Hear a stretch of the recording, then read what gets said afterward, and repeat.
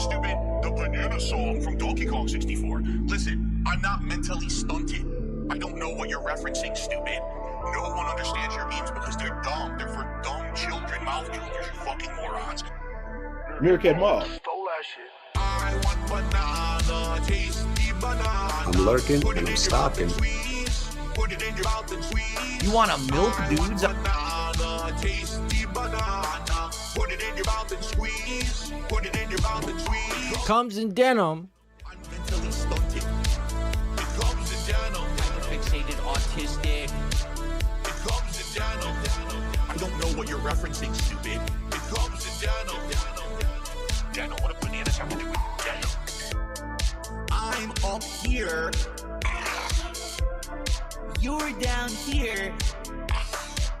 I can't hear you. You're below me. Cause I'm not on your level. It comes in denim. It comes in denim. It comes in denim. It comes in denim. I need my boyfriend. Who? It comes in denim. Listen, I'm mentally stunted. It comes in denim. Hyperfixated, autistic. It Meerkat comes in Mob. denim.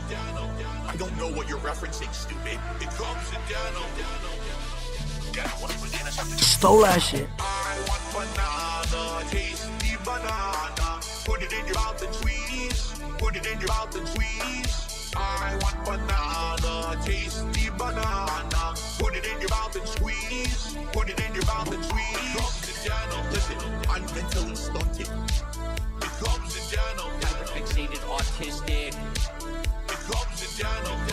I don't know what you're referencing, stupid. It comes in denim. Denim, what do bananas have to do with denim? It comes in denim. Listen, I'm mentally stunted. It comes in denim. Hyperfixated, autistic. It comes in denim. I don't know what you're referencing, stupid. It comes in denim. Fucking bait. Fucking bait. How's that gout? How's that gout? I have no sympathy. That's what I'm talking about! Stupid, the banana song from Donkey Kong 64. Listen, I'm not mentally stunted. I don't know what you're referencing, stupid. No one understands your memes because they're dumb. They're for dumb children, mouth droolers, you fucking morons. Let me tell you something, brother.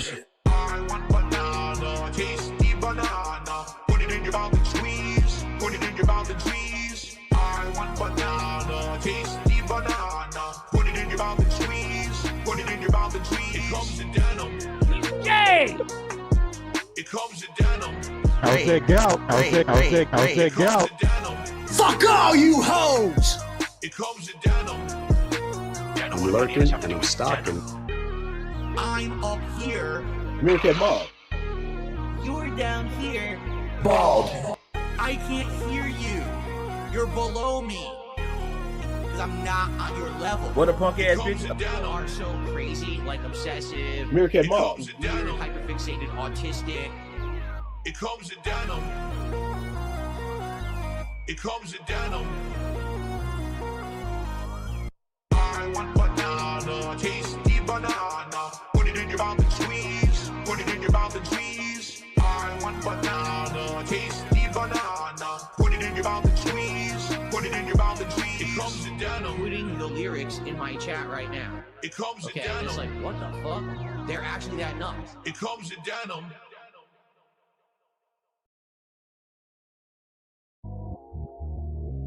They completely soaked the sandwich in sauce. Yo!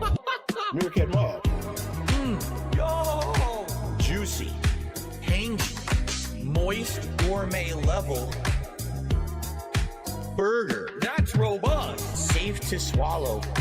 Juicy, tangy, moist cheeseburger. Getting all over my face. Gourmet level burger. Tangy zip, whirl, moist burger. yummy and robust. Yo, I have gout. Gout is a disease that makes my acid levels much higher than most people's. And so if I eat certain... What's up, everybody? Starting early and starting soon. Incredible pain in my joints. So I'm gonna eat this burger live with you today and share what I think about it. I'm sure people are gonna be asking me questions about it. Yo! Juicy, tangy, moist, gourmet level, timed release of flavors. Burger, that's robust. Juicy, tangy, moist burger. Getting all over my face. Gourmet level burger. Tangy, whirl, moist burger. Yo! Gow, gow, gow, gow, gow. Cheeseburger. My hand is completely covered in sauce. Children for masturbating in front of children. Yeah, that's so good. He was caught masturbating. I think he's like 35 years old. I just want the bust. Oh man, bust. Give me the monster. Bust. Wow, it's big. Bust. I just want the. I just want the. I just want the. I just want the. I just want the. I just want the bust. I just want the eating. I just want the. I just want the. I just want the. I just want the. I am fucking based. Eat it. Kiss my fucking ass and lick my balls. Fucking eat it. Oh, he's doing the meme. Oh, this is cringe. Eat it. Eat it. I just want the bust. Oh man, bust. Give me the monster. Bust. Wow, it's big. Bust. Please. I just want the. I just want the. I just want the. I just want the. I just want the.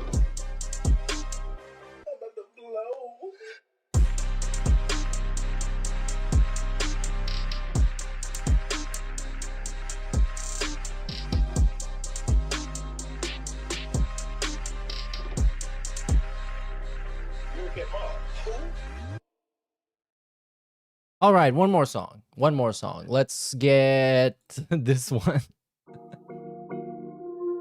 I'm a strong believer that toilets are not meant to be pissed in. Whenever I have a bottle laying around, aim the slit right in the hole, and I get to urinate with no splashing. They try to symbolize, they my best galaxy. I don't use the toilet, babe. I piss some more yelling like they be like, no, why you pissing in a bottle? It's more sanitary, so I piss in a bottle. Piss in a bottle. Piss in a bottle. It's more sanitary, so I piss in a bottle. I don't use the toilet, babe. They my best galaxy. They be like, no, why you kissing in a bottle? Why you kissing in a bottle? They be like, no, why you kissing in a bottle? Kissing a bottle. They try to symbolize, they my best galaxy. I don't use the toilet, babe. I piss some more yelling like they be like, no, why you kissing in a bottle? It's more sanitary, so I piss in a bottle. Piss in a bottle. Piss in a bottle. Sanitary, so what? Piss in a bottle. They try to symbolize, they my best galaxy. I don't use the toilet, babe. I piss in a bottle. Hello, everybody. Welcome back to the Sway dimension. Welcome back to the crimson, the crimson beggar reality of the level 1 situation of reality. I'm your host, Charlemagne the God. the White Charlemagne the God. And today we're on the Breakfast Club with White Charlemagne the God. And we're going to talk about Dark Side fucking Phil. Guess what? It's going to be epic. Well, not very epic, but it's going to be a huge, massive day one gaming day for us on this level. Today, our favorite Crimson Beggar is going to play Crimson Desert. What is a Crimson Desert? It's an open world exploration, action game, adventure game, chill interactive fun. So you know Phil's gonna love it. Well, to be honest, you guys, I'm not really counting on it because it is a game that is almost scientifically made to piss him off. And I broke it down here kind of real quick. So I watched a bunch of reviews. People are saying the game is around 70, 80% on Metacritic. So if you want individual reviews, you can go watch there. I saw a couple of reviews on YouTube, and here's my takeaways. It's a game with systems-driven gameplay. Think Zelda-style gameplay. You're running around, you gotta figure stuff out, game doesn't hold your hand. Dark Side Phil loves this, as we know. There's no hand-holding, game doesn't really tell you where you gotta go, what you gotta do. Dark Side Phil loves this. The story is awful by all accounts. And I mean, it's hard to make a game that is like 200 hours long that has a decent story. So I'm going to forgive that, but Dark Side Phil will not forget that. Next up, people are saying that this game only gets good after about 8 hours, which is, I think he's going to play like 6 hours of it today. And it's going to be, the premiere stream is going to be terrible. Like, he's going to hate this. I'm already in the mindset he's going to hate this. And the game is also super long with a bunch of stuff to discover, a bunch of stuff to craft, a bunch of stuff to explore, mounts, weapons, skills, skins, a million billion different things. So today, we together will watch him deface and absolutely destroy this game that people seem to be liking a lot. So yeah, that's what's going to happen. Here we have a quick Phil in the Wild here. I think I'm just gonna watch a couple of Twitter highlights to get this started. Since the last week has been kind of disjointed, there have been good moments, there have been good begging segments, there have been some really slow streams, but then seemingly they get made up for by a random dent that shows up. Oh, I'm not gonna talk about Jay Sway today. You know, the egg-headed dent, the brand new guy in the DSP cinematic universe, simply because he's just fucking annoying. He's just a fucking annoying dude who's like an internet tough guy, which to me totally looks like a mask for a very sad and desperate and pathetic individual. So God punished him enough. I think I'm just gonna go light on him and not cut a promo on him and tell him to do something or multiple things. So anyways, let's get started with this Phil in the Wild. You probably read this if you're looking at the screen. But here we're talking about Marathon and some guy that played the game Marathon. Now, he bought it and played it for an hour just to prove that he hates it. This guy, he hates the game. And then this guy replies, "You got gunned down by an AI-controlled enemy. It was so embarrassing to witness. I had to do a double take that I wasn't watching Dark Side Phil by mistake." And again, an awesome DSP in the Wild. Just synonymous with shit gamer. That's it. All you gotta say is DSP. Because typing it out and saying shit gamer is too long. Just say DSP, man. All right, moving on. Another one. So recently, if you've been on Twitter, this absolute cesspool of dog shit content, you would know that people have been arguing whether or not you can be a fan of a video game series if you have just watched videos about it on YouTube and watched like DSP play it. Imagine this, man. Imagine this. I'm watching like Resident Evil's playthrough of DSP's playthrough of Resident Evil, and I'm like, you know what? I'm a fan now. But anyways, so this guy decides to add to the conversation by saying the following. So I think the most impressive thing about this video game discourse is that DSP might actually be a bigger Resident Evil fan than you. DSP, the shit gamer in the flesh, the Mr. Yellow Paint. Yes, the same DSP who is constantly joked about for his disability? Since when? Is that a new thing that happened last week? He's disabled now. Or is that gout? I think it's gout. Anyways, and money issues. actually played this entire series from start to finish. Because, oh yeah, I got it. Because one of the excuses of people was like, but what if you're poor? You can't play the game. You physically cannot play the game. What if you're disabled? You physically can't do it. But look here, look, listen. DSP is both poor and disabled, and he played all the games. But this is a playlist of a this is how you don't play. So, well, I mean, it's not a great example. Like, you couldn't even find his playlist. Oh, that's so cool. Anyways, let's go back in time a little bit and catch up on some pretty quick posts here. Recently as well, another fill in the wild, well, semi fill in the wild.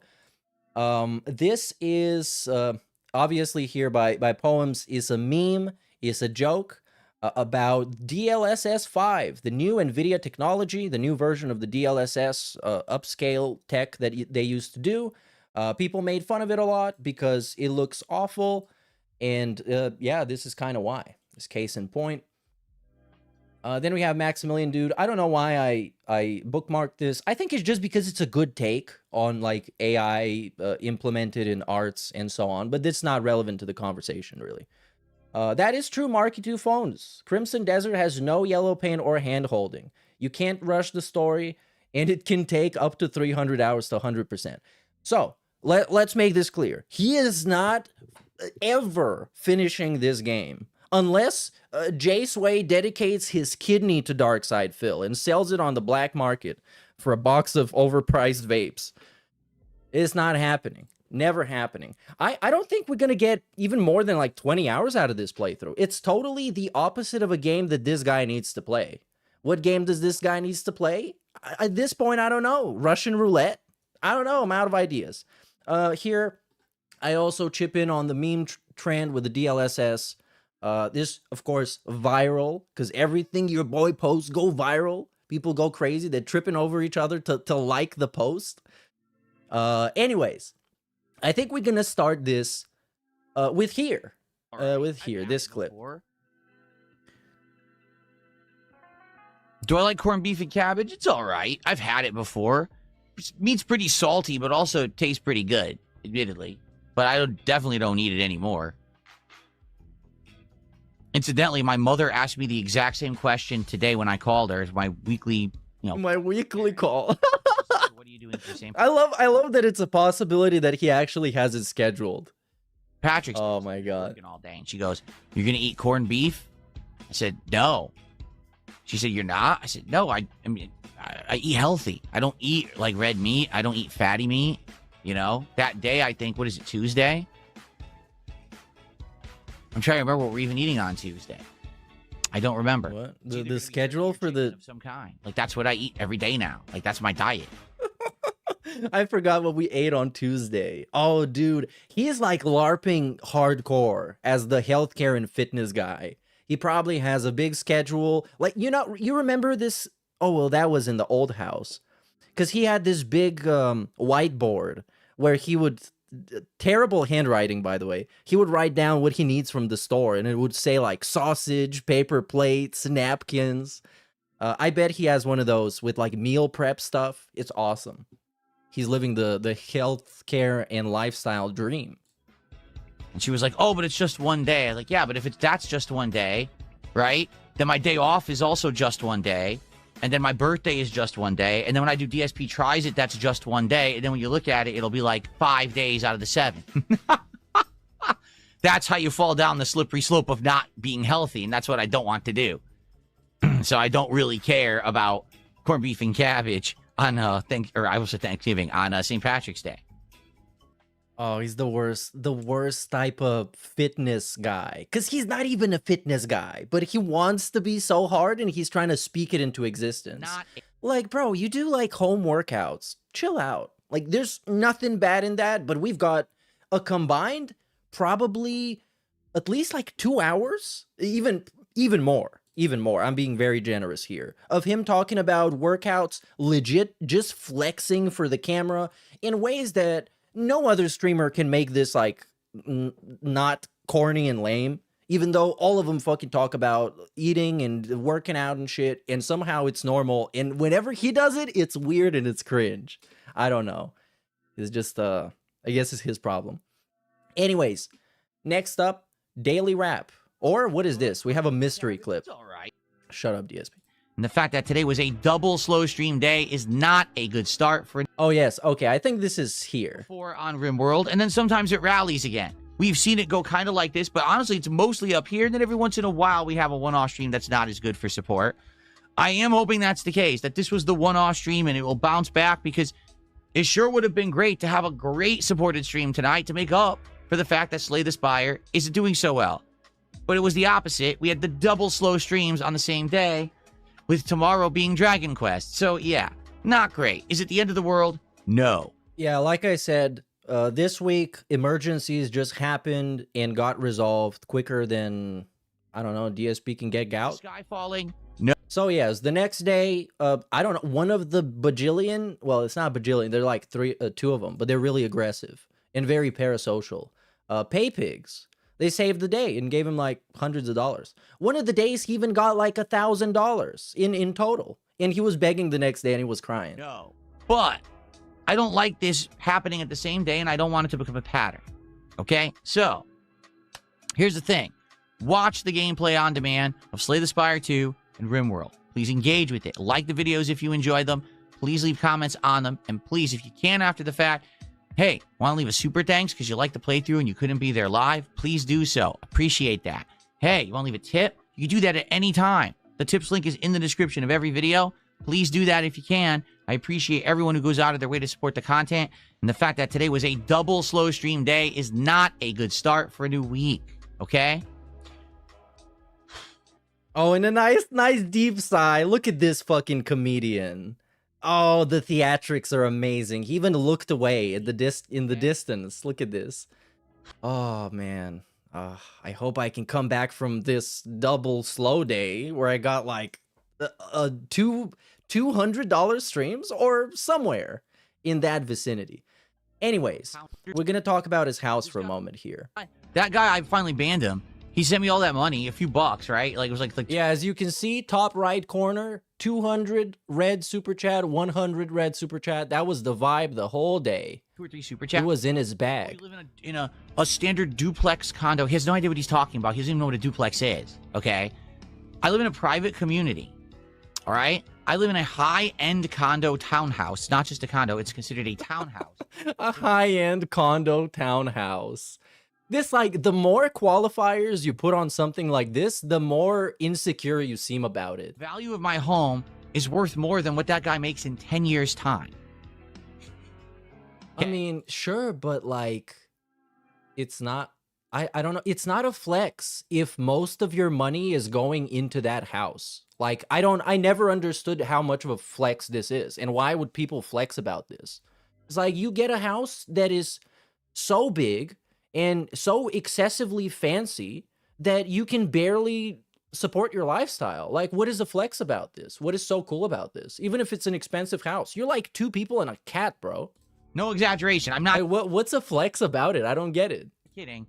And also, like, half the bathrooms don't work. A bunch of shit is broken. There's water damage. We're not going to talk about that. No. Just flex on the guy and say you got money. It's that valuable. It's that valuable. Yet he's sending me money to think he's insulting me.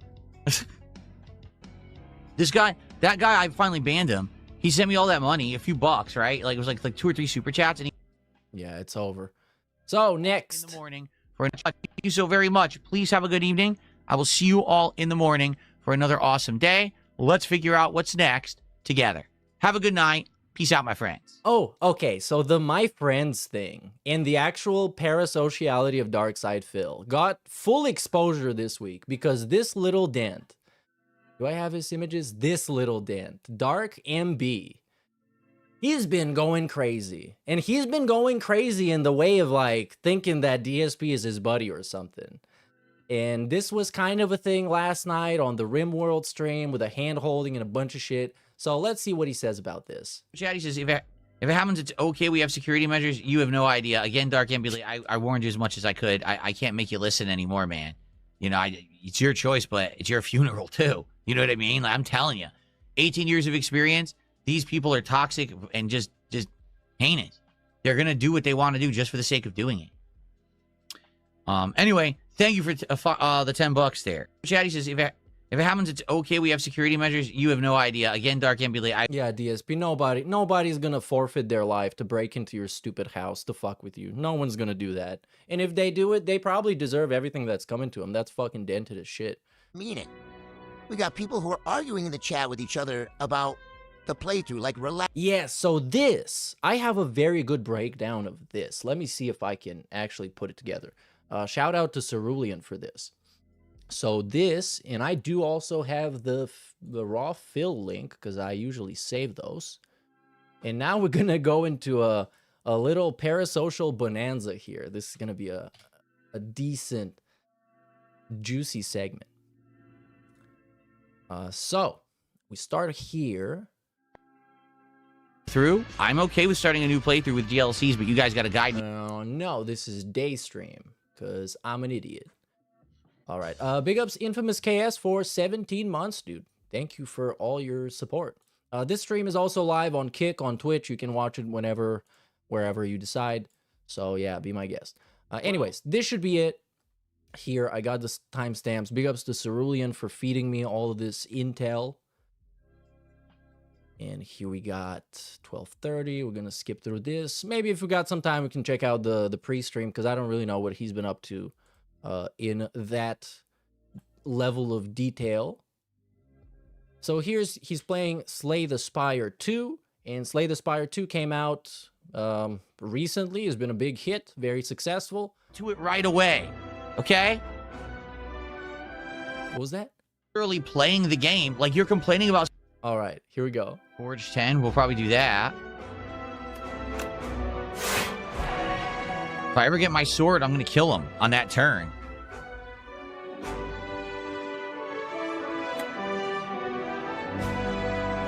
Okay. Damage, but they have to give it to me. Yeah. The 2. Starts here somewhere. Oh, here it is.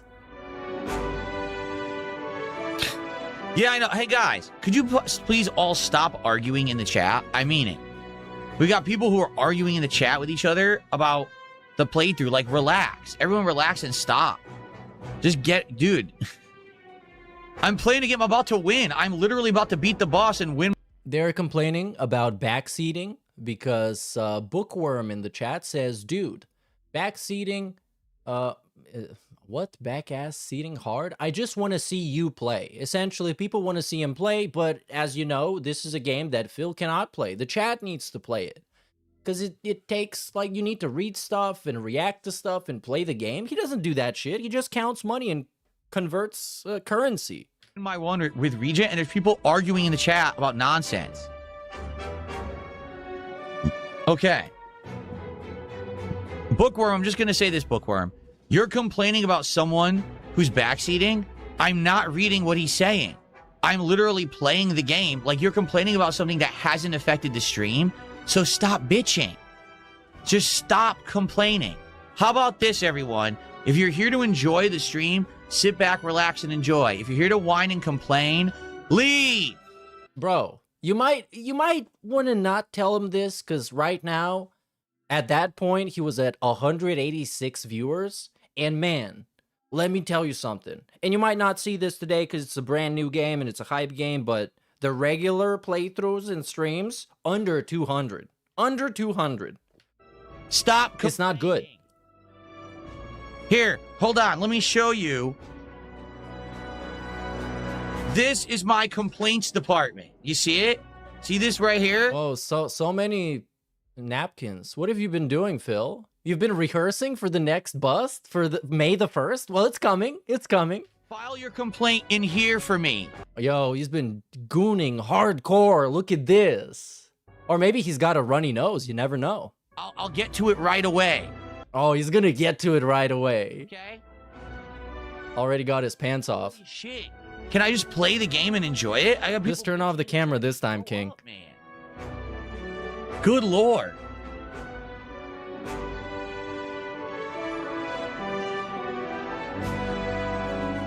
Okay. Now. Can we kill this boss and win this run now? Bookworm, you're sitting here whining about something that's literally not happening. You're complaining about someone backseating. I'm not reading the chat advice. I'm playing the game. I'm literally playing the game. What are you talking about? You're complaining about something that hasn't impacted at all. Why are you complaining? Stop. Look, DSP is like a handbook on how not to be a streamer.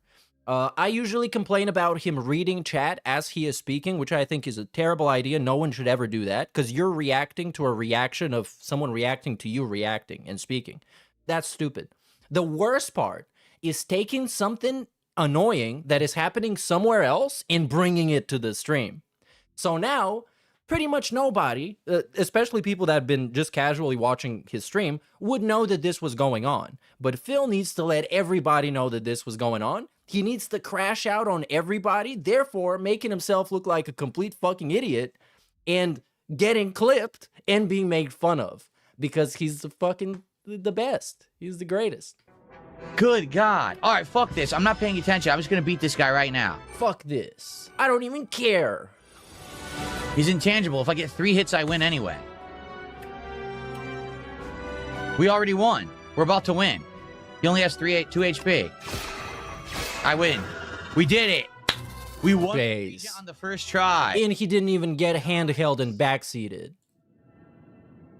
Take that, guy that complained. The bookworm, you idiot. Is this the top? I need quiet. Respond. I'll teach you some manners. It's kind of funny that he was on 189 watching, and then he said leave, and then the guy just left, and now he's at 188. That's pretty funny. And yes, this is why DSP is super successful, and people love him and stick around to watch all his streams. So here, we have another moment of a similar style. I thought it was going to summon. Oh, it's a 0. I'm stupid. It was a 0. I didn't even use that. Necrobinder is arguably one of the best characters. Now that Void isn't building your deck, you're getting smoked. No, I'm not. Dude, it's tough because he plays different from everyone. Every character plays... And hold on. Notice what he didn't read. So he read this first part of the Gary Blairyson message. Blah, blah, blah, you're getting smoked on Act 1. He stopped reading here. Message goes on. Seems like you were getting handhelded. With an actual goat laugh. Completely differently. You're a fucking idiot. You're a fucking idiot. What a moron. Okay.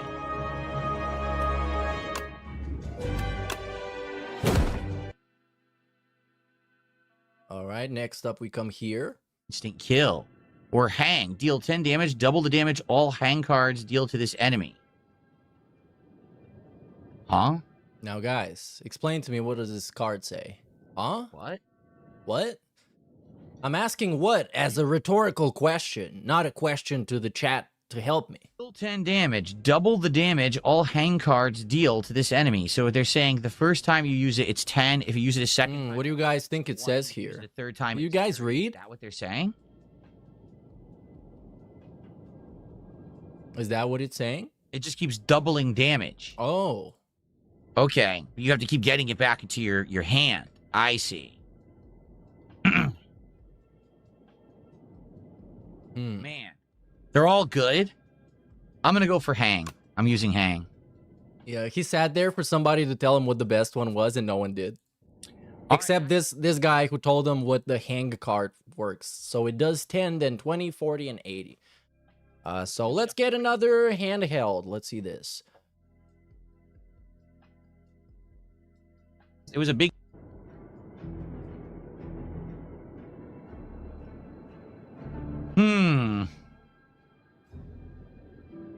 Yeah, I guess it was a big toad and I squished him. My fist pounded down into him. I'm going to go for flatten. Okay. Oh, I'm going to go for flatten. Why, Phil? Is it because the King of the Void said flatten plus is a pretty good card? Vulnerability is also very useful? I mean, come on. Look, I'm being an asshole right now. A very nitpicking, hyper-fixated asshole. But DSP is also being a very nitpicking, hyper-fixated asshole by saying that he's not getting any assistance or hand-holding or backseating by his chat, when matter of fact, that's pretty much all he does in pretty much every game he plays. Instead, unless he's playing Street Fighter, in which is just absolute torture, pain, and suffering. Which we might actually watch a little bit of that. Why not? Let's see if Raw Phil got it. Maybe I have it. Yeah, we kind of passed this on Raw Phil. Maybe I'll have it here. Yep, Street Fighter 6 ranked. Oh, yes. We love the ranked. I love it when he goes ranked, man. It just makes me so positive and chill. Cammy. Okay. Maybe we got some good timestamps here.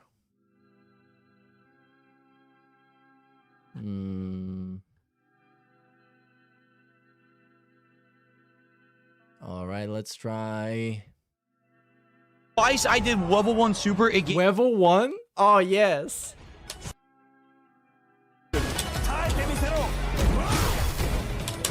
By the way, if it doesn't need any pointing out, but he is locked in like crazy. Look at this man. This man is on a mission to be really average at this game and cry.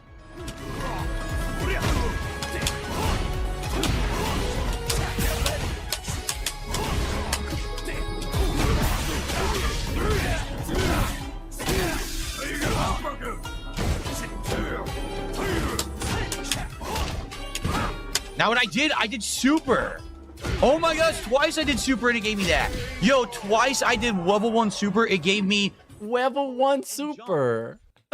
I love this, man. Whenever he's playing this game, something inside of him clicks, and it's almost like he gets like every mental illness at once.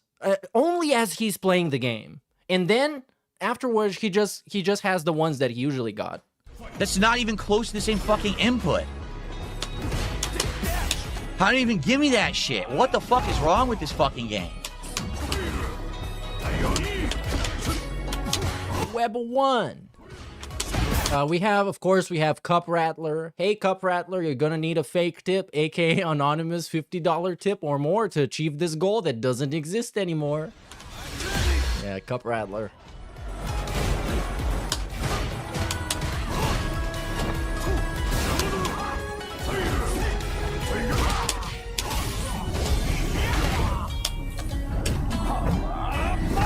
I have no fucking idea how it's giving me these completely incorrect moves when I'm doing level 1 super.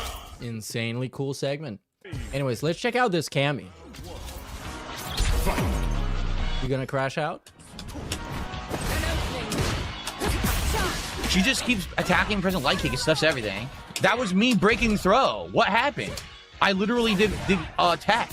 And this is the League of Legends of fighting games, where it's a game that seemingly drives him insane and causes him to lose his mind, but he likes playing it for some reason and just comes back to play it every time. I have no idea why he's doing it. He gave me that as if it was a counter hit. I guess, I mean, like, okay, I'm kind of gonna answer my own question, because he spent the last, 30 years working on investing as much of his identity possible and all this effort and time into being good at this game that he's kind of average at. And I mean, we need to make it count. Come on. Let's go. What the fuck I was supposed to do there? I wanted to see what would happen. It did beat it, but oh yeah, you can't blame teammates in Street Fighter 6, to be honest. That is true. That is true. I didn't attack. I never released down back, and it hit me anyway. Do you see what I mean? The game doesn't even work online. These pattern play flow characters, you can't even fucking block anything. It doesn't fucking work.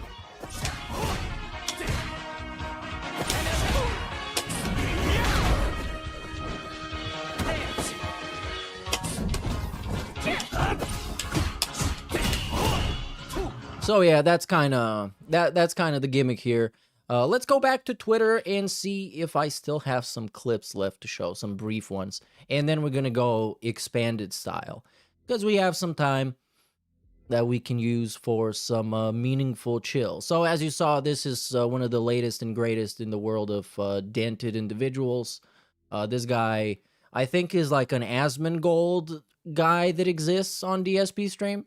So yeah, there's one of them still around.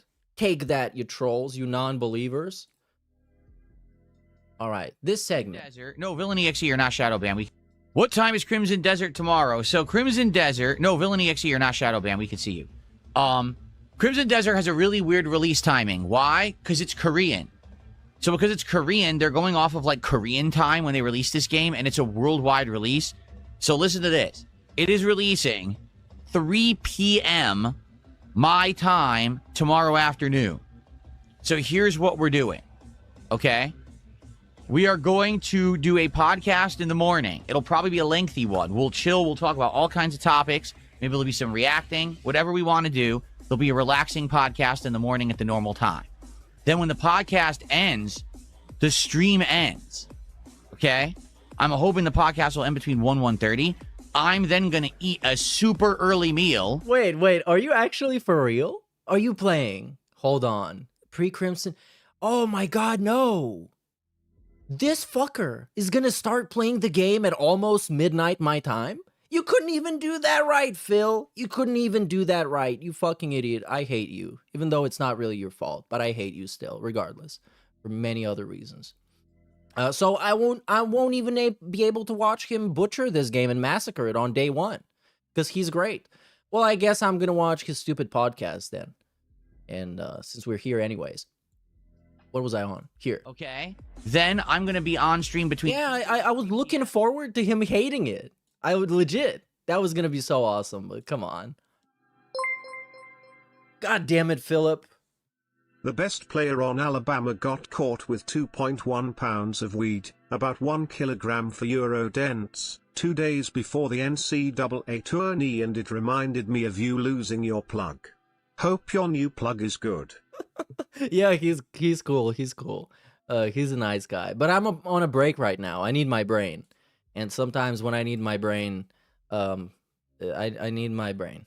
I need my brain to watch DSP. That's what I need. I need clarity of mind. But yeah, hopefully if I need him again, I'll hit him up. But yeah, best player in Alabama, 2.1 pounds of weed. Well, I don't know. He's obviously not the best player. He might be the best player, not the smartest. We're going to start playing Crimson Desert together. But he's definitely the highest. Afternoon through evening. So Crimson Desert begins 3 p.m. and we're going to play it through like 9:30. So I'm going to have like 6 to 6.5 hours of gameplay of this game on release day. And likely by the end of that... You should actually... What you should do instead is go watch ALT play Death Stranding 2. Because I know he's hyped. I know he's going to make it fun as hell. And it's going to beat watching DSP completely fucking...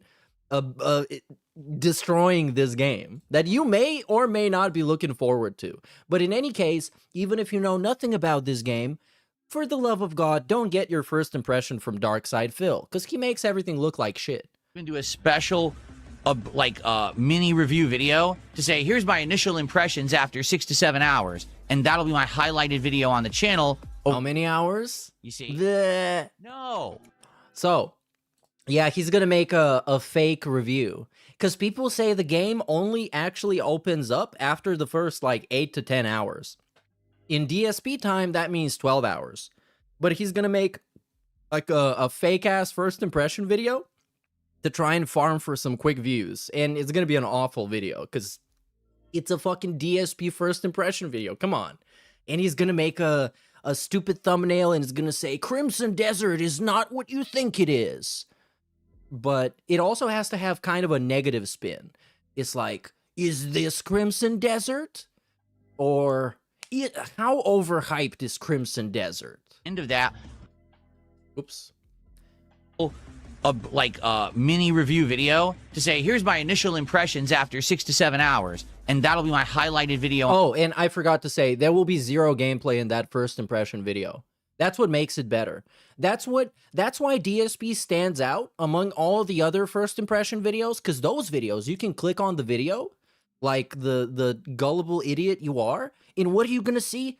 What gameplay? Fuck that. I want to see a weird-looking old dude with a shitty children's entertainer background explaining and visualizing the game for me verbally. That's what I want. That's what the meaningful and interactive audience loves. The channel over the weekend. You see? No! You're a boring motherfucker. I don't care about you getting the game early. I want to watch someone who actually is charismatic or is funny to watch or you have an enjoyment interaction when you watch. I don't give a fuck that you got the game early, and no one else should either, but people are dumb. They flock to something because they think there's some kind of an exclusive club where people are playing it early, and they rush to see those day one views. I mean, okay, I get it. It's not fair to get stuff early. And also, getting stuff early turns it into access journalism, and access journalism means that you are kind of subconsciously biased, and you have to give the game a more positive than usual review to continue getting more game codes, etc. But also, how else could we get the reviews out from people that actually played the game for hundreds of hours, in some cases, before the game comes out? Like, before, like, when the embargo drops. So it's a very tricky situation where you essentially can't win. Pretty much everything sucks in this situation. Getting it early sucks because you're getting it early. You're the access journalist now. And not getting it early sucks because you, first of all, you lose your advantage as a channel, and you can't really get a review out while it's still hot and relevant. I don't care about day one views. I just don't. I haven't cared about it in about 10 years. I just don't give a shit. Baller alert. Imagine the look on my face when I read you cancel the last stream. My disappointment was immeasurable and my day was ruined. Well, my day was actually saved because guess what happened last time I wanted to stream? DSP's power went off. So I'm just like, whoa, that's so good, because otherwise I would have had like a half an hour stream and then his power would go off and I would be like, should I just sit here and wait for him to come back online, even though it might take like the rest of the day? And we would all be really confused, but it would be funny for a little bit. I'm not reading what he's saying. Anyways, this is like the same rant from earlier about this thing. And this is the same again. And here we got a low support segment. Well, thank you guys for being here. I hope you enjoyed Slay the Spire 2 today. Now I have a tough decision to make. The tough decision is, do I keep playing Slay the Spire as a daytime stream? As you can see, attendance is not great, and support was good, but not great. And this is the 4th stream of the game. You would think that if we were going to get a bigger audience, we would have had it by now. So I'm starting to think maybe this should just be a night stream. I mean, I gave way more, enough of a chance, you know what I mean? All right, so that was that.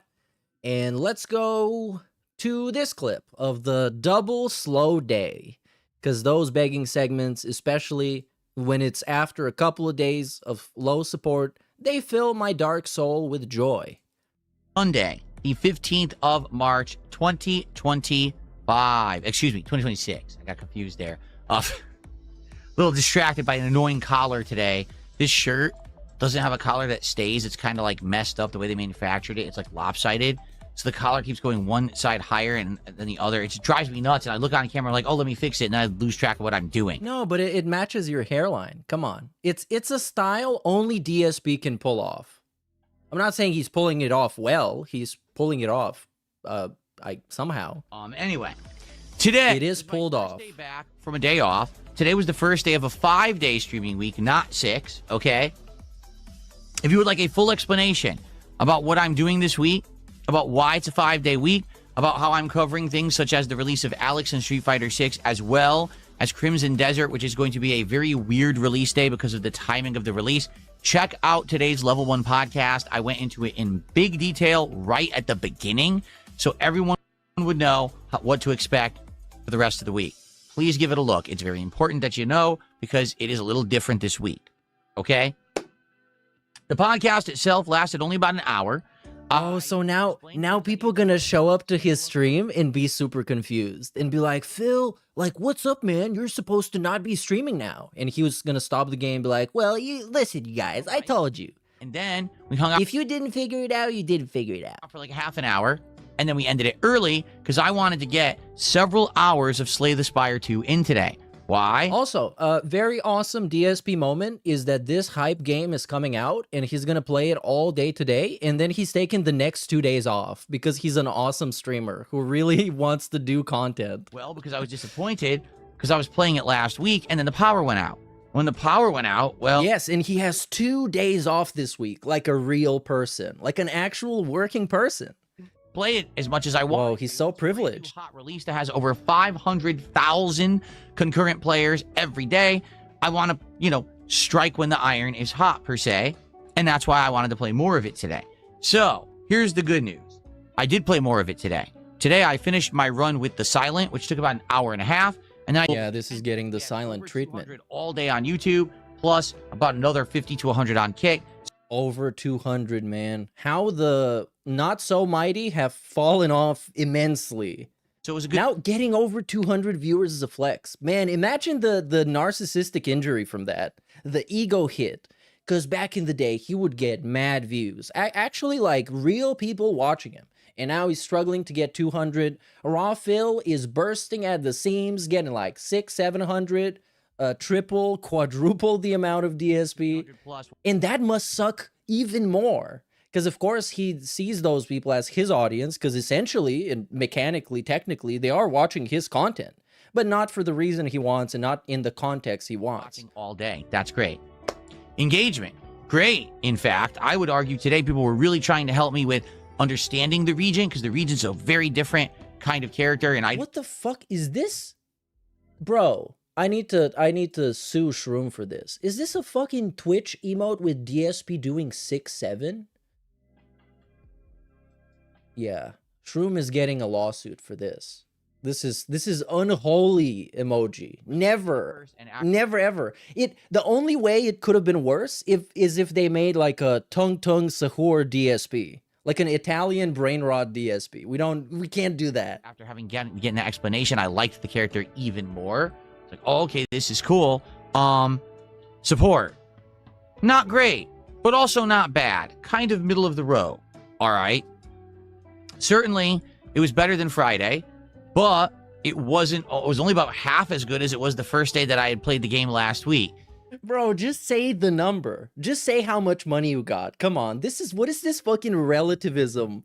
It's like, well, the other day it was like this big, but today it's like he's trying to talk about something while simultaneously concealing it. That's a little concerning for a game that I had planned to be daytime streams. As you know, it's like when a company talks about low profits, but they're also trying to hide some like tax write-offs and shit. Daytime stream games are usually the big ones that are getting big focus. I want to play them more because maybe I want to learn more. I want to get further in them. There's more demand for them. I thought this game would have more interest in it, being that it's one of the hottest games on PC right now. But I'm going to be honest with all of you. Here's what I think is happening. It's a turn-based RPG. And so, oh my god, no. Because it's no, the devs hate Phil because he can't play RPGs. Roguelike, and it's a card game. It's still a turn-based RPG. It plays just like the combat of Dragon Quest. It plays just like the combat of Clair Obscur. Holy shit, look at the body language. This shit pissed me off so much. The way, like the cadence in his voice, the tone, the body language itself is just like a substitute teacher that is pissed off. Look at how fucking lame it is. And this guy's a streamer. Just straight up like talking down to people like, listen, so you're gonna say it's not an RPG, but it fucking is. It's one of the hottest games on PC right now. But I'm gonna be honest with all of you. Here's what I think is happening. It's a turn-based RPG. And some people might be like, oh, it's not, because it's a roguelike and it's a card game. It's still a turn-based RPG. It plays just like the combat of Dragon Quest. It plays just like the combat of Clair Obscur. For some bizarre reason, people on my channel who watch my content don't love this style of game. I do. I even told you last week, I like this one even more because it's not just turn-based. It's got the cards, it's got the roguelike, it's got these cool elements. It's like right up my alley, the kind of game that I would like. But I cannot make an audience like something that they don't. And every time that I play this game, half the audience sits there and complains that it's boring. It's now happened 3 streams in a row. Phil, so today, they do that with everything, man. Audience, we had great engagement. It's like, that's the most fun thing you can do in DSP's chat, even if you're an actual fan, is to suggest or imply that what he's doing is boring. Because that's fucking awesome. That's awesome. Because he's going to take the bait and cry about it. And then he's going to blame you because he didn't make enough money and you were just trolling. But it doesn't matter anyways. He's got somebody to blame. Great. I think the gameplay is great and the support wasn't. And the problem with that is I just don't know what to do to fix that if it's really game-centric. Really. You know, I don't know what else to say. So I'd like feedback and opinions. I do have one more stream of Slay the Spire 2 scheduled for this week. It's going to be on Wednesday, the daytime stream. I'm hoping that things will improve, but I don't know if they will. Yeah, they did. I'm guessing they did. What'll end up happening is this is going to become a night stream for us and see how it does on the late nights, you know? Not that I want to do that, but I might have to. What is this kind of... That's such a weird threat. I'm going to put it on the night stream, you guys. I don't want to do that. Then maybe that's it for the game, and that sucks. Oh, it's so lame. Popular games out there, but why I can't have an audience for it, I'm at a loss. Because you're dark side Phil. Remember last year? Player Obscure was one of the hottest games of the year. Yeah, is that why you stopped playing it and then picked it back up once Asmongold gave you a shout out? And it still was a failure on your streams then? Couldn't get an audience for it. People were complaining. Couldn't get it up? Nope. Couldn't get that Obscure up? Yeah, it sucks. This disconnect continues to drive me nuts. His Claire was too obscure. Your other streams are doing good. Yeah, but we already have Dragon Quest. We already have the game that I'm toughing through and isn't doing good. Bro, he could have been playing Pocopia and making bank and naming Pokemon and building stuff and naming that. He would name individual blocks of cobblestone. He could name anything. He could name himself. Can't have two. Fuck that. Pay him $100. He's going to change his name to Dave. Just can't. Now, to compound matters, tonight... Oh no, matters are compounding. ...was RimWorld. All right? Attendance, about the same as usual. We don't get a ton of attendance for RimWorld. We get like 150 on YouTube and about like between 50 and 100 on K. Engagement, still good. Still got several people on YouTube who help me every time I play it. And we got your future stepdad, the one single person who likes the game on Kick who helps me, okay? Who helped me every time I play it, aka actual backseating, hand-holding, and just straight up telling him what to do. To a point where it's almost like an automated stream. It's like AI is running the stream, because AI also hallucinates and says weird shit and does things wrong sometimes. So yeah, it's like at that point, why are you there? What are you there for? Your commentary sucks, so you can't even rely on that. Your gaming sucks, that's why other people have to do it for you. Are you just there to milk them for money? I don't know. You want to milk dudes on the internet? Hell yeah. Let's go. Support, sadly, today dwindled. Now, it has dwindled before on RimWorld, and then sometimes it rallies again. I just want to give you a frame of reference here, as DSP would say, a frame of reference. This is what his RimWorld experience was like. This is what he felt was worth hitting the goal for. Well, the non-goal for.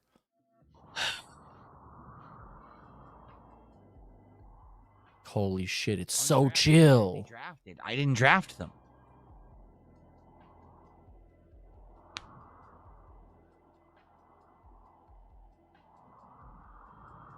Hello?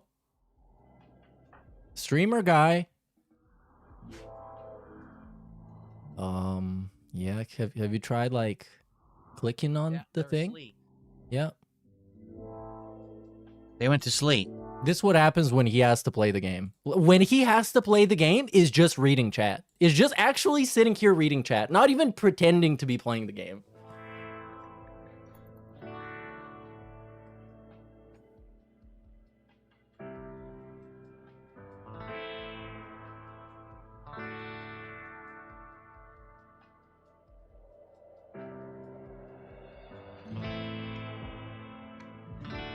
That is, I agree, Disco Final Boss, and this is kind of sad to think this, but this guy got $1,000 within a single stream, and essentially by his reactions and the way he's behaving, he might as well have got none of that and just got like $50 in super chats or whatever he would usually get. Like it's so fucking shocking. It's like legit, he has like temporary memory, and then next stream, the next day, the next stream starts, and then we just forget about it. We forgot about the 1,000.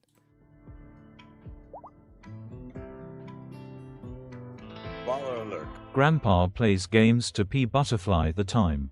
Well, plays games is kind of a very strong word for it. Playing? More like he's vibing with the game. Going to get up? He's chilling with the game.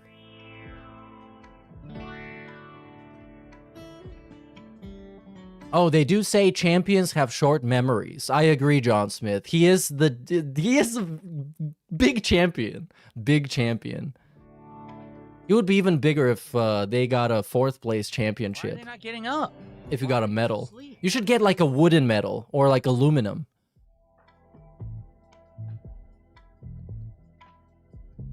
What or at least like a participation thing. The animals are wandering around and no one's doing anything.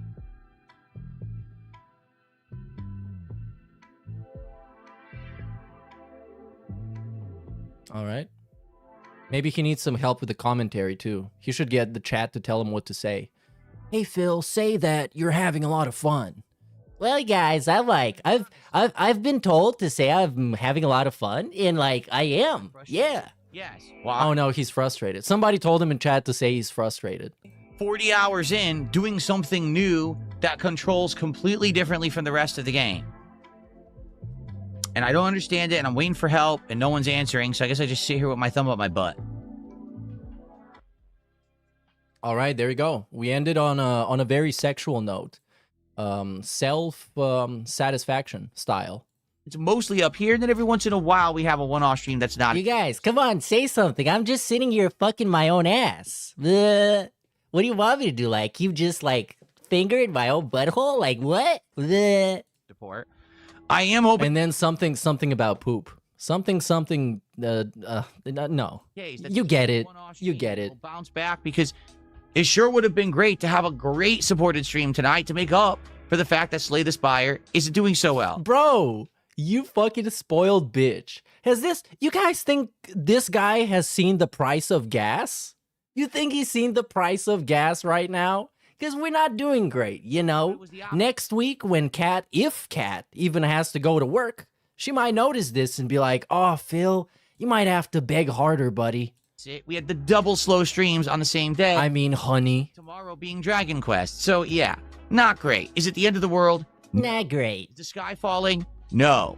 But I don't like this happening at the same day, and I don't want to... Yo, big ups Jordan Fadeaway for 9 months, dude. And he says, the Division 2 is having a great resurgence support, which is a reminder that me and my girl should go back to playing it, which is it's a great game. It's actually great. First Division is also good, but it is a looter shooter. Everybody is spongy as hell, so keep that in mind.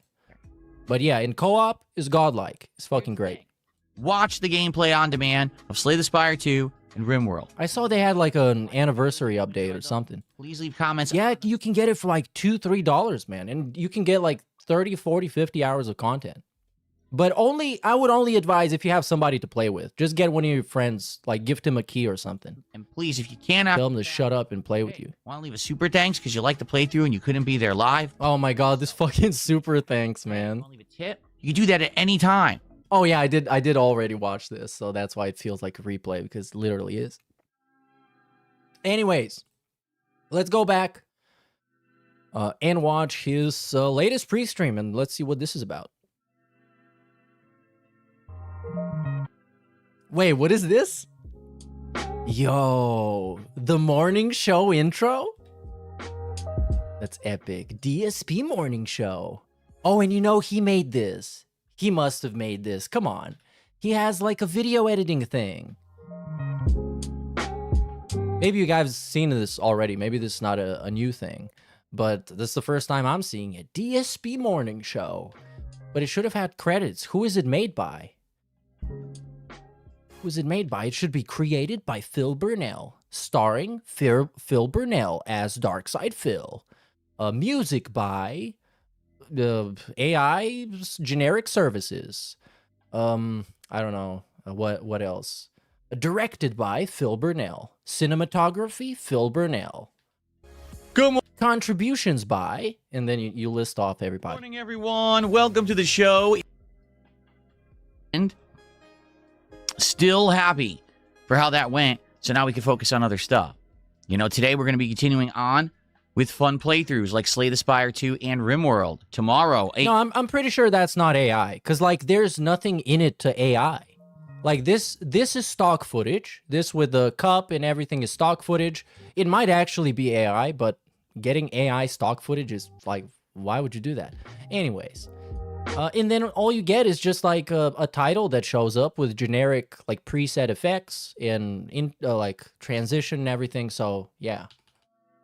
He might have spent a couple of hours on this, you guys. Come on. You need to take him seriously. He's a real content creator and a real boy. Ship on demand. He's not fake like everybody else. You know what I'm saying? He's real. That's why all his shit is AI, because he's real. It was one of my favorite games of last year. I'm super happy that I... Except this intro. This is not AI. I did such a long playthrough of it like I did. Oh, does the liquid move wrong? Come on. Okay, let's see that. Let's AI investigate. We'll see how it goes today when we play. It's not like the morning show is going to be interesting. Oh yeah, that is kind of weird. That is kind of weird. Kind of jelly movement. I don't know. Maybe it's a special Italian coffee. It's a quarter Italian coffee. Quarter cup. Getting Alex to master, because next week I will get Alex to master. It's gonna happen. Okay. I don't know what's going on here. I'm gonna get rid of this idiot. Some crazy stuff's happening in chats, and I don't even understand what's going on. All right. I have shout outs to do. Let's do some shout outs. Camp Kill Commentary did a $5. Okay, this guy sucks. Because now I want to go and figure out what happened in the chat. So this is exactly what I'm trying to do.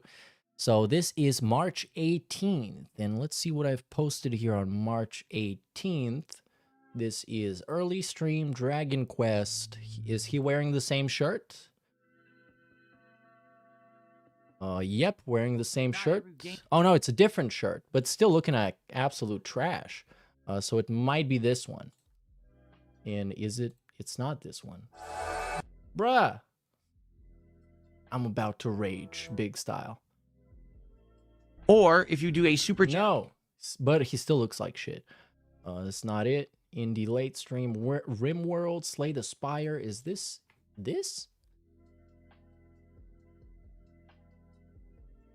No, it's not. For fuck's sake, I don't have it, I guess. Super chat says didn't save this one. Trying to be positive. This is from Princess Eldara. Oh, this is the last one. Right, hold on. $5. I appreciate it. Yeah, there we go. There we go. This is it. So it is here somewhere. Wow. Looks awful. Oh, and the terrible fucking music. What looks awful? He was all 3. I don't think I ever saw it. I don't remember this movie at all.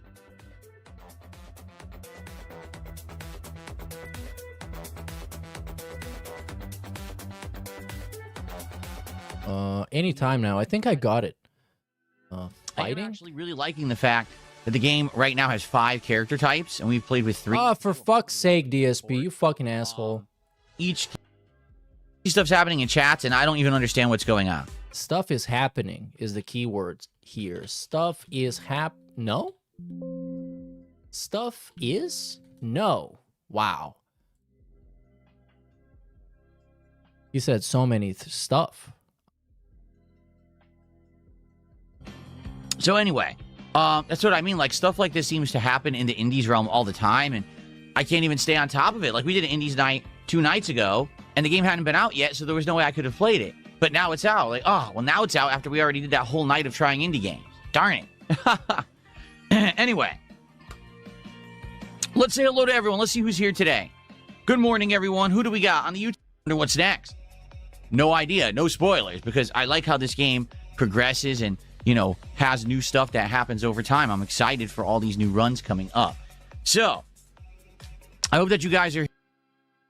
Oh, let's do this combo. So it's not this. And it's the same shit I've been doing all day. Oh, there it is. Okay. Because next week... So let's see what is the crazy shit here. Alex to master. It's going to happen. Okay? Okay. Some guy says it's gay to restream. Phelp shows he's a loser. Where's his originality? And he got his ass beat. Oh, they're talking about Raw Phil? Come on, man. What's going on here? I'm gonna get rid of this idiot. Some crazy stuff's happening in chats, and I don't even understand. Crazy stuff? Like, what is the crazy stuff? I have shout outs to do. Let's do. No, a guy was shitting on Raw Phil and said he was like gay. Hour was frustrating. In fact, if you should Phil delete his stream every time he loses to a Cammy? Watch me play all day yesterday. For 4 hours, I had a ball, and then as soon as I went to ranked and the connections went to shit, I got frustrated as shit, and I started raging and losing it, because that's when it just, all that work all the day might as well should have been thrown out. You know what I'm saying? No. Not really. Anyway, so that's what happened yesterday. So now we are definitely giving a big break between now and next week's Street Fighter. Probably Street Fighter will do Tuesday or Wednesday next week. That way I could play Crimson Desert a ton. I could calm down. Oh, and he's going to play Crimson Desert on PC. Bro, I would love it. I would love it if it ran like trash, even though I think it runs best on PC. So let's find out more about Crimson Desert to get you in the mood and get you to actually understand what he's about to do all day, because it seems like I'm not going to be here for it, because he's not going to play it now. He's going to play it at midnight my time, which I'll be fucked off and gone by that point. Desert, excellent question, Princess Luna, because that's the question everyone has. All right. Because at first everyone thought, oh, it's an RPG. And then the game devs were like, no, it's not. There's no leveling system. There's no, like, stats like that. Like, oh, so then what is it? It's action-based. It has an open world that you can explore with a ton of content to do. I really have no idea how people don't understand exactly what this game is by watching, like, a 10-minute clip.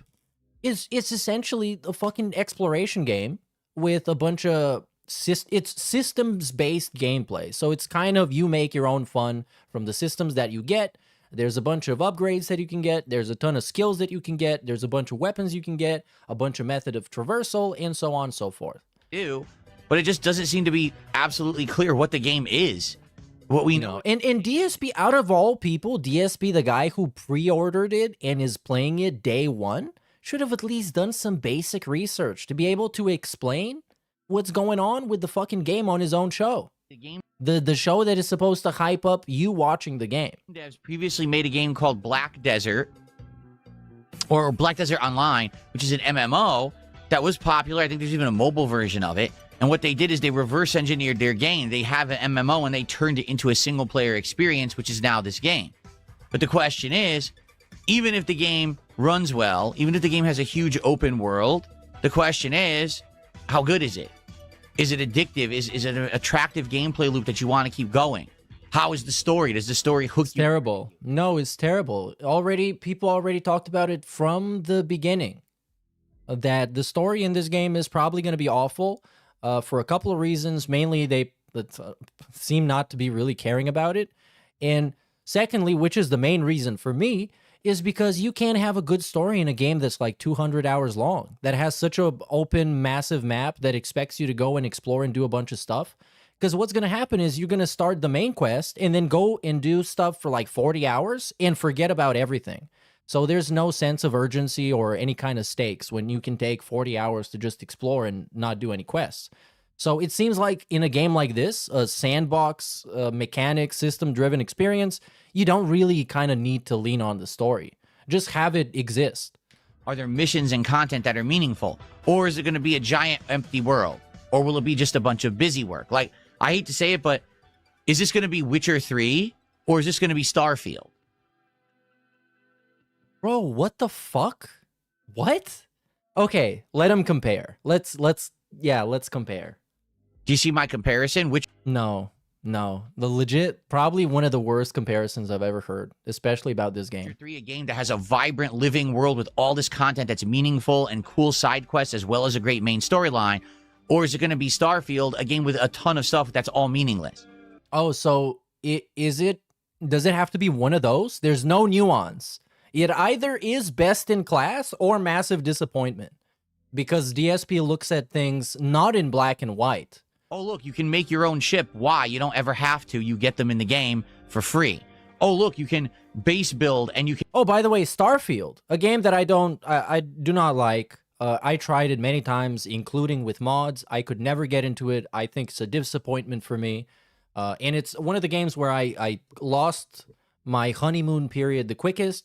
There's an update coming that's going to allow you to actually fly around freely in space within a space system and a bunch of other stuff that might actually fix a bunch of the issues that I had. So maybe it's going to be great. It's going to have a resurgence. But as a rule of thumb, I have zero faith in Todd Howard. I think Todd Howard is a scammer. I think Todd Howard is a fraud, and I will not trust him for anything. I wouldn't even trust him with the time of day, just like I wouldn't trust DSP. You can mine and populate planets. Why would I do that? You don't need to do that for the game whatsoever. It doesn't do anything. Oh, look, you can modify your guns. You never have to do that. You find great guns when you play the game normally. Do you see what I mean? They could have a whole bunch of gameplay elements in there, and they all suck. Yeah, my biggest heartbreak with Starfield was the moment the game itself told me that I have to fast travel. The game itself encouraged me to use the fast travel. And I was like, whoa, this is terrible. This is terrible. So I guess we'll have to see how it actually pans out tomorrow. Saying? So, yo, was that his actual preview of playing the game? That was it? There was no elaboration. There was no... Like, I feel like I talked more in depth about this game that I'm not even going to buy and I'm not even going to play. And I'm not even going to watch him play than the guy who pre-ordered it and is hoping to make a bunch of money off of it day one. Come on. Could we just, like, pull up a preview and maybe watch it and be like, oh, you guys, I think I'm going to like this because of this. But no, it's either The Witcher 3 or it's Starfield. But it's none of those. If you play Cammy, you'll overcome your Cammy phobia by learning her strengths and weaknesses. Yes, but I don't like the character. Do you understand what I'm saying? You're absolutely right. If I took Street Fighter 6 seriously, if I were actually a competitive player who's going to... Oh, this is a very narcissist thing to say. They say that a lot. And I know that it's a gimmick to say everything is a narcissist thing, but this is a specific narcissist thing when they say, yeah, if I really wanted to do this, I would be the fucking best and I would be amazing. The tournaments to win, then I would sit here and I would lab Cammy and I would learn what works and doesn't, and I would learn how to stop her. No, they would eradicate him simply based on mental game. Because if he went to tournaments, he would be in public with a bunch of people who know who he is, and he would be shitting fucking bricks. So no, Phil, you're not gonna go there, you're not gonna beat anybody, you're not gonna do anything. And you wouldn't even do it if you really wanted to. I don't care.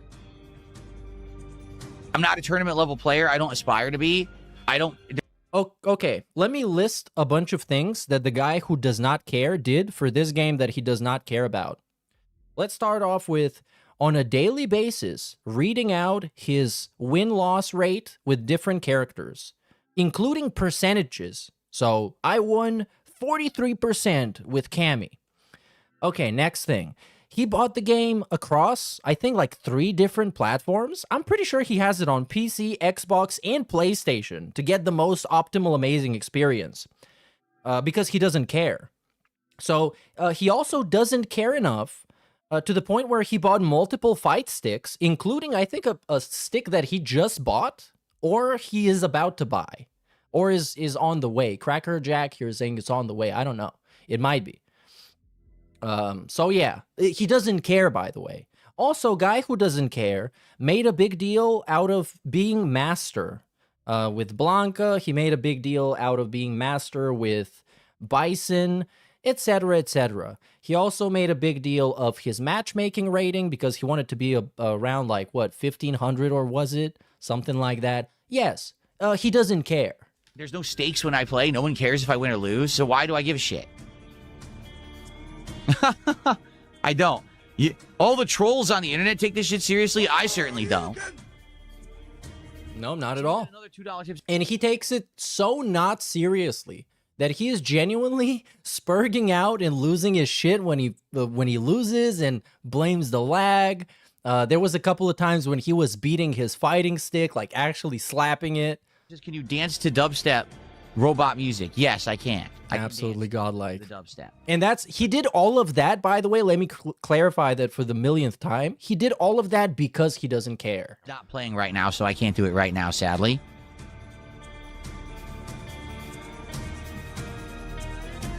£5 super chat. Let's see the value of the pound this morning, shall we? Let's see the value of the pound. Oh yeah, you get a live currency status. Thank you. Let's see the pound. Oh man, the pound is falling, guys. You should have sent me like 20 pence extra. They call it pence, right? Yeah, you should have sent me that. Biggest super chat of the day. Oh, he's so greasy, man. But it's like, I think the depressive realization about Darkside Phil is that his fans would just straight up not like him if he was a normal streamer. I think they love the car crash. They love that he's a weird fucking spurg. They love that he is exploitative and that he's annoying and that he's pushy as hell.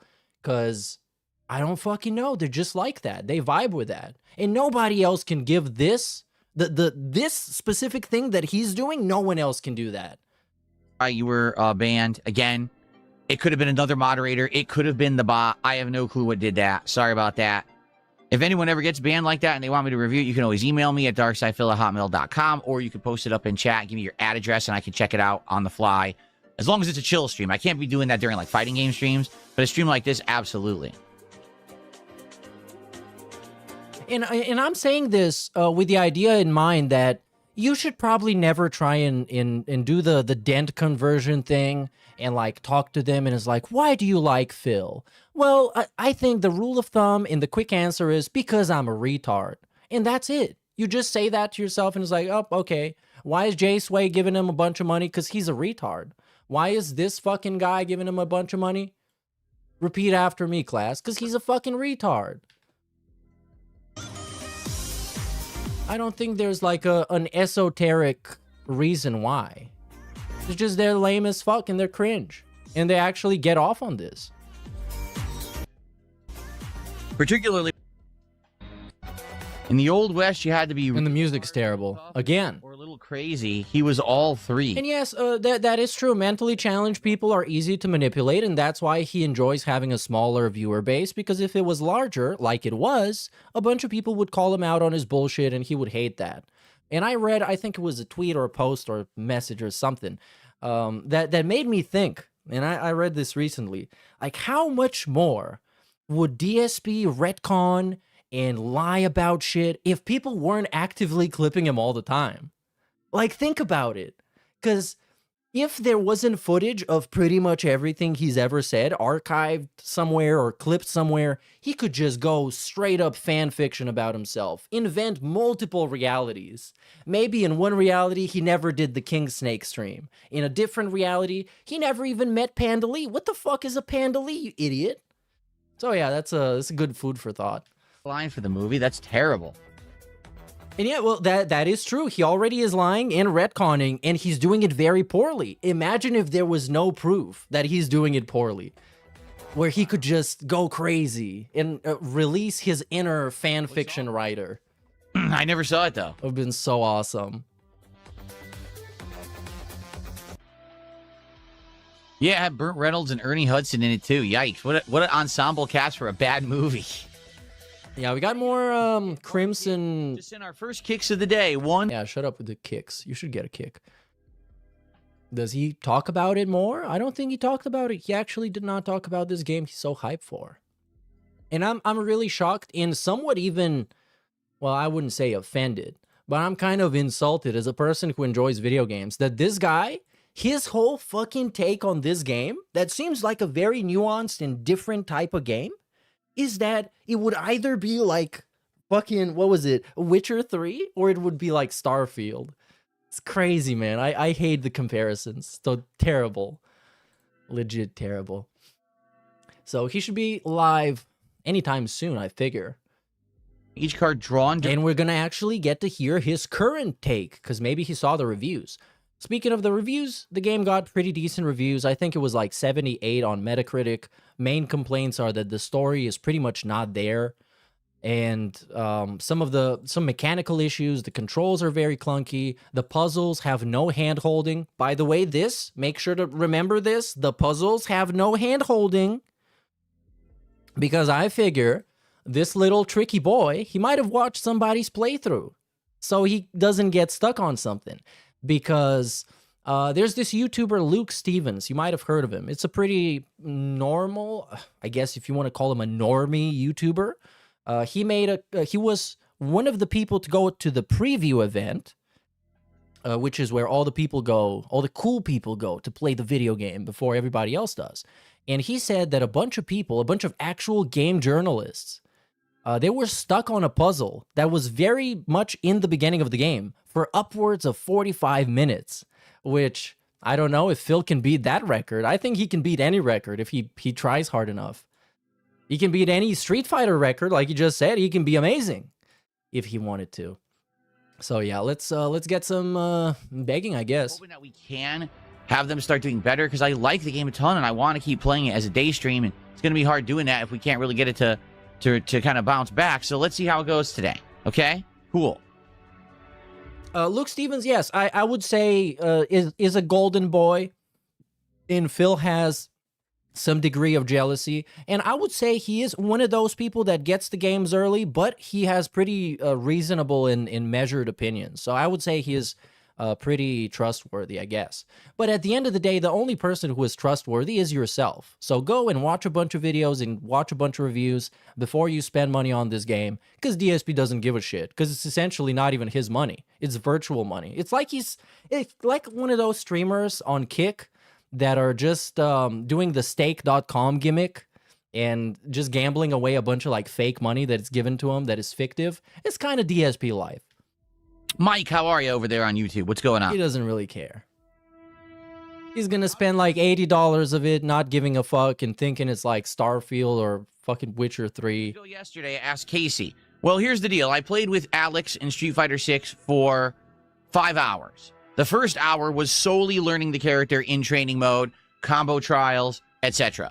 Then I took him online for casual play for 2 hours, and I proceeded to completely whoop everyone's butt. Holy shit, he was so amazing. I remember. I was beating Mai Shiranuis. I was beating top-tier characters. Admittedly, a ridiculous amount of Alex mirror matches because it's day one for the character, so everyone's playing as him. Oh yeah, that ear dig, by the way. Let's get a replay. I was beating trials, etc. Then I took him online for casual play for 2 hours, and I proceeded to completely whoop. Come on, where was that? There were very few people who... There was... Hold on. I need to see this. This was actually incredible. I don't know where to find this. No, I can't find this. There was a clip of him picking his ears and wiping it on his something. I don't fucking remember who sent it to me, where it was. Is it here? No, it's not here. I don't know. I lost it. But trust me.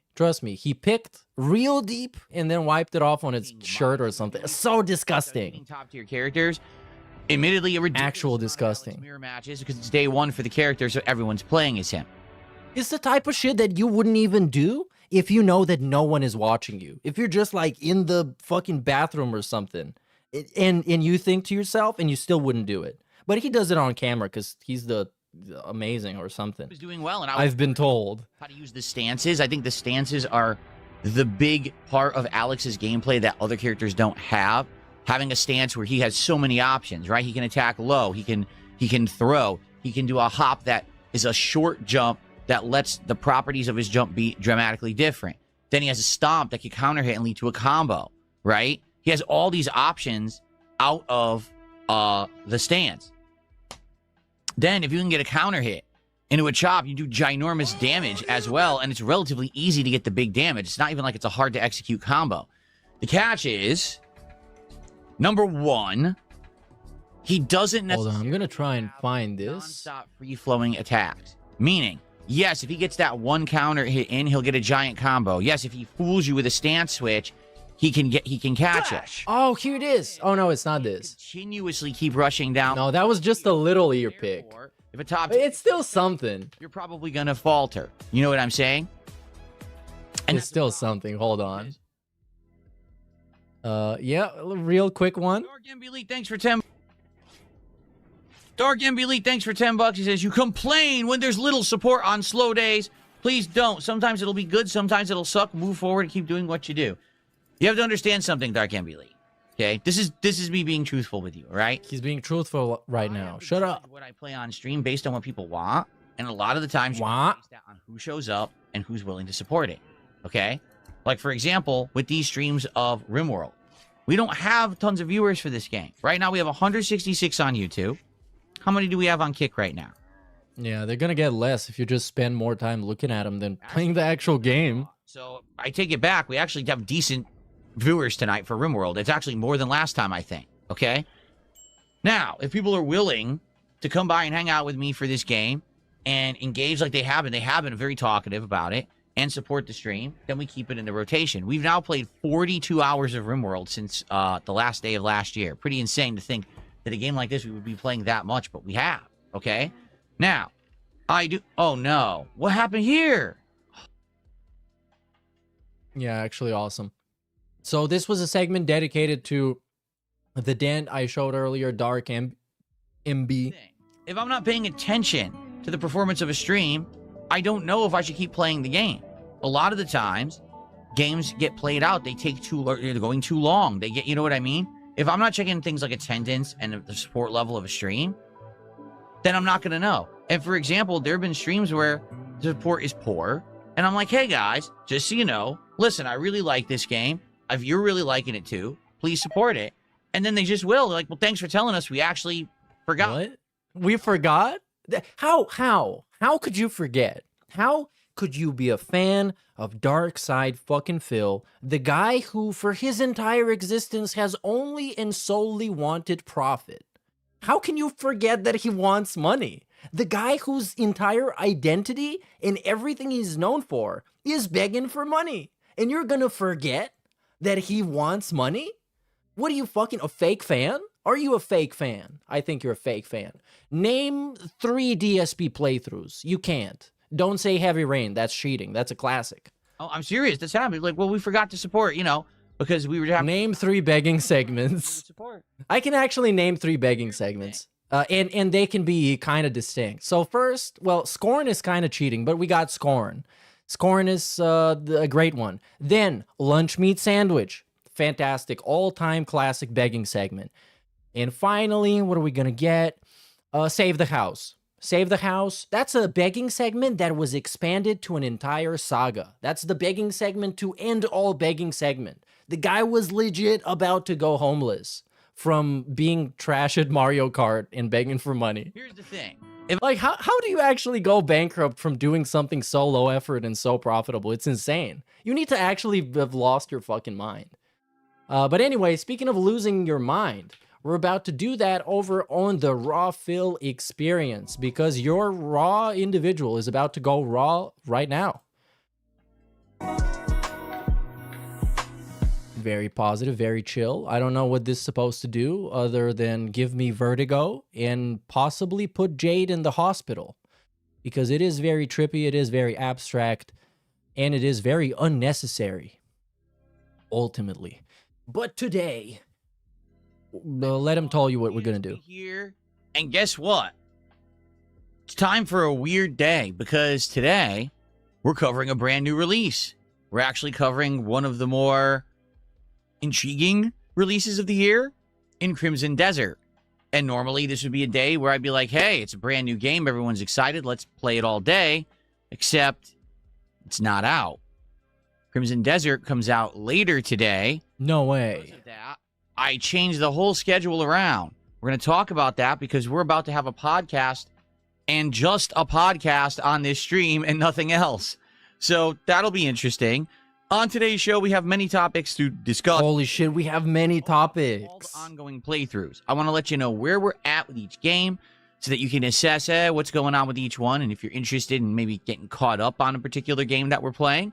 In addition, we're going to talk about the future. Notably, there's 2 things that we have to figure out. Number 1, what are we doing for DSP Tries It? Because we actually haven't talked about this in a while. We didn't do one this week. And because of that, now we're kind of thrown for a loop, like what's next? So we'll discuss that because maybe there's... Is this supposed to be the cold open or have we started? Or is this one of the 4 intros? Yeah, he's going to say hi to people like 40 minutes into the stream. Hey everyone, so I guess it's time. Let's get started with the Level 1 podcast. And this is like an hour in. The question is, what should it be? And we've had different various ideas. We just haven't locked anything in yet. All right, so we're going to talk about all of these topics. A nice chill atmosphere. Lots of interaction. Should be a good time. And then we're going to prepare for Crimson Desert. All right. Whoa. Oh, is that why he's wearing a crimson shirt? Oh my God. This guy's evolving. And also this, I have to say, I have to stop being an absolutely toxic, worthless hater for once. And I have to say, this is not the worst shirt he's got. He has worse, if you can believe it or not. This one makes him look remotely like a human. So I must appreciate and respect it. Big ups 666 Minion who says he's wearing one of Panda's old shirts. Well, now you're ruining my respectful segment. Because I read a slanderous super chat. And I have to agree because you gave me money. So I agree he looks like trash. And like a very effeminate man. What is effeminate man? What a punk ass bitch. Effeminate man ain't strong enough. So technically punk ass bitch. That makes him a punk ass bitch. That's why he's the GOAT. And that's why he's the GOAT. That's the power that makes him a punk ass bitch. The power of positivity, dude. Created by Phil Burnell. I love this. What is created by Phil Burnell? This intro? Did he make the intro? No. Did he make the, well, I guess he made the stream. Wow, awful. Good morning, everyone, and welcome to the show. It indeed is the Level 1 podcast for Thursday, the 19th of March, 2026. I'm DSP, and this is just a podcast, meaning we're not doing anything else on this stream. We're actually going to take a break afterward and then come back later today for the premiere of Crimson Desert. If you're not aware, Crimson Desert is a new game from a Korean game developer that primarily is known for making an MMO called Black Desert Online. Well, they decided they wanted to make a single-player adventure game. Great. But they used a lot, if not kind of all... Oh, turn off the fucking music. Turn this shit off. I'm gonna listen to him talk about some fucking video game and we're gonna have the beat drop in the background. Like I'm on a fucking... What was that? What was that called? Foreverland? What was that? I forgot. The EDM music thing. Yeah. The game is already like a pre-installed game. What was that? Wonderland? What was that? That you would use. Fuck that. Whatever. Online multiplayer game. Just kind of... Tomorrowland. Thank you, Infamous. Thank you. Tightened up a bit. A little bit slimmer. But I mean, mounts and action-based combat. But there's magic. But there's also mechs. There's crafting. There's fishing. There's traversal. Huge open world. It's a pretty crazy premise. So you might say, well, I wonder, how good can it be? Because the game did sound too good for what it was when it kept being described, right? It sounds like it has so much... Oh, come on. Cuck's already spoiling how long the tutorial is. It has 10 to 15 hours of tutorial. Could it possibly be good? I don't know. Could it be one of these games that's a jack of all trades and a master of none? That there's a lot of content, but none of it feels very essential or meaningful. Could it be the next Starfield? Where, yeah, there's a ton to do, but most of the systems and things in the game just aren't really necessary or that interesting, and the game ends up being a bore. I don't know. And reviews, which released only 24 hours ago, are all over the place. Like, literally, you got people saying this game's a 5 out of 10. It's boring. It's repetitious. The game isn't good at all. It's wonky. It's janky. It's not polished. And then you got people saying this game is like a 9.5 out of 10. The best world experience they've ever... No way. Video game, comparing it to the what? Red Dead Redemption 2. Holy shit. Is this because a review is just a guy's opinion about how he felt playing the game, and some people like games like that and other people don't? So, yeah. Who knows? And I think this is one of these unique opportunities. Do you have any thoughts of yourself? I'm a variety streamer and gamer that a lot of people will want to know my take on it. Does DSP actually like Crimson Desert, or is it really a bore? Because you know he's not going to pull any punches. Oh, yeah, Phil. Yeah. I have he doesn't kiss butt, unless we're talking Kino Casino or Ethan Ralph or, you know, fill in the blanks. Absolutely. ... To say that asses he's kissed. Better than it is, or worse than it is, because I don't benefit. So I'm going to play it today for a lot of time. In fact... Yeah, I'm going to trust the guy that judges if a game is good by the amount of money he gets. I'm going to trust him to have an honest, upfront review. And also, he's not even going to finish the whole game. Cover it properly, okay? I changed my entire schedule today because this game, oddly enough, releases at 3 p.m. Pacific time. I can't even think of another video game ever in history that I've ever played that releases at 3 p.m. Pacific time. But you explained exactly why, because it's a Korean company and they're doing it on their own terms and in their own time zone. Man, how am I going to do this? Because usually I stream... Well, allegedly, because Phil said that. And Phil is correct. From 11 a.m. about stuff. 4 p.m., take a break for dinner and to spend some time with my wife. And then I come back, you know, around 7, and I stream till like 10. And I thought, well, I want to play a lot of this game today. Reason being, tomorrow I cannot be here, and then I'm also have my regularly scheduled day off on Saturday. So being that there's 2 days off after today, I don't want to just play a taste of this game, you know what I'm saying, and then be like, oh, I didn't cover enough of it. I got a great comment in his kick chat. You're showing a lot of neck. And then it instantly just attracted my attention, and now I cannot unsee it. I can't unsee it. He's showing a lot of neck, indeed. So what's the maximum of this game if I were to start playing it right at 3 p.m.? Well, I could just too much neck, Phil. Straight through the day, all the way through until, say, 9:30, which is when I usually would end my late stream. And I said, you know what? Let's do it. Let's just go ahead and do it. So I've redone the whole schedule. What we're going to do is hang out right now on this podcast, have a good time, and then when the podcast ends, so does the stream. All right? And then we'll come back. He's going to act like this is something amazing and not something that literally every streamer does. Big game comes out, I'm playing it all day. That's it. I'm playing it all day. From the moment I can play it, I'm playing it all day, says every other streamer. DSP says, I'm going to play it all day as a special thing, and then I'm going to take 2 days off because I'm awesome. Later today, probably turn on the stream around 2:45 p.m. We'll hype it up for 15 minutes. And then when the game releases, we jump right in. We mess with it, and we play it all day, right? We're going to be very interesting because I never do anything like that for a new release. Will it be good? I want to get a good 6-7 hours of this game in today. And then... Hey, oh, enough of that. That's a dead meme. Done playing a big chunk of it. I want to do like a special summary video that I'll actually leave as the highlighted video for the next few days on the channel, stating my initial impressions and reactions after having played it all day today. So it's going to be a fun day. Even if the game stinks, at least we'll know. And our answers, you know... You're not going to find out today if it stinks. It's a 100-hour game. You'll be interested in playing. I'll be interested in continuing. And this is one of those where specifically DSP's opinion has zero weight. Because he's going to play it and he's going to be the DSP person and instantly be opinionated about shit he hasn't even experienced. And he's going to make a shitty preview video saying that this game doesn't even get good and hasn't got good yet. So this game is not what you think. It should be a good experiment, okay? So sit back and relax and hold on to your butts for today's stream.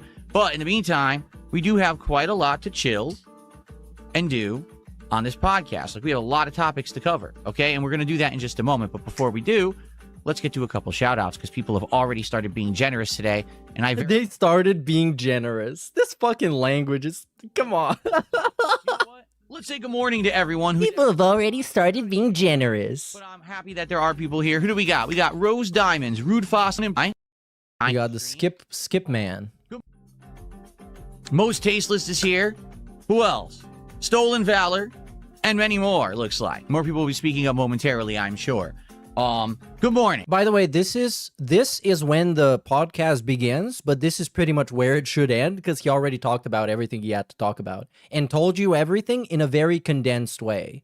But now he's going to say it again, so it can take up 2 hours of your time. Because as you just learned, he has pretty much unlimited time to do this podcast today because he's got nothing to do afterwards. So it's either going to be the quickest podcast ever so he can go on a break and pet his cat for 4 hours, or it's going to be the most massive podcast ever and it's going to be super cool. Thanks for being here to chill with me. I know it's weird because it's only a podcast and I almost always do a podcast and gameplay. So it's definitely a different kind of stream. But I'm happy that you guys are here to hang out with me today to prepare for Crimson Desert. All right. So in fact, you know what? Let's get ready. Let's roll up the sleeves. Prepare for the epicness that will be this stream. Gotta be prepared. Okay. Well, now, since you have some more time, aren't you gonna, like, I don't know, read some reviews, watch some impressions videos, at least, like, tell your audience what you're about to do and give them some sort of an introduction. Since you have so much time, you can do whatever you want. Why not just take this opportunity to have a supplement to your actual gaming stream and introduce people to the topic? Well, he's not going to do this because it's Dark Side Phil. Instead, we're going to read chat and stall. Do some shout-outs quickly. Moonpie Fiend. And do shout-outs because people have already started being generous. Oh, yeah, Denim Banana got a huge shout-out. Celebrating 19 months as a member of the channel. Thank you so much, Stuart, for the ongoing support on DSP Gaming here. And our first active contribution is Typical Average Gamers with a $5 super chat. Thank you, Typical Average Gamers. Let's get this on the leaderboard. Is this like a Some Ordinary Gamers from AliExpress? Probably. Maybe he tried. Appreciate that. As you know, all the successful streamers, they love Phil. And they model themselves off of Phil. So ready for Crimson Desert. Supposedly it has 10 to 15 hours of tutorials, but it looks peak if you commit. We'll get through about half of that today then, right? Maybe a little more. And that's good. If the game, think of it this way. If the game has that much to it, right?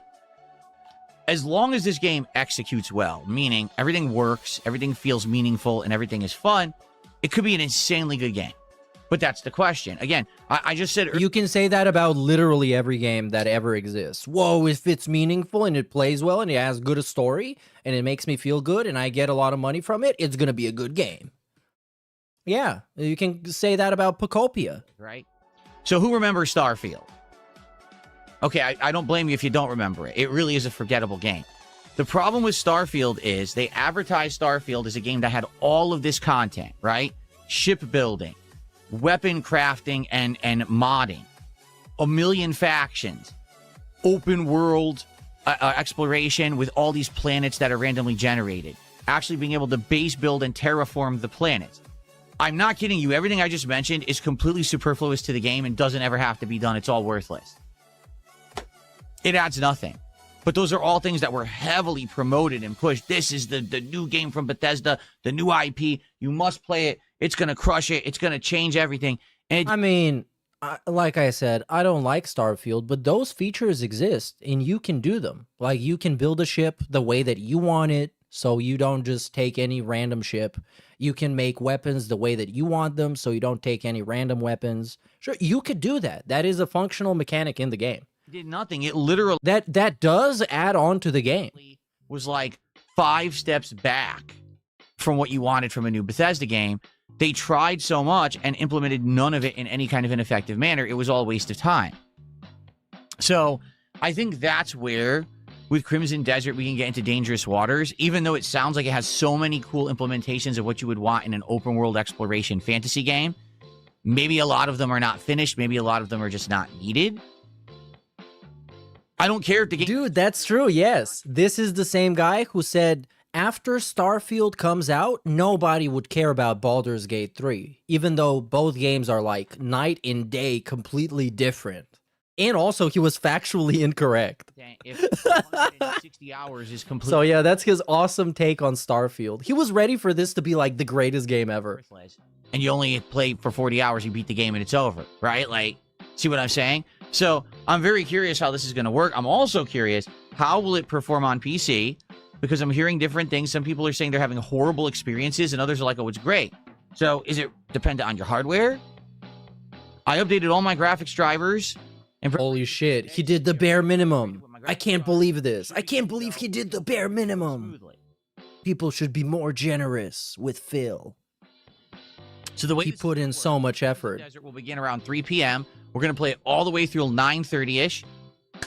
Then I'll say goodnight, and I will make a summary video to be the highlight video for the next few days on the channel, and then I will upload all of that 6 to 7 hours of gameplay with thumbnails, titles, and all of that to the channel.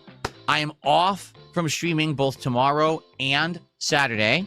When I return on Sunday, we'll have a Return Level 1 podcast where I'm sure I will summarize my experiences with the game today, and then we'll jump back into it. We're going to have another stream of it on Sunday, and then Sunday night will be the continuation of RimWorld, and then next week we'll have a balance. Yes, we'll still have Dragon Quest.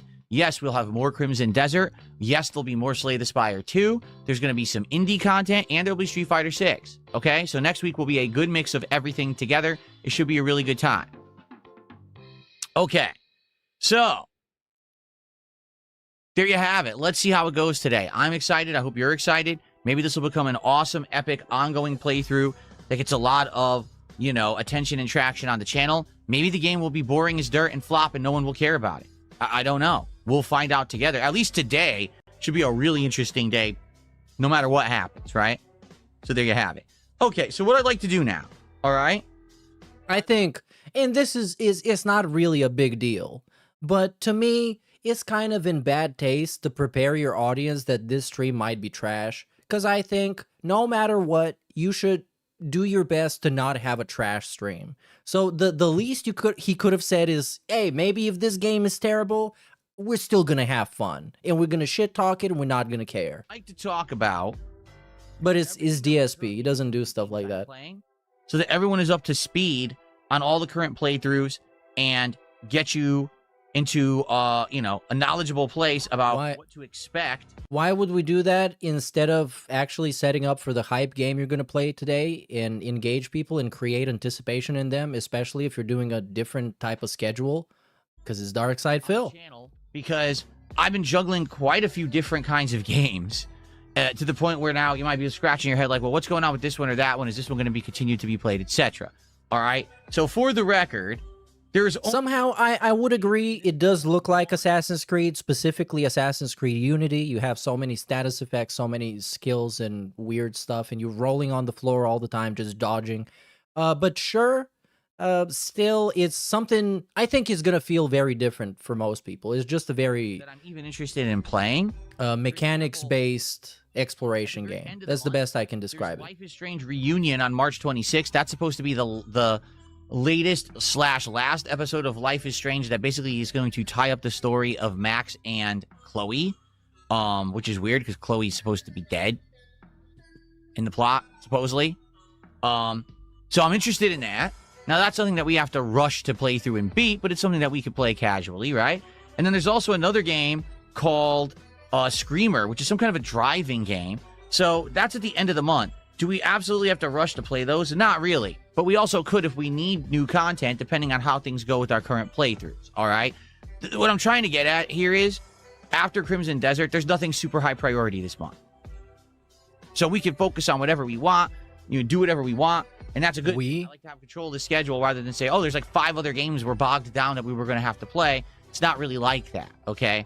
And so, with that knowledge, let's talk about all the games that I'm currently playing. Why does he like Life is Strange so much? Because it's a movie game. Because he can press forward on the stick and occasionally press X or Y and beat the game. And he can cry about how cringe the characters are. He can also do that. Dragon Quest VII Reimagined. Well, here's the truth. I really like the game. I think it's outstanding. It's a really cool modern reimagining. Oh, yeah, by the way. The problem is... By the way, exactly 1 year ago, on this day, a great event happened that will never be forgotten about. An event that will forever be immortal in the history of DSP. Pigstory? That's a thing. The King Snake stream. 1 year ago on this day, he turned the tables and he went heel. He turned heel against the casino and he robbed them. And they've never been the same. They're forever scarred by this. Is for what I'm to understand, it's insanely... Even though he immediately forgot about the king snaking and was memory hold because he realized how embarrassing and how cringe it was and how completely it made him look like a fucking fat bastard. Oh, great. Like, imagine doing a stream with Review Tech USA and you come out looking like a fat bastard. Long. Like the playthrough right now is around 30 hours. Oh, that's why he's the greatest. Like, oh yeah, so you're a third through the game. A third? Excuse me? Yeah, apparently I'm only a third through the game. I was thinking, oh, this game will be like 40 hours, and so, you know, we'll wrap it up. Did you just say, excuse me? Soon. Oh, no. Come on, man. Not even close. It's even more cringe than when he says, yikes. And let's be honest. This game, out of everything that I've been doing in the last month and a half, has the least attendance, least engagement, and least support. That sucks. I love turn-based RPGs. I love classic JRPGs. This one is a modern reimagining of a classic in a really awesome way with the redone graphics and music. It's sad that I just can't get an audience for it. All right? However, I love it. I love the game. I like it that it's chill vibes whenever we play it, and therefore, that's why I'm keep playing it. And people are like, I don't get it. Why are you keep playing it if you're not really getting attendance or a lot of support for it? That's particularly why. It's kind of like the guilty pleasure game for me where people say, well, just play what you want. The guilty pleasure game. But then, you know, you got to understand that there's going to be a playthrough that's not going to do very well. As long as everything else is going well, it's okay. And that's the case here. I think his audience sometimes low-key tries to get him to play what he wants with the idea that he's going to be like a normal streamer and have a lot of fun and actually I know this is silly, but they believe in him enough to the point where they think he can actually have a fun stream. So, well, we all know this is not true, but still. But it's always they think that be the playthrough that's kind of on the back burner. Meaning, yes, I'll play it once or twice a week, but it's never really going to get a major focus. It's going to be the game that gets pushed to the side when other new things and exciting things are happening. And therefore, you know, we'll see how much we play it next week. Hopefully 2 streams and 6 hours of advancement would be nice. We'll have to see. Okay? Okay. RimWorld. We actually just played RimWorld last night. Here's where we are with RimWorld because it's kind of interesting, all right? We've been playing RimWorld for 44 hours. Yeah, since we started it at the very last day of 2025, in the last 3 months or so. Someone saying in chat, didn't we... Sorry. Didn't we just get $1,000 on the last Dragon Quest stream?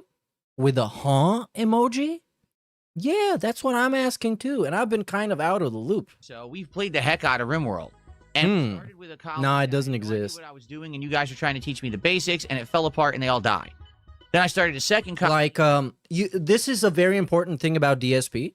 If he gets a lot of money, it doesn't exist because the guy who gave it to him might charge it back somehow. He might just do some black magic or something.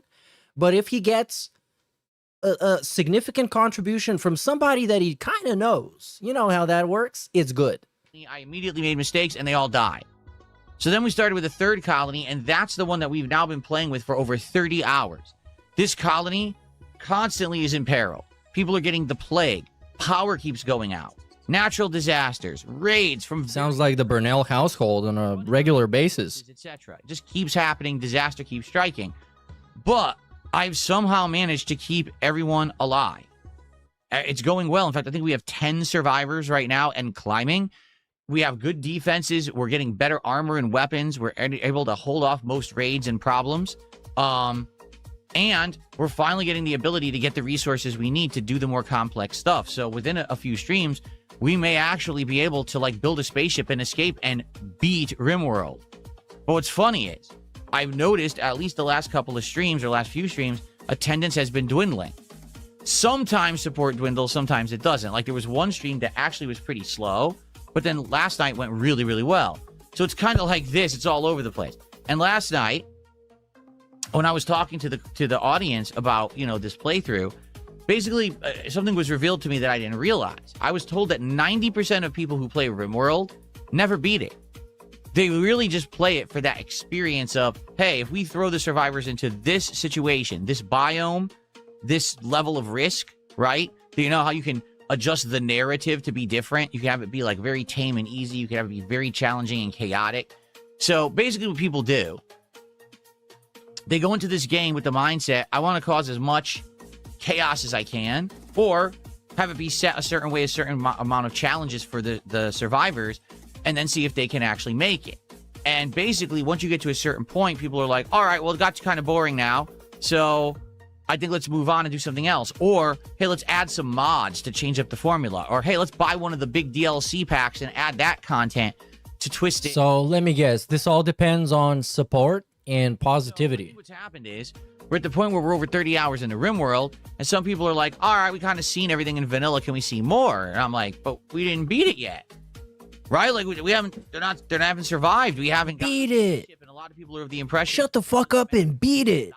I'm like, so last night what we did, we watched the trailers for all 5 of the DLC packs, and everyone seems to have a different opinion that if I were to do a DLC, which one I should do, because obviously you don't want to do all 5 at once. That's a lot of new stuff to be thrown into your face. I don't know. Like, I think last night the stream went really well, and we actually are at the point where perhaps within a couple more streams of the game, we would be able to maybe even wrap up the first group here that really survived so long, and then maybe we start over. You know, start over with a new group with a DLC and a variable that makes it feel fresh and different. Or, like I said, completely pointless discussion. Or really are boring. People are bored. Could have talked about this during the RimWorld stream, as you would. Kill off my current colony, like I'll just save them, and maybe we. Because you know he's gonna say this exact same thing when he's playing RimWorld as well. At a later date. I mean, so why even bother saying it now for a game he's gonna play literally next week? Because today he's playing Crimson Desert. He's got 2 days off, And he's probably going to play like Monday onwards. I don't know what his stupid schedule is like. To invest and just throw away. You know, you get, man, I put work into this. I want to see if they're going to, you know, basically survive. You put in work into this? So Phil put in work into this. Even though that whole playthrough is just him looking at chat and people are telling him, hey, Phil, you should click on this. And then he clicks on this. And then he looks at chat again. Hey, Phil, now click on yes. Then he clicks on yes. Okay, guys, something's happening. Tell me what's happening. Well, Phil, all of your colonists just committed suicide. Well, is that good? To starting over, maybe buying a DLC or whatever people want. Okay, so we'll see what people want and go from there. But RimWorld continues as a chill night stream. Take a chill night sip. Oh, delicious. So hydrated. Okay, so look at him. Look at his skin. Slay the I can see his hair follicles regrowing in real time. He's gonna defeat the Norwood demon. Is, how can I say, the game itself is not disappointing me in any way. I'm pleasantly surprised at how fun and interesting and engaging and entertaining the game is. It really makes you think. It's one of those games that you really have to play it smart, because if you don't have a proper deck or you play the deck poorly, you're never going to survive. But I've now done 4 different runs in the game with the first 4 heroes. I beat the game 2 out of 4 times. And it's my first experience ever with Slay the Spire, for the record. Like, I've never played this franchise before. I really like it. It's turn-based. It has a lot of strategy with the deck. You know, I like the visual style. I like that each one of the characters plays completely differently with their builds and how they play. I'm really enjoying myself with this game. I love the little gif of the yapping cat in the background, because that's how I feel this stream is going right now. It's just a guy going ba ba ba ba ba ba ba ba ba ba ba ba ba ba ba. The game itself continuously has 500,000 Talk about support. Come on. Alone in early access. So it's doing incredibly well for itself. It's sold millions and millions of copies. So I have a question. Why can't I really get a big... Hey, there we go. Because you're Dark Side Phil, and you're trash. Consistent and your shit sucks. And you're not even playing it yourself. Like, I would be interested in him playing it if it was actually his ideas and his gameplay and him doing it. Because he has a way of doing things in a uniquely stupid fashion, which is what I wanted to see. And what I don't want to see is this guy being so insecure in his epic gaming prowess that he constantly has to look at chat for advice and hand-holding, and literally people to spell out what's going on for him. I'm scratching my head because I love it. I really do like the game. I want to keep playing it. We've played with 4 of the 5 characters. We're actually doing a second run with the 4th because I kind of botched my run, and I wanted to do another one right away, so we did.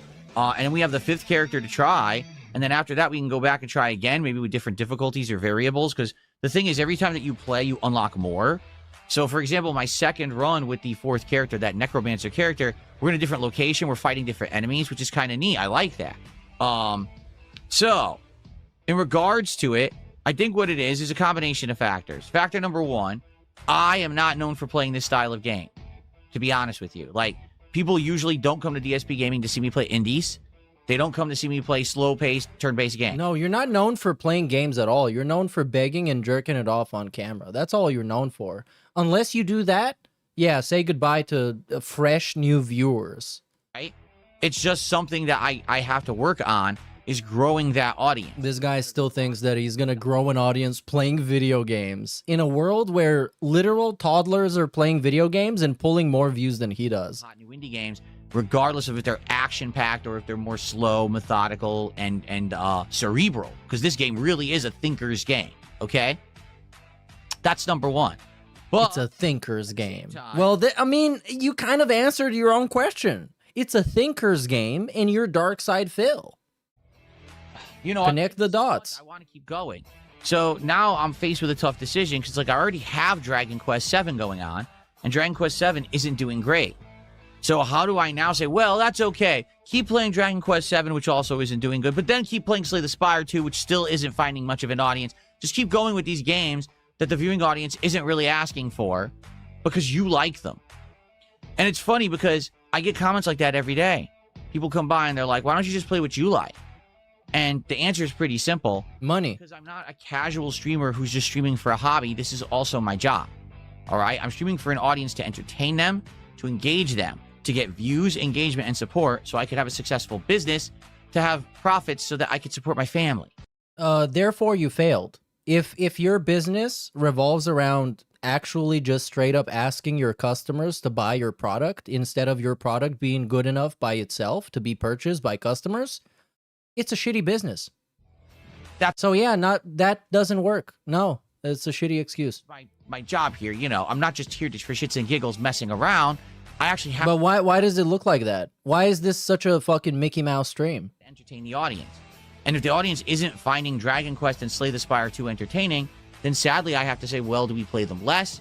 Do we change the time slot? Do we not play them at all? And that's a tough decision to make when you are enjoying what you're doing. You know, this, again, I compare this to last year when I was playing Blueprints. I was having a blast with the game. Every stream, it was like we were discovering something completely new and different in the game, right? Like, wow, a new puzzle, a new experience, something awesome and new is going on. And then I'd look at the audience and I'd have like 150 people on stream. And no one's talking and no one's supporting. And I'm like, what the hell is going on with this? What the hell, you guys? I need to beg now. I have to beg. You're forcing my hand. I'm so happy I played it. I'm so happy that I toughed it out and I played it over 60 hours. But I might have just skipped it, you know, if I didn't tough it out. And then I would have missed out on one of the most original games I've played in years. So I don't really know what to do about it. You know, these are tough decisions. And the thing is, as long as things keep overwhelmingly going, we're not overwhelmingly, but overall. All right, siege mode activated. Great streams of games, and we're doing good support and stuff, then it's fine that I have 1 or 2 playthroughs that aren't doing that well.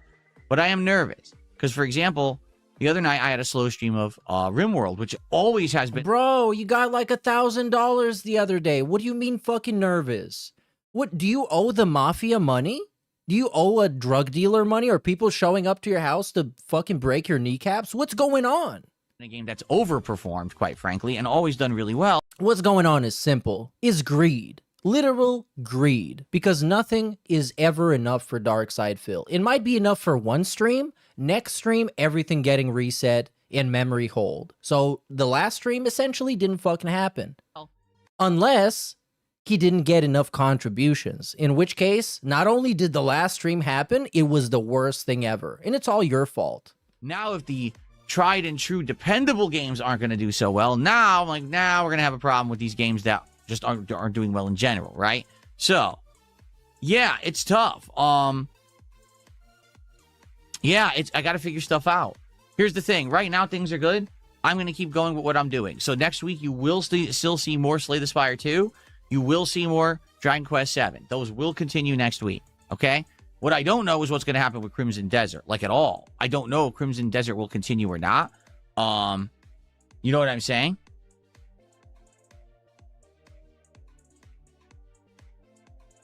Oh, there you have it. Yako Mighty says, I would like to see more Mugenics, but I get it if it doesn't have an audience.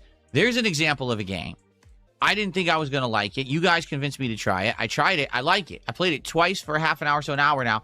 I like the gameplay. The gameplay is very similar to Final Fantasy Tactics or South Park The Fractured But Whole. It's like the grid spatial-based, turn-based combat, and each character is unique and has different abilities that they can use. And the thing is, the gimmick of the game is that the cats basically kind of crossbreed and create hybrids of each other. So you might have a cat that has this great ability, but this also great ability from another cat, and now you can, like, customize your units and things, you see?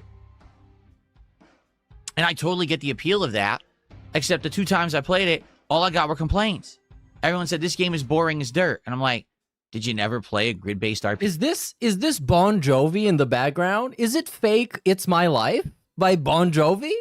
No. Very tactical, very strategic. It's my life. I'm now a beggar. I ain't gonna beg forever. You have to think. Do you see the pattern? That's why I put auto-tune on my voice, by the way. What I'm saying? Gee, Slay the Spire 2, very cerebral, very tactical. You have to think and plan out your deck and your moves. Oh, look, Mugenics, you have to think and plan out your attacks on a grid. People, oh, I can't handle it. My brain's melting. It's coming out of my ears. This is a song for the most retarded. Bow, bow. Bunny rap. You know how it goes. Well, not me. I like it. yo, I might find this instrumental after hours of autistic digging, and I might make a parody of this for the King.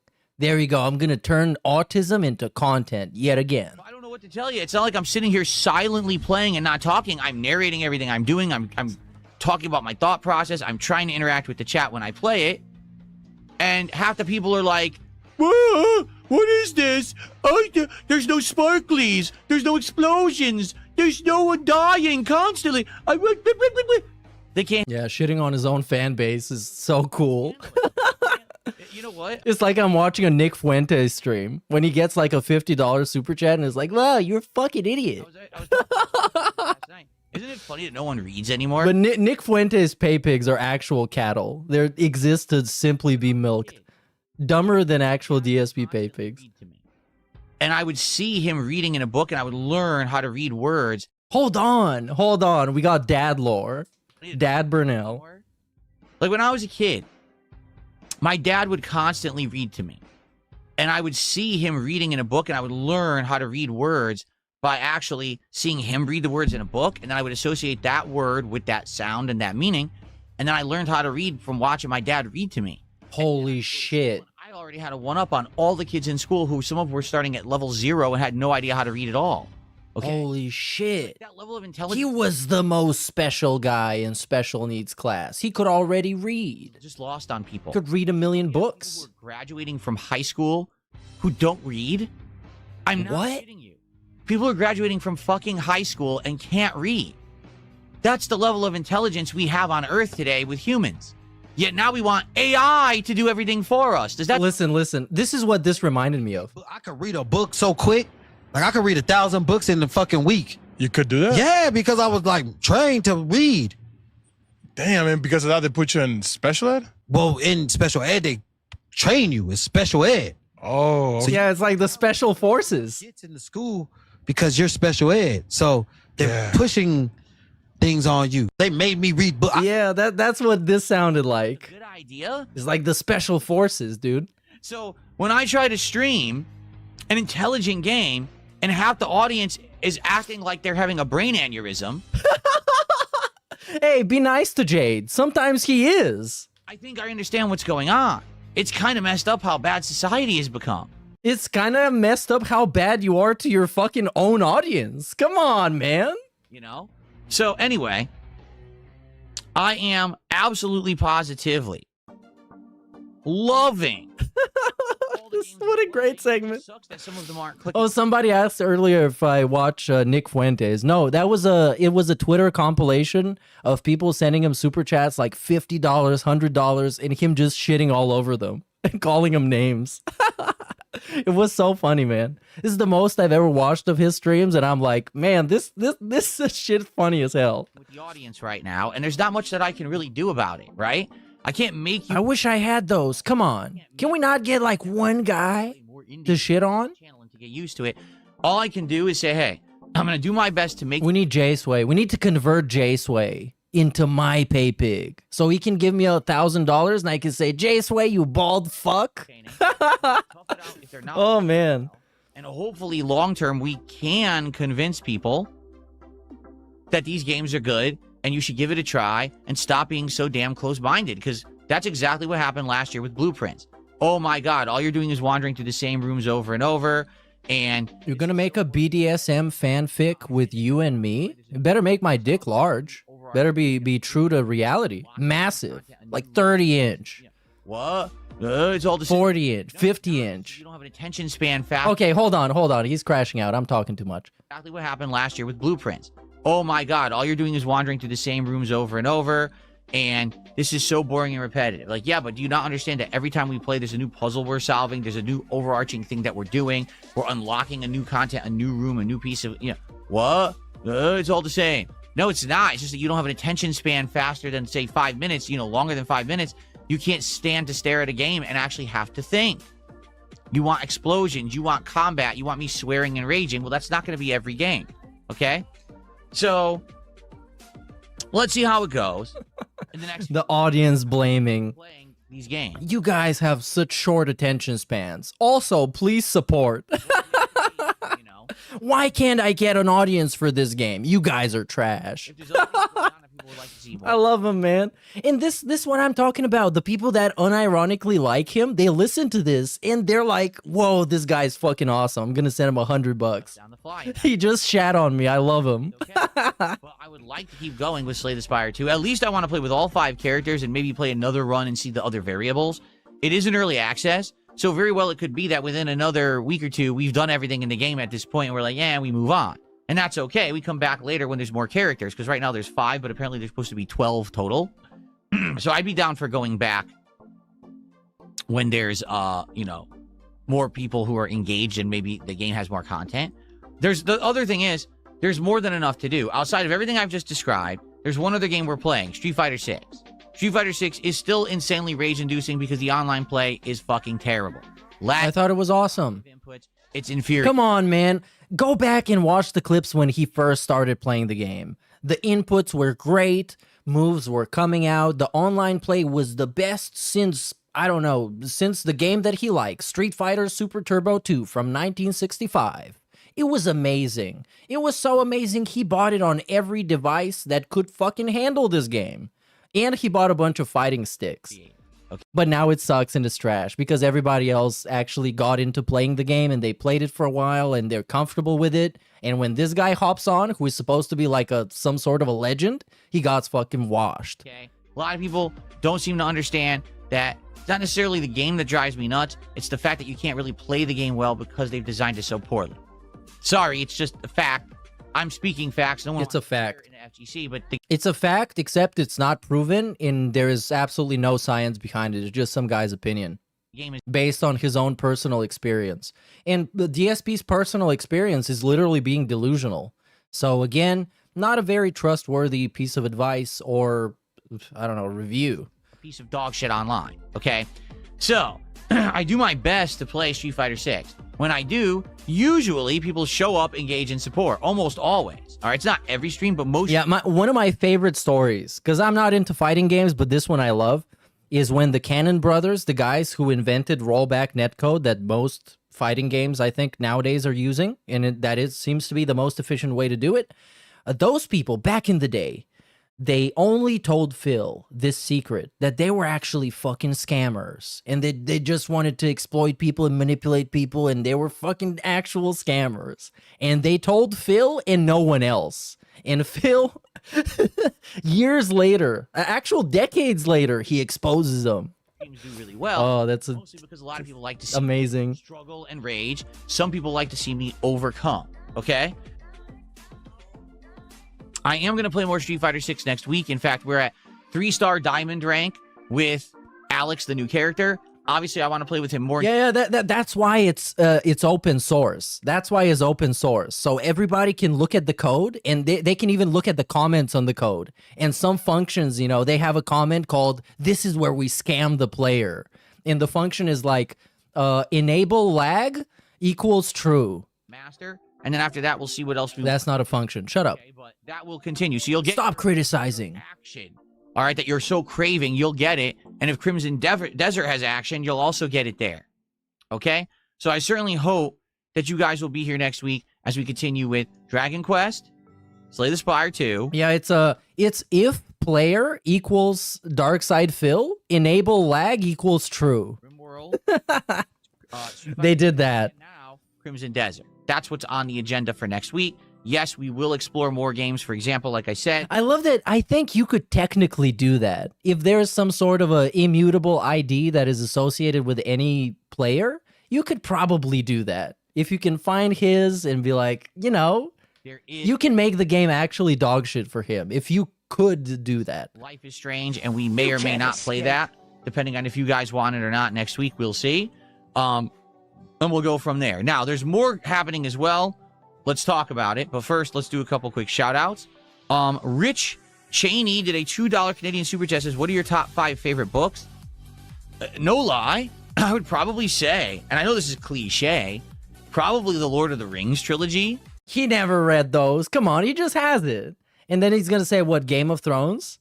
probably is my favorite trilogy of books, and I would probably say out of the three... No, you didn't read it. You didn't read it, Phil. We even have old videos of himself showing that he has them, and I think he said he didn't read it. Return of the King is my favorite book of the three. Oh, it's his favorite book of the three, by the way. The Peter Jackson directed book. I would probably say the real Jurassic Park, not the movie, but the actual book by Michael Crichton is super duper freaking good.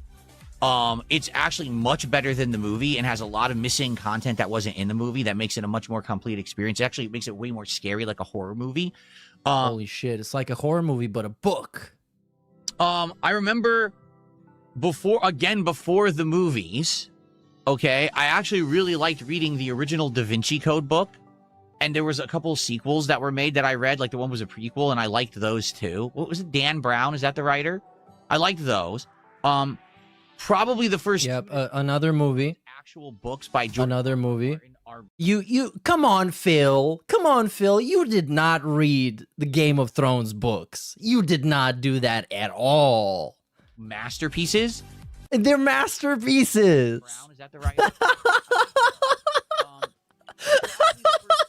Game of Thrones actual books by George R.R. Martin. Oh my god, this is just the Lil B video. Classic, haven't played it. Classic, haven't played it. But after the first 3 to 4 books, it just goes into the toilet. It's a shame because it feels like a You mean after the 3 or 4 seasons? Series that had such potential, and then you can tell the author lost interest and just didn't care anymore and was writing slop and then stopped writing. Let's see. I'm trying to think, like, if there's any other books that I read that really stand out amongst the pack besides those. Come on, man. Like, why are you gonna act like you read books or you're reading books? Hitchhiker's Guide to the Galaxy. Oh, that's also a movie. Again. That series was hilarious. British wit. Really, really witty, interesting stuff. Good humor, dry humor. Who wrote it? Who wrote it, Phil? Funny stuff. Really liked that book series, and I read them all. I read the entire series. What was his name? Darn, I feel bad. I forgot his name now. Who's the author of those? I don't know. Who directed the movie? John Adams? Michael Adams? I don't know. I don't read books. Douglas Adams. Yep. Oh yeah. Yep. Here we go. I read them all. I mean, he is a valedictorian, factually. There you go. I would say those are my top. Not necessarily individual books, but some of those were... If they made a Star Wars book, it would be his favorite. Well, definitely, Return of the King was my favorite of the Lord of the Rings series. And I would say, man, see, out of the Douglas Adams books, there's a lot of... They're all good. Probably The Diner at the Edge of the Universe is probably the best one, I think. The Diner at the Edge of the Galaxy. That's what it's called. There you go. There you go. By the way, what's hilarious is people are going to be like, I didn't know that you read 5 books. That was the joke. We thought you weren't going to be able to name 5 books. Oh, I used to read all the time. I actually read a lot of Michael Crichton's books. Like Timeline was actually super good book. Terrible movie. Again, the books using the source materials for movies are way better than the movies that come out. Because you would have to adapt a book that is hundreds of pages long into a 2-hour-long movie. And you need to make the pacing work. So Timeline, the book, yeah, brutal, gritty, messed up. Also, you can't really copy the writing style of the author because you have your own way of adapting it into a screenplay, etc., etc. Yes. That's gripping as hell, like super suspenseful, great writing. Then the movie is like dog shit, you know? Anyway. Oh, yeah, Andromeda Strain. That's a great book. Hell yeah. See, now people are reminding me of all the books that I used to read back in the day that are super good. Oh, yeah, and he read that because he played Mass Effect Andromeda. It's the same thing. I probably read more books than most of you. That's the truth. Soul at 2 a.m. How you doing? $5 super chat. He says, what are your thoughts? He's a book reader. I believe it will become... Also, I think it's pretty interesting. How has he read so many books? More than all of us. Or most of us, at least. And his vocabulary is still like 15 words. Out of which, at least there's like 8 words for money. Which is support, contribution, generosity, etc., etc. Like, how have you read so many books and you still speak like a complete fucking retard? How does this work? More and more important in the future with the way the environment is changing. What do you mean? Like taking salt out of water so we have more drinkable water? I'm not a scientist. I don't know much about it. Just have a like generic opinion, man. Yeah, global warming, whatever, and water is going away, so you need more desalinization, whatever the fuck. I don't know. I didn't even read that super chat. I didn't even know what that was about. So now Rich did another super chat. He says the top 5 that haven't been adapted into media. That's a stupid question because most good books are adapted into media. Oh, he got him. He got him. Yeah, I remember when I read Oliver Twist in high school. I really liked that book too. But guess what? It's been made into a movie 10 times, right? And guess what? You read it in high school, bro, like 30 years ago. So that's just a dumb question. Thanks for the super chat, though. Because you had to read it. Okay. That's a dumb question. Yeah, they got him slacking. They caught him slacking yet again. Because he listed off a bunch of movies. Oh, yeah, I like, what was that? Let's check out a list of of books adapted to movies. I like Aragon. I like Game of Thrones. I like Night of the Seven Kingdoms. I like Breaking Bad. I like Vikings. I like The Wire. I like The Sopranos. Well, this week we opted to not do a DSP Tries It, and some people are like, not used to that. Because the thing is, we've been doing a weekly DSP Tries It for a very long time. All right, if you remember, DSP Tries It used to be a show that we were doing. Oh, come on. Since he got, of course, he's going to do this. Since he's got so much time to waste on the stupid pre-stream fake podcast gimmick, instead of actually doing the thing and setting up for the game and hyping people up for the game and discussing and speculating, no, we're legitimately just going to give context to past DSP lore in bullshit. For hitting a certain level of support goals. Except as of November of last year, we don't have support goals anymore. I just stream and have fun and we all have a good time. Yeah, that is very true. He used to read books the same way that he used to be buff back in the days, and he used to be super working out, and he used to be so fit. And also, he used to be really into PCs and knowing everything about PCs. That's the same way he read books, essentially. You should really trust him. Time together, and you support because you like the content, not because we're trying to hit some arbitrary number. And now, DSP Tries It is more like, hey, let's all talk, let's chill, let's brainstorm, let's find out things we really want to do, rather than saying, we must mandatorily do a DSP Tries It when we hit a certain milestone of goals, right? So it's been a lot more laid back and chill, although admittedly, there haven't been a lot of great things to do for DSP Tries It as of late. Okay, for example, let's actually go through the DSP Tries It's that I've done recently, okay? So, the last one was Nothing Bunt Cakes, a taste testing of a variety of bunt cakes from a local restaurant chain that really is a bakery chain. I tried 4 bunt cakes. I liked the episode. No one else did. 800 views after a week. No one cares about this. DSP Tries It. Not at all. I tried the new McDonald's Big... But, bro, like, people don't give a fuck about DSP Tries It for, like, a decade now. It never used to be, like, an actual hype series. That was going viral on the internet. Over 2,000 views. Best episode I've done by far in, like, a year. So it's here or there. When I did the new Wendy's chicken tenders and a burger, it did pretty good. When I did IHOP for dinner, it did pretty good. When I actually did the crumble cookies, it did all right. Shake Shack's barbecue menu did okay, but it was Korean barbecue. Panda Express did decent. Okay, Jersey Mike's did okay. It took a while to build up, but did all right. Went to Panera Bread and hated it, and people like that episode because they like to see me basically suffer and do things I don't like, right? So there's been some ups and downs and all arounds, right? Probably some of the ones that are the more interesting ones is when I do something that I've never done before, but it's something that maybe you could get. For example, I tried Carl's Jr. around 4 months ago. It was the first time I ever had Carl's Jr., and I thought that it was actually quite good. I was shocked at the value and the flavor. Everything was pretty good, and people really liked that episode, right? So, the question is, what to do next? And the answer is, I don't know, because I'm not up on what's going on with fast food. I don't really follow it that closely. And I'd like to know if you... He's not up on what's going on with fast food? Of anything new that's been going on in fast Bro, Come on, what kind of bullshit is this? This is the guy who has a specific website that he goes to that we've seen multiple times, where he keeps in touch with all the latest and greatest in fast food innovation and the amazing products that they offer. And this guy, he's out of the loop? Does he know anything about anything? That you would like to see me try. If not, then I might have to brainstorm on my end if there's anything local to try. But the thing is, when I do local businesses, they don't usually do well for episodes. Okay?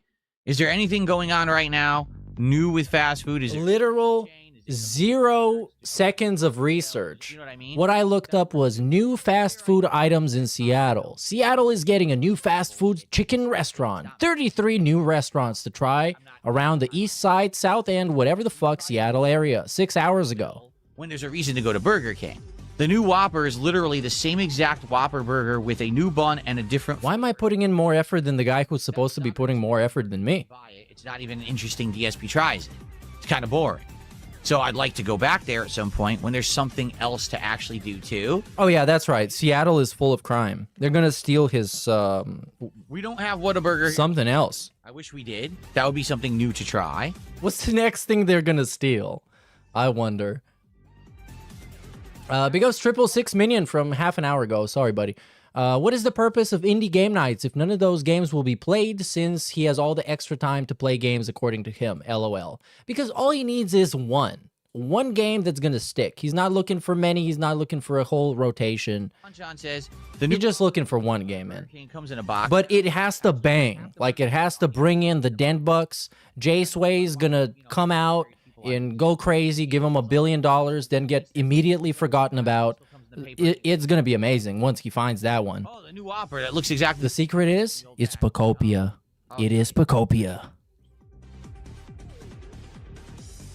Some guy gave him $2 to say sorry for being too regarded for turn-based. Oh, you totally showed him, buddy. Avoid a non-adaptation book question because you've not read enough of them. No, it's because most of the good books I've read always are adapted. Almost always. In fact, it's harder for me to think of good books that I've read that were not adapted because they almost always have been made into movies or whatever, you know, if they had a following as a book. That happens every time. This reminded me, one of my friends in the office, he likes to listen to audiobooks of Dostoevsky. And I asked him, like, why would you be listening to this? This is, like, so miserable. And he's like, yeah, because I'm fucking miserable, dude. People are saying it's a 100-hour open world. The game apparently doesn't explain anything and has no story. Yeah, this wasn't supposed to be funny. Like, here's the truth. If the game loop is I love him, though. He's great. If we start playing and we're exploring... Trying to make him less miserable. Interesting things and challenges, and you know what I mean? It might be fun. Even if there is no direct storyline or whatever, it might still be good. Again... all I want to say is let's relax and let's chill and let's enjoy it at face value. But you don't look very relaxed, man. How can I say? Let's not try to demand anything from it. Let's just play it and enjoy it today. Let's treat it as a big experiment. That's why I cleared my day to do it, right? Let's see how it goes, okay? I received a $5 tip. This is our first tip animation of the day. Think of Bad Dragon 420 for the 5. Thieves out and about, looking for somebody's gout crystals to harvest. Imagine he gets ganged up by a bunch of people with pickaxes, and they're like, give me the foot, boy. Give me the foot, gout boy. They're gonna farm him. They're gonna milk him, not even for sus. You want to milk dudes on the internet? Hell yeah. That's all I'm for. Kudos to you for changing your schedule around so now we can have maximum Crimson Desert coverage. I'm on the fence about it. I'm looking forward to watching your coverage to make up my mind. I have heard the first 8 hours are kind of slow. All right, well, you know what? If that is the case, it's actually a good thing that we're doing it all today, right? We're playing for 6 to 7 hours today. Let's get through the slow build stuff, so when we play it again on Sunday, maybe we'll get to the good stuff, right? There you go. No, it's not gonna happen. So he's gonna play the shitty-ass tutorial that everybody says is shitty-ass tutorial, and then he's gonna go on break for 2 days. And that game... whatever, it can be the best game ever. People are finding out about it right now. You're not going to spend like $70, or my equivalent is like, what, 80 euros to play this game? So you're going to watch somebody playing it. Guess who you're not going to watch because he's not going to be here? Mr. Darkside Phil. Also, Greg did a $2 super chat. He says, sorry for being too regarded for turn-based. Well, first of all, you can say retarded. Yo, you can say it. This is a base stream. Being honest with you, there's not. All it means is that, essentially, like, for example, when you talk about something that's flame retardant, what is... No, let's not get into the semantics. When you call somebody a retard, it means they're a fucking retard. That's what it means. It's not, we're not gonna get into this stupid ass fucking explanation. Easy to catch fire. It actually kind of prevents fire. It slows down fire. So what is the purpose that you're using it for, Mr. Burnell? When you call somebody retarded, when you call your trolls retarded, do you mean that they can't catch fire? Do you mean that they slow down fire? Do you mean that they are somehow slowed down? There's nothing wrong with the word. It's not offensive. Okay? It's not. Humans are dumb, and they take the most inoffensive, nonsensical words, and they make them offensive because they're silly snowflakes who just want to be offended by everything. Oh, snowflakes. Yeah, DSP not offended by anything. The guy who says you can't even joke about him having gout because it's a medical issue? No, he's not thin-skinned, and he's not a sissy, and he's not whatever you just said everybody else is. I'm going to repeat what I just said. People get offended all the time because they're bored, because they have nothing to fucking do. If they actually had things around them that were, like, dangerous or risky, or if they had any kind of stress or strife in their lives, they wouldn't be scared by fucking words. Okay? You're only scared by a word because your life is too insulated and boring. Period. Okay? When you give power to a word and claim massive projection, it means that you're a simpleton. You can't even say Kino in his chat. You actually can't even say Kino in his chat. Okay? Just saying. But sure. So, there's nothing wrong with the word retarded because it actually has a meaning. And if you use it properly, it's not offensive. What's the proper meaning? What is the proper meaning, Phil? What is the meaning that you use it for? Because I know what I use it for, and I use it as the intended textbook definition of what it means. Now, if you're saying you're mentally slow, and that's why you don't like games that have to make you think, I'm sorry to hear that. Really, I am. I'm actually very... So it does mean mentally slow. Sorry to hear that. Because I love games that make me think. Like some of the better playthroughs that I think I've done over the years. Oh yeah, you can't even say it in his chat. You might not even be able to say it in my chat, to be honest. Because I think I have a bot, like, auto doing this stuff. Soma. Okay? This is a game... But I don't really know. Of Amnesia. And when Soma came out, I loved it. But everyone criticized it and said, oh, it was too boring or whatever. I was like, well, did you think about the actual topic of the game? That basically, what is light? What is sentience? If someone were to copy your consciousness and make an AI clone of you, is that clone alive? Is that... Not if it's DSP. Living on if you were to die? Not even the real DSP is alive. Is there an afterlife? Is there a soul? Is there the human condition? The fact we're all going to die someday. I'm playing this game, and this game is making me think of all these insanely, deep, big-brained issues. Most people playing the game are like, where's the monsters? I don't get it. There's no monsters every 5 seconds? No, stupid. You're supposed to think when you play this game. Why is he so mad? But who is he mad at, and what game is he talking about? What's going on? Why is he so mad? Human condition that we're all going through right now, and it went right over your head because you're a dunce. But he's talking to his own fan base. Who is he talking to? Okay. Oh man, sure. Like, great segment, Phil. Keep him coming. Favorite game. Words? Right? When I play them, I love those kind of games. All right. And sadly, sometimes the audience, I can't connect with them, and I don't know what I can do. I have to say, it's probably people who grow up without people who raise them properly to make them think. And what I mean by unlike Phil, I think in modern society, what's happened is a lot of people have kids just because they can have them and they think that it's their right, but then they don't actually take on the experience of being a parent.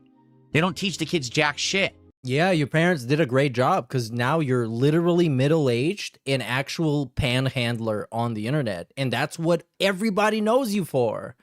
But I somehow am suspicious. I'm very suspicious, actually.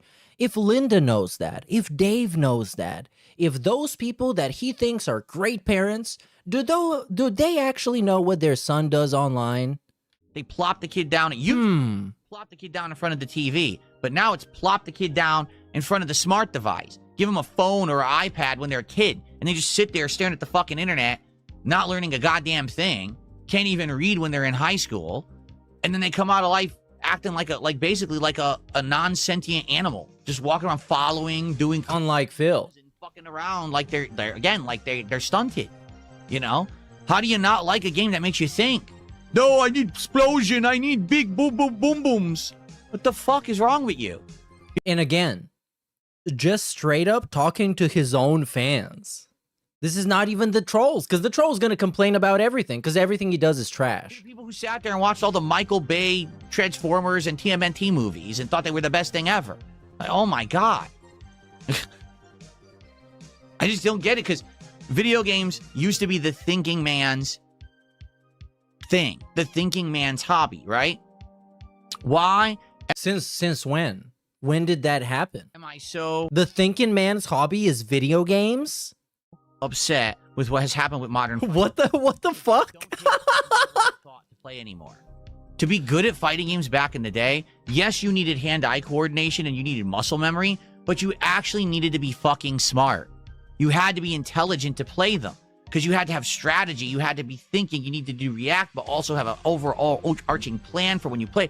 Today, yeah, right. I watch video, I learn combo, I copy paste, pattern. You could be an idiot and play fighting games today at a competent level. Oh, is that why you get pub stomped by idiots on a regular basis? That makes sense. You've taken away... This guy is supposedly a legend in the FGC, and he's losing casual matches to people who just go dur. The thing that made... Or as he calls them, button pushers. I love this. It almost sounds like a slur. You fucking button pusher. Them challenging and fun. You made them for the masses and you made them for stupid people, and now they're just boring. No, Phil. Realistically, you're the case study, and you are the person that developers use to make things stupider and to make them appeal to more people who are stupid just like you, Phil. And on a regular basis, you go viral on the internet for being stupid. And in some places, like I think it was the live stream fail subreddit, he might as well be banned from there, because like every second post is his, because all he does is live stream fails. That's not good. You understand? We could have still had that kind of stuff over here, but still had the smart stuff here. Instead, you got rid of the smart stuff, pushed it to the side, and said, now everyone must play the stupid stuff. That's because of you, Phil. It's your fault. It's straight up your fault, factually proven. Developers showed that and presented it. Everybody knows. That's why Street Fighter 6 frustrates me. Legit, yellow paint exists in large part thanks to this man right here. And the people that explain to you how a puzzle is solved in a video game, you know, when you play God of War and your little son is like, hey, daddy, you should pull that lever over there. They made this specifically for Phil. Okay? So when I play a smart game that takes intelligence to understand and like, and my audience says, duh, I can't stand it, it's boring, and I can't get an audience for it, it's like, oh my God. At what point will the world become the world of Wall-E, where everyone's just a fat blob sitting in a fucking robot chair and it does it. Wall-E. Tubes up your nose and in your fucking ass, and you just sit there getting pumped all day and you don't do anything. Yeah, thanks, Phil. Thanks, Phil. The guy with like 4 screens around him, surrounded by technology, created, designed to be as comfortable as possible for him. What's the point of fucking existing?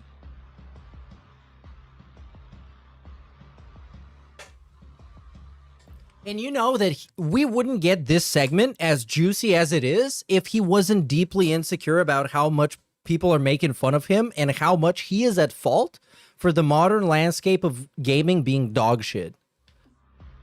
Anyway, so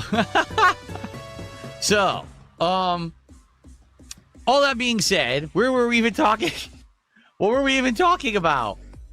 Oh, Greg was saying he was too slow to enjoy turn-based games. Well, I'm sorry to hear that. Maybe one day you'll actually get an intelligence level and an attention span level where you can actually sit down and enjoy something that's a slow burn that makes you think. Not everyone has it. You know what? I don't necessarily think that it's your fault. It's probably your parents. It's probably society as a whole that's tried to milk you and turn you into... Yeah, just blame it on somebody else, as Phil would. Blame your own stupidity on everybody else. My parents made me stupid, so I'm a 45-year-old stupid man. Because obviously I couldn't learn anything outside of what my parents taught me. Kind of a, you know, not even consciously thinking cog in a machine, right? Make that person breathe and consume. We don't care if they think, as long as they keep breathing and consuming, and we can get something out of it. It's pretty fucked up. Anyway, let's continue. Papa Slap Nuts did a $2 super chat. He says, Crimson Desert is cringe. We want Dragon Quest. Well, there you go. Don't worry, because Dragon Quest will continue. Okay? It will continue. And then we have Pizza Cake with a $5 super chat. If you love games that make you think, why are your playthroughs the most handheld playthroughs on the internet? They're not. That's just what my detractors say. So you've just proved... Oh, right.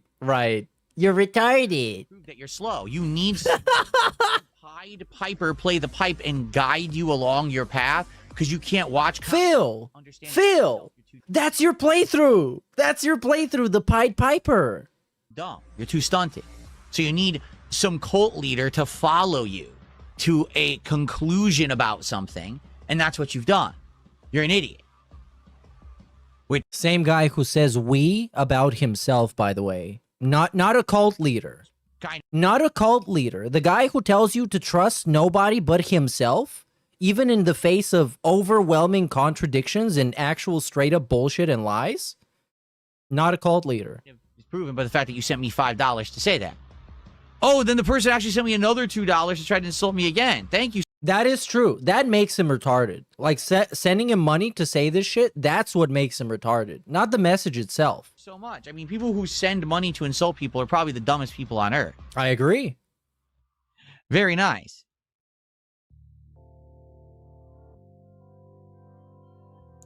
Also the guy, and I think we watched this on the last TBS or one of the last ones. The guy who says, I'm gonna just stop playing the game until somebody tells me what to do. $2. Legit. Supremacy MMA. It was one of my favorite playthroughs you did back in the day. All I remember about Supremacy MMA is that anytime that I tried to concentrate, the game had the worst soundtrack I've ever heard, and it gave me a fucking headache. So I couldn't even, like, competently pay attention to what was going on in the game. So there you go. Alex from Phoenix did a $5 super chat, and he says, you know, I've heard that this game does not hold your hand at all when it comes to puzzles or gameplay, so it should be fun. There you go. If anything, this should be a fun playthrough where we can hang out and interact, and I'll try to figure it out as much as I can, and then you guys can help me along the way if there's something I'm not catching on or understanding. And so handhelding. Fun social experience of the game. Oh, yes. No, that's the thing. Phil doesn't do hand-holding. He doesn't do backseat gaming. He does social gaming. That's different. Games are just meant somehow better experiences if you experience them with a crowd. And maybe that's the case with this game. I guess we'll see. Is the social style. He's a socialist. That's what he is. Socialist style Phil with the social playthroughs. Marky says, I hear the combat will be easy to pick up but difficult to master. People are comparing learning to combos in Street Fighter. Seriously? Wow. I wonder, is it a combat system that unlocks over time? Like, do you start with basic stuff, but as you play more, you unlock new abilities and stuff? Like, I've heard there's no leveling system, but basically it's based on, like, equipment. So what if you find a sword and that... He heard. A bunch of cool combos and stuff. Maybe that's how it plays. I don't know. Where'd you hear it from? All your friends? I have stayed away from information. Or Twitter. I want to experience it first time with all of you without spoiling. So we're going to see this afternoon exactly what this game is. Thank you to Princess Luna for a gifted membership. I think that's our first membership of the day. It is. Thank you, Princess Luna. So thank you to Luna for the membership. Thank you guys for the super chats and the tips. Man, it sure would be great if we could get some kick support this morning. Or I guess you could say this afternoon. Considering we have no subs and no kicks whatsoever over there. Instantly moral support starts flowing. Poor idiots start spamming moral support because they're brain dead. Okay, we got our first one. Denim, but is brain dead the same as retarded? Keep going. Can we get an explanation of that? From the brainless. Captain Cody, Cody Jones, Unemployed Lurker, every one of you is dumb. And he's giving him shout outs too. Everyone's a moron. Very nice. It's like on cue. just the conga line of the stunted. They come out to start throwing the moral support. That doesn't mean. But Phil, it's the same people you ask for money. Those are the same guys. So maybe he's hoping for an Iron Chef or whatever that cuck was. This afternoon. Or the other cuck. Thank you, Beef Supreme. He says the beef respects the king's honesty about society. I love this so much. He hates them, but he wants their money so desperately. Listen, I appreciate games that are full of action, games that are kind of like reaction based, like Call of Duty. I can play it. I can get it. And, I get that adrenaline pumping. If you get an exciting match of Call of Duty and you're running through, you're getting a kill streak and things are blowing up around you, like, goddamn, you feel it, right? But, man, do I like a thinking man's game, too. Like Slay the Spire 2, I'm loving right now. I can't wait to play it again. Seriously, this current run I'm doing, the second run with this Necromancer character, it's actually turning out way better than the first. I'm using Doom rather than the Soul build that I did the first time. The Doom build seems much better. And I'm having a great time. I can't wait to play more and then try the next character. You know what I mean? Like, I'm actually craving the game. I wish I could play it more, but you can't play it every day when you're not getting a ton of people there on stream to watch or support it. You know what I mean? So I got. You know what he means? Balance it with you better know, or he's gonna reiterate. It's sad that we just can't get more of a thinking audience for video games these days, because a lot more games are becoming more cerebral. They really are. They're becoming more about thinking than about flashy nonsense. Particularly the indie games, right? There you go. Amber Heard's turd did a $2 super chat, says Phil. This is bait, I guess. What have you accomplished in your adult life that would prove to anyone that you are of higher intelligence? Have you programmed or developed anything? Slay the Spire is a glorified Flash iPhone game. He runs a successful business, you idiot. Are not representative of the quality of the game. Overall, it's about the gameplay experience and what enjoyment you get out of it. And yes, maybe the performance and the graphics are part of that, but it's certainly not the entire experience of what it really is. Dennis Reynolds did a $5 super chat, says, what have you accomplished in your adult life that would prove to anyone that you're of higher intelligence? Have you programmed or developed anything? Let's see. For the greater part of 15 years, despite the most of the internet trying to make me fail, I have succeeded. Holy shit, massive intelligence. And I get people like you to pay me to think that you're insulting me when in reality you're doing exactly what I want and you're allowing me to have a nice, lavish life. That's actually based. That's a based DSP take. People giving him money to troll when there's a million other ways to troll is actually factually fucking stupid. And you're literally doing what he wants you to do. So thanks for the $5. Yeah, thanks for the $5, you stupid bitch. I didn't hear that, did you? Yeah. Phil won. Stupid could do that? Make you do exactly what I want? Like, literally, you're just playing right into my hands right now? Yeah, and you let him be smug about it. Another $5.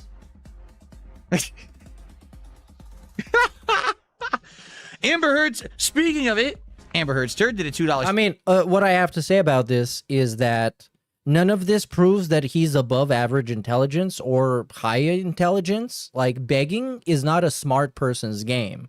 That's why homeless people do it on the street. For chat, just Slay the Spire is something I would play. And it also does not take a lot of intelligence. It just takes a lot of shamelessness. And that's why he's so amazingly successful. The doctors.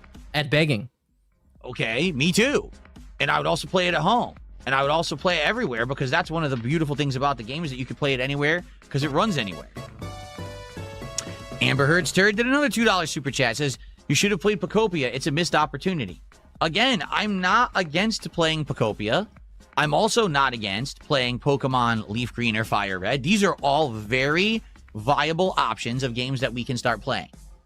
So if things do slow down with the games and it's not working, or we need something new for the schedule, let's say Crimson Desert isn't that good and we decide not to continue with it, we could easily jump into one of these Pokemon games. That's fine. That's your call. We'll see what happens.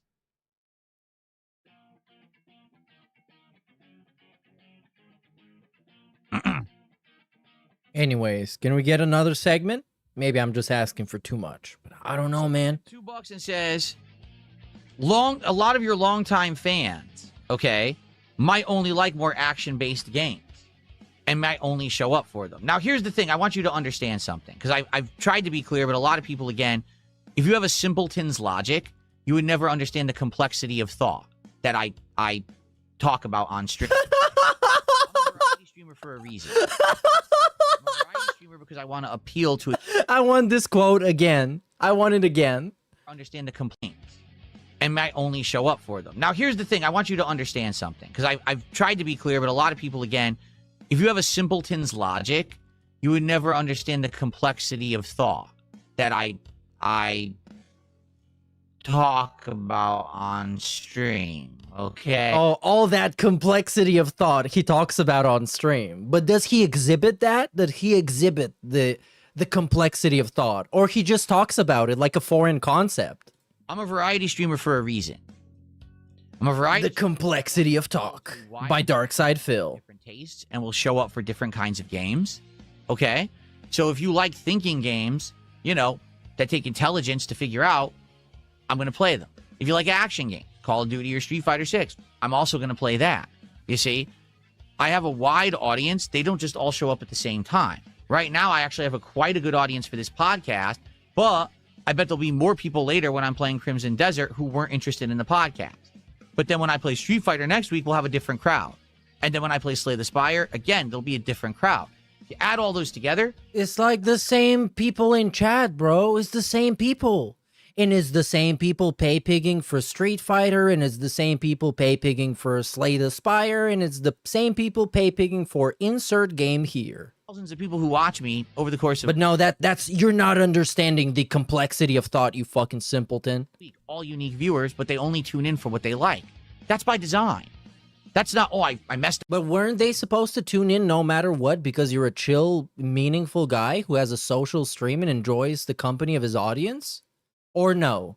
No, it's a guy that uses video games as a crutch because his whole business is not based around playing video games, it's based around begging for money. So you can beg for money on whatever game you want, anytime you want. You don't even have to be playing video games on stream to be able to beg for money, which is what he has proven us time and time again. Around and stumbled into it. That's exactly the thought process that I had when I started as a creator 18 years ago. I said, I want to play everything because then people will want to be on DSP Gaming for a big variety of content. Therefore, I'm not beholden to one style or genre because genres have trends like this.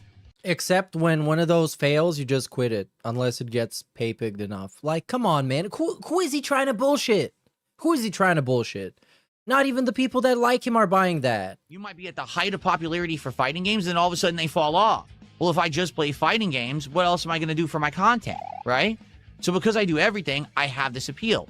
You're absolutely right. There are long-standing fans of mine who were around back in the day before I played a variety of games. I wasn't playing indies. I wasn't playing thinking man's games. It was a lot of action, right?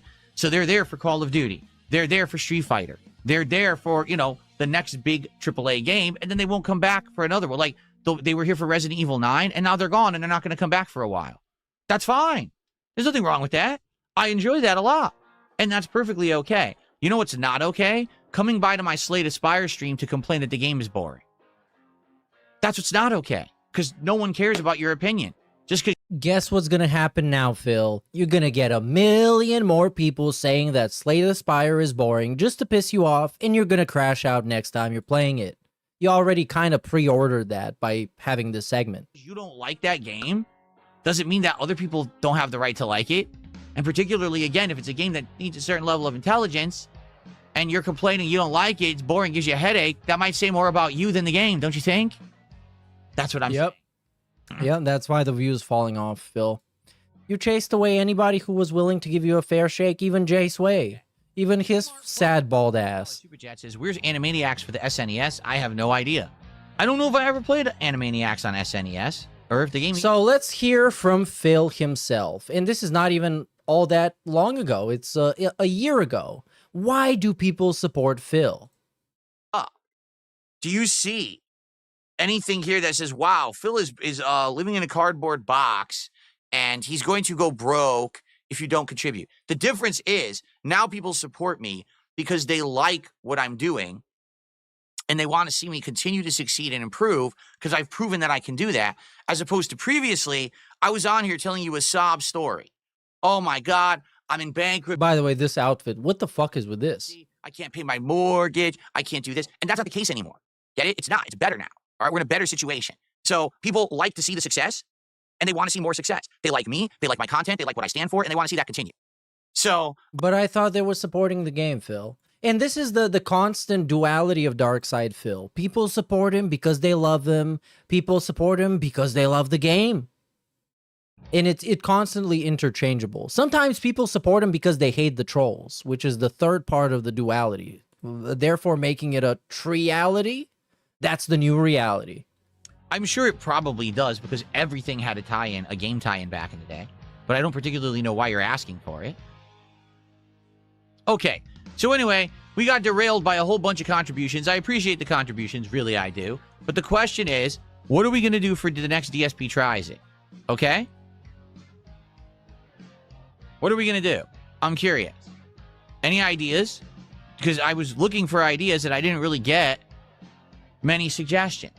You know, is there anything going on currently besides the new Whopper? Is there anything going on currently that you guys would like to see? No, nothing. Diapers. Yep. That's what you deserve. The turd burger. But that's your chat, man. You're a scat fetishist. You make everything about turds and farts and shit and diarrhea. And therefore, people respond with the same. Like, what do you fucking think? And this is like a weird stream where Phil acts like he's some sort of a fucking, I don't know, like an intellectual. And everybody else, including the people that like him and support his entire lifestyle, they're trash and they're fucking dumb. They're not a thinking man's audience. They're a begging man's audience. Indian food. I mean, we've done Indian food before a while ago. We could do it again if there was interest. This is indeed clearly an intelligent stream. Let's see. This is content for the high IQs. You need to be a Mensa candidate to be on board with this. Let's find what burger we're gonna eat. Butter chicken, lamb. Why is his nose so shiny? Is that just because he's greasy as fuck? Biryani, naan, and samosa. Look at this. I can see myself in his nose. He tries it episode 235. So we did it recently. Yeah, we only did it, you know, like 6 months ago. So don't know if it would be that interesting to do it again when we just did it. Sushi we did and didn't go down well. I ordered a whole bunch of sushi and tried like 3-4 kinds. And people were like, well, this is boring. I'm like, well, yeah, all you're doing is showing a piece of sushi and tasting it quick. There's not much to it. It's kind of simple food, you know? Oh, I've never eaten canned sardines. No, that doesn't sound too appetizing. Well, just do it for the content. It's going to be interesting. There is no Krispy Kreme. But no, he doesn't make interesting content. He makes self-serving content. Buffalo Wild Wings sweet chili crisp sauce. Ugh. Also, it seems like Jay Sway made a video called Dear DSP, You Don't Remember Me. You ... So I guess he's also turned against the king, who used to be his king until like 2 days ago, I guess. But yeah, that's all it costs is $1,000 in watching like 30 seconds of DSP to find out that he's a pathetic piece of shit. I'm like, well, number one, I really don't want to. Number two, eat it, Jay Sway, you stupid fuck. A long time ago, and it was terrible here. But that doesn't mean today it would still be terrible. But I'm just like dreading going there. I really am.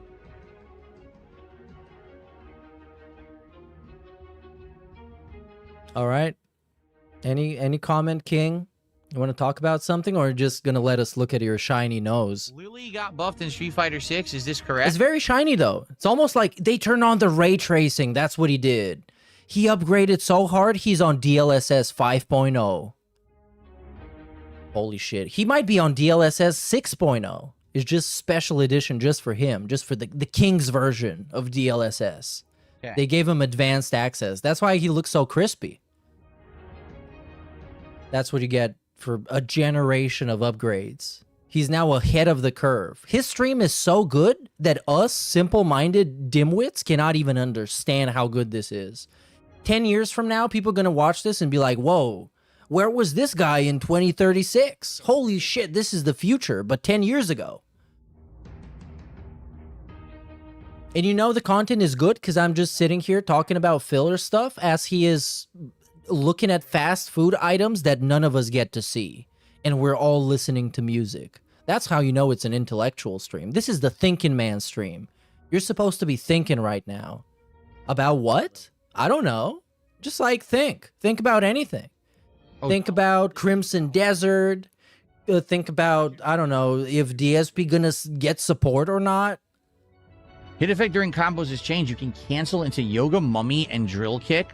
Oh, we're not even looking at fast food anymore. We got the ADHD segment. Now we're just something else. Is this Twitter? Real. What did Wario64 say? Hit and cancel into a drill or the Yoga Mummy headbutt. I'm gonna cancel into a skip, a wake up skip. That's gonna hit hard. We got a lot of skips coming up. Yeah, he's still looking at the screen. This is the Thinking Man segment. Listen to this. Rising, it's called Tomahawk Buster. That's her Dragon Punch move. I'm gonna give the Tomahawk skip on this. Okay, we got the Tomahawk, the wake up skip. Got the super special. We're coming up with many ideas for DSP tries it. What I want to talk about. It's not like you really tried. Birthday is in What I want to talk about is my birthday. This is a Thinking Man's birthday segment. a little over 2 weeks. It's April. Let's think about his birthday. We always do a marathon on my birthday. Okay. This year, I want to dictate. Hey, what's up, Neil? Big ups, dude. What I'm doing. The question is, what are we going to be doing? And, you know, I've been thinking about it. And, you know, the way I see it, there's a few things I'd like to do. One thing that I absolutely would be willing to do is Mega Man Marathon 4. Oh, holy shit, that's trash. This way we could beat Mega Man 8, and we could do 9 and 10, which were the retro throwback games, and basically wrap it up, all up nicely and say, okay, now we've beaten all the classic Mega Mans, right? And it's been over a year since I started those Mega Marathons. It was actually January of 2025 that we did the first one. So that's option number 1. Option number 2, Super Mario World. I play the game all day and try to beat it all in one sitting. Oh, that's also terrible. I'm so excited. Okay. Oh, while he's drinking. That's going to make it extra thinking and intellectual and awesome. So, because only intelligent people drink. That's why I'm drinking right now. Because I'm smart as hell. Not only beat it, but then try to also do all those things like the Star World, Special World, do everything, right? Actually complete all the content. That would do the Gout World. To try to do collect all the crystals, unlock the denim banana skin. You know what I mean? I'm not sure what else I would like to do. To be honest with you, I would love to play classic fighting games, except there's no way for me to do it. The only way I could do that is to have Fightcade, and if I get Fightcade, someone's going to get my IP address and just DDoS. Yep, already working on it. There's really no other way to play the classics. No one really plays them. Once we get the IP address, we just straight up drone strike into SNORTWAVE. That's it. This controller for Switch 2. I got the nuke ready. Play Ultra Street Fighter 2, the final challengers. We got the AC-130 spinning. It's ready. It's up above in the sky. But it was laggy as hell. And that's the thing. If I try... The moment he turns on Fightcade, here's what's going to happen. I get his IP. I give his IP to Duty immediately. Duty engages his team of recon to notice if there's some movement around the Snort Fort. If the recon goes correct, we deploy the paratroopers. They're not like parachute people. They're just people in wheelchairs. But they're going to break through the front gate. Then the TBS cast, me, ALT, Sam, we break in with like a armored truck. We load up everything from the Snort Fort. We rob all the PCs. We rob everything. We get everything. We finally get to win. Fighters, they're all just very few players. And I'm going to hack his phone, delete DoorDash. That's a good idea. You know, and it's disappointing. So, what do you guys think? Do any of those ideas sound good? Would you prefer Mega Man Marathon, Super Mario Marathon, or try to play classic fighters and suffer through the lag? What do you think?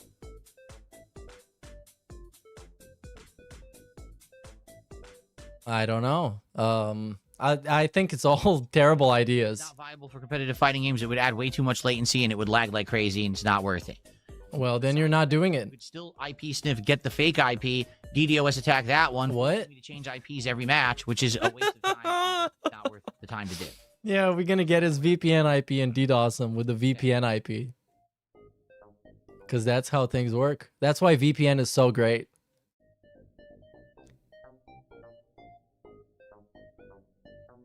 Maybe it does. Maybe I can take his IP from the Divoom in the background. Maybe if once the Blanca animation finishes, he's gonna show his IP. Just watch. It's 196. It would lag the shit. What was that? 192? I forgot the fucking local IP. I would be willing. 127,001. That's the guy. We got him. DDoS that. I have Capcom Fighting Collection 1, Capcom Fighting Collection 2. Right? 192, 168, 110. That's the IP. We got him. We got him. And has, I think, Super Turbo, or is it our Anniversary Edition? DDoS equals true. Deploy the drones. Capcom vs. SNK 2.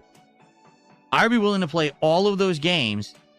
And the Marvel Collection. I could play Marvel 1. Deploy the AI-generated skinwalkers of Cammy. We're going to storm the Snortford with a bunch of Cammies. He's going to have no response for that. Even if the cops show up, they're going to be too many of us. I would love to do a... They can't catch them all. Game day. We're going to steal the animals from the backyard. We're going to steal all the furniture. If we get a forklift, maybe we can even take Cat. Think about that. We can get one of those big helicopters, like the cargo helicopters. We can reel her in. Well, strap like industrial chains so she doesn't fall off. A birthday marathon where I played Super Mario World all day, and we played this classic with the retro controller, so it feels like I'm playing it on SNES. And I chill, we hang out, we have a good time, you know, interacting, talking, relaxing. Oh, yeah. Play through the game trying to beat Cammies and Argentinians. That's what we need. We need Argentinians. Birthday marathon. Release the Argentinians. We've been holding him captive for way too long. We got a split. Yes, that's cool. I'd enjoy that. Flip side. Yeah, maybe if you run a poll, you can waste another like 20 minutes. No, not me. So it's like a split, 50-50. Let's do a quick poll. Not to say this is going to determine what we do. Let's do a poll. Yeah, I told you. Told you. We can waste some extra time. That's going to be super epic. Now we got a couple minutes till he sets it up. In the meantime, I'm going to go to various fast food websites right now and see what I can find. Can we see?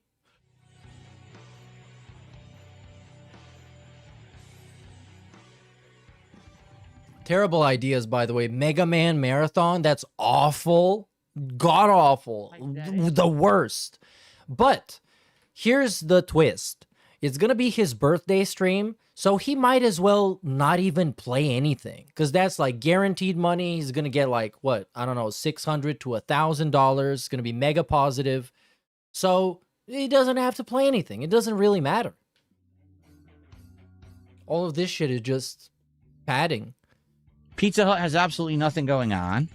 And obviously now people will want him to play classic Street Fighter on PC because of Fightcade. So if I had to vote for something, I'm voting for this. Because it's like, who wants to watch him play Super Mario World full run? Apparently has nothing going on. He says there's a new specialty pizza. Oh, that disgusting chicken bacon ranch. Forget that shit. Yeah, it needs to be special, too. He can't just eat the Wendy's chili. Papa John's just still has the new pan pizza. Nothing special, just that. Okay.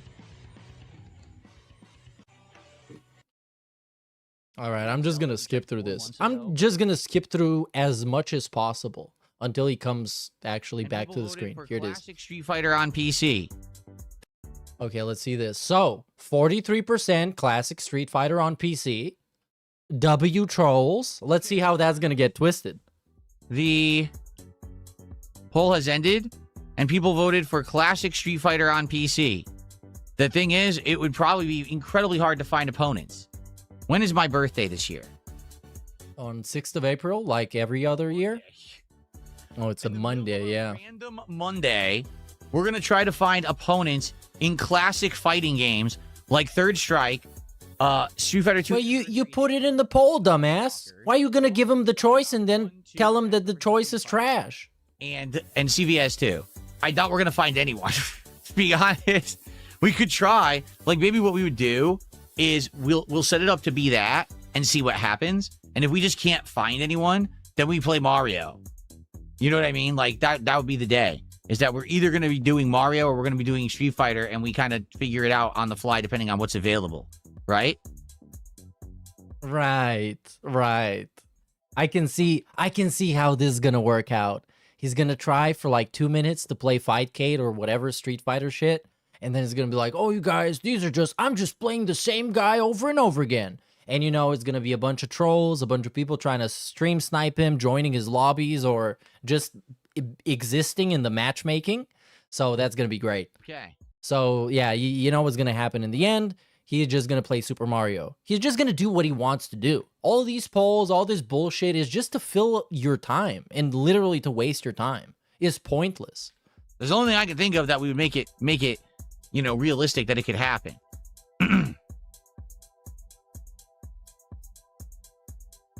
Have I ever done a marathon without drinking? Yeah. I've done marathons without drinking. We only started doing that, what, a year and a half ago? Yeah. Yeah, since he forgot he was an alcoholic, and it almost ruined his life. Support, and it would be like, oh, well, if I...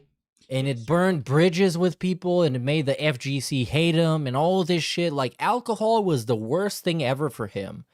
Until he could make money off of it. And then it just became another charitable contribution. Amount of support, I have a shot. Now, I don't even... Which, of course, is just making a mockery of anyone who actually had to struggle with substance abuse, anyone who actually burned bridges with people in real life because of that. And it's a serious topic, much like depression. And he makes a mockery out of that, too. Because depression for Phil is when he didn't make enough money or as much money as he wanted, and that made him sad. Need to do that anymore because we're... And there was nobody to do his laundry, and that made him sad. So what did he do? He groomed another fan of his to be his girlfriend, and therefore, you know, subsequently wife. We're not doing goals or anything. You see?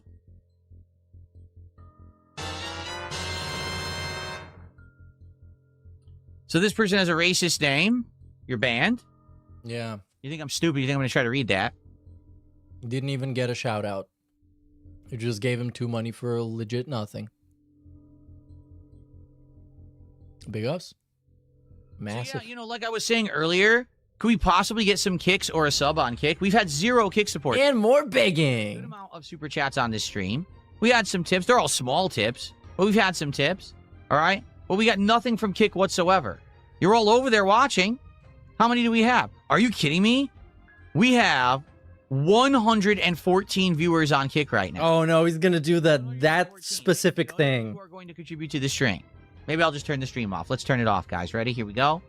Let's turn off the Kick viewership right now, and let's see how they like it. Here we go. Stop. He's gonna turn off the Kick viewership? The hell with that. What? What does that even mean? They keep shitposting in the chat, as we can see. Oh my God, he... Off the Kick stream for the record. Oh, well, okay. I mean... He didn't even do the thing? Okay, wow. That's great. Let's get one person on Kick to contribute something. And not a single kick. I mean something that I can count, like 100 kicks or... Yeah, legit. If you give him money after this segment, you are actually his cuck, and he owns you. Let's go. And he gets the power trip on you. If you give him money after this humiliation that he did for half of his community, that he just straight up fucking hates. Like, he just straight up fucking hates those guys. And he knows that there are a bunch of people that started following him, especially on Kick, because of Kino Casino, and they're just there to troll. But every once in a while, there's a cuck in there, and he needs to milk him. But if you're one of those cucks, he just owns you, man. He owns you. You want to milk dudes on the internet? Well, you do. Let's get one single person to contribute one contribution from Kick right now. Buckwell, I just said not one kick, so I don't count you.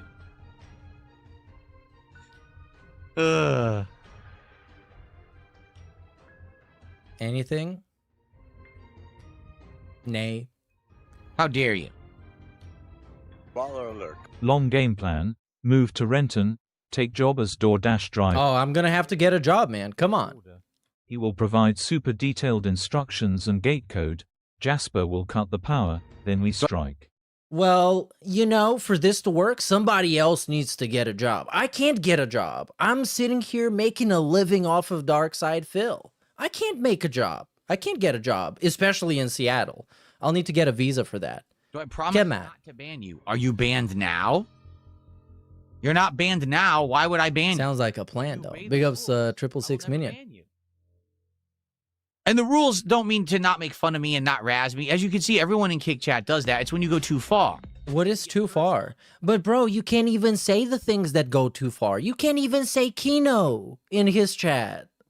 Like, what is too far? And you say fucked up stuff about my face. Oh, fucked up stuff about his family that sucks. Your wife is fat, Phil. Or you actually, you know. Well, she's not fat anymore. Stuff. She used to be fat back when I was denying it. And now she's not, so I can't even deny it now. Blah. That's toxic memes that aren't That was a very spicy goat laugh. It was a goat laugh premium. true. That's the difference between saying, you know, Phil sucks at video games and shit like that. You know what I mean?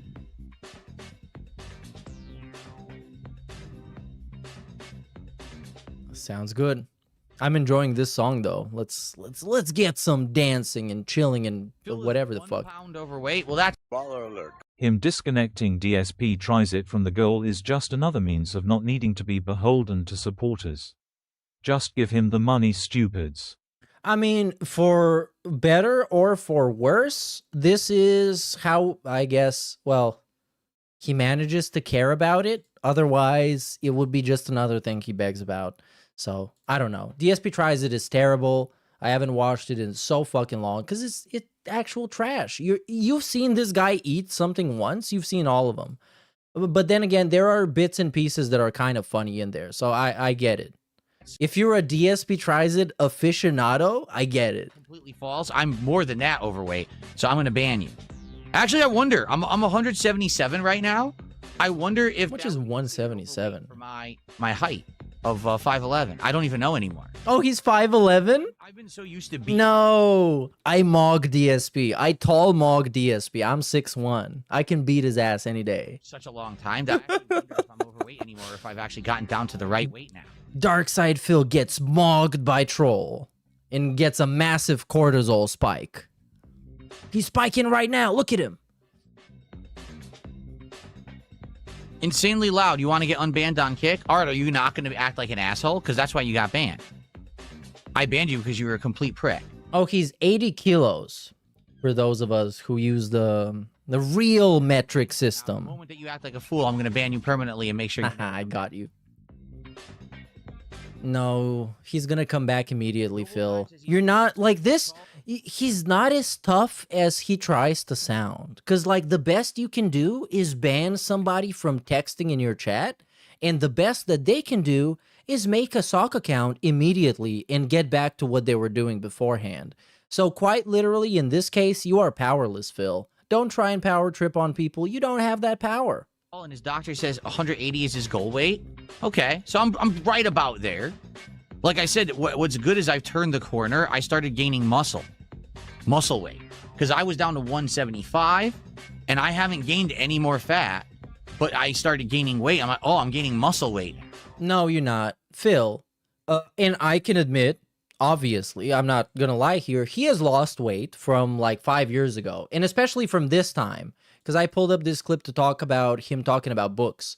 I mean, look at him back then. The body is pretty much identical. The face has slimmed down by quite a bit. Whether that's a positive thing based on healthcare or fitness or just, I don't know, fucking Ozempic or whatever. Yeah. But the facts are, he still looks like shit. And pretty much any clothing he puts on looks fucking weird and alien.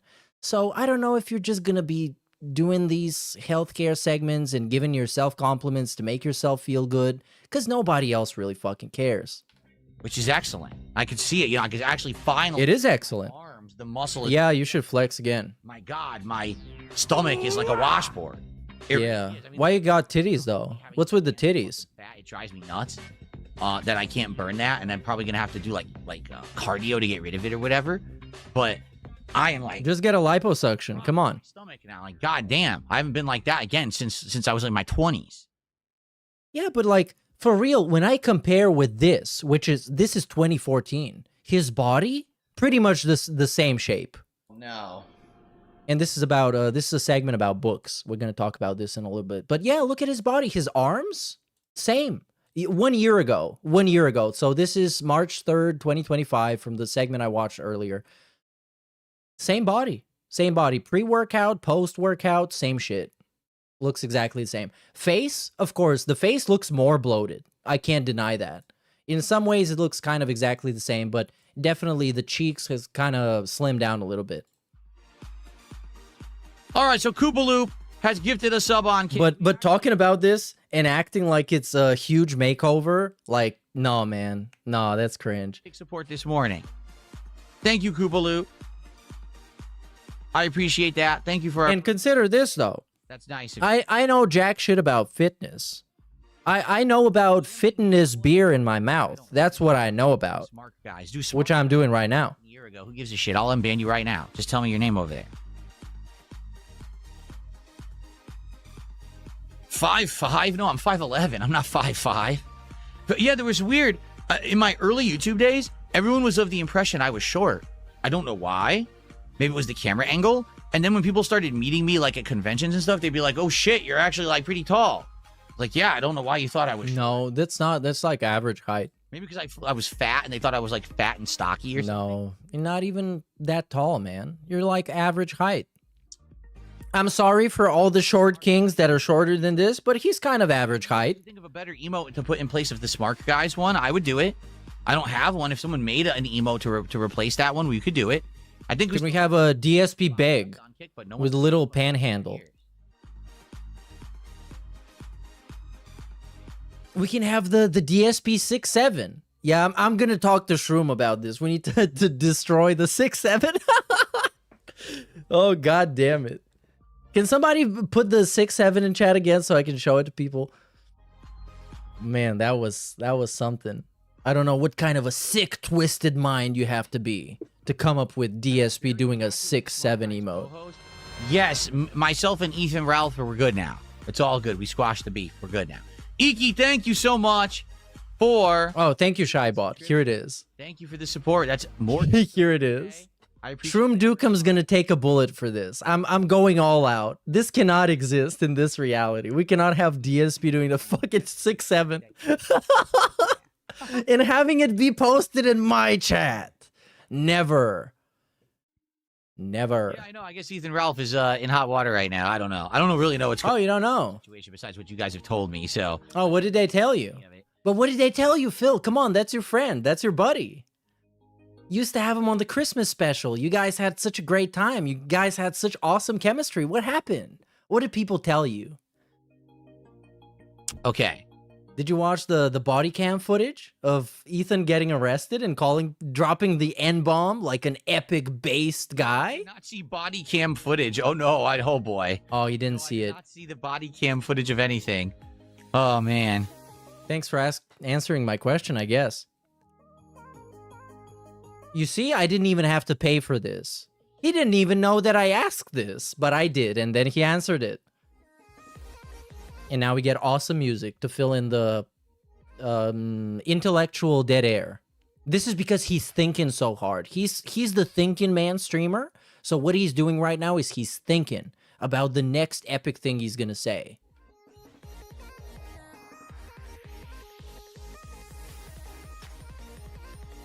Yep, anytime now he's gonna figure it out. Let's do it right now. No, we're not doing that now.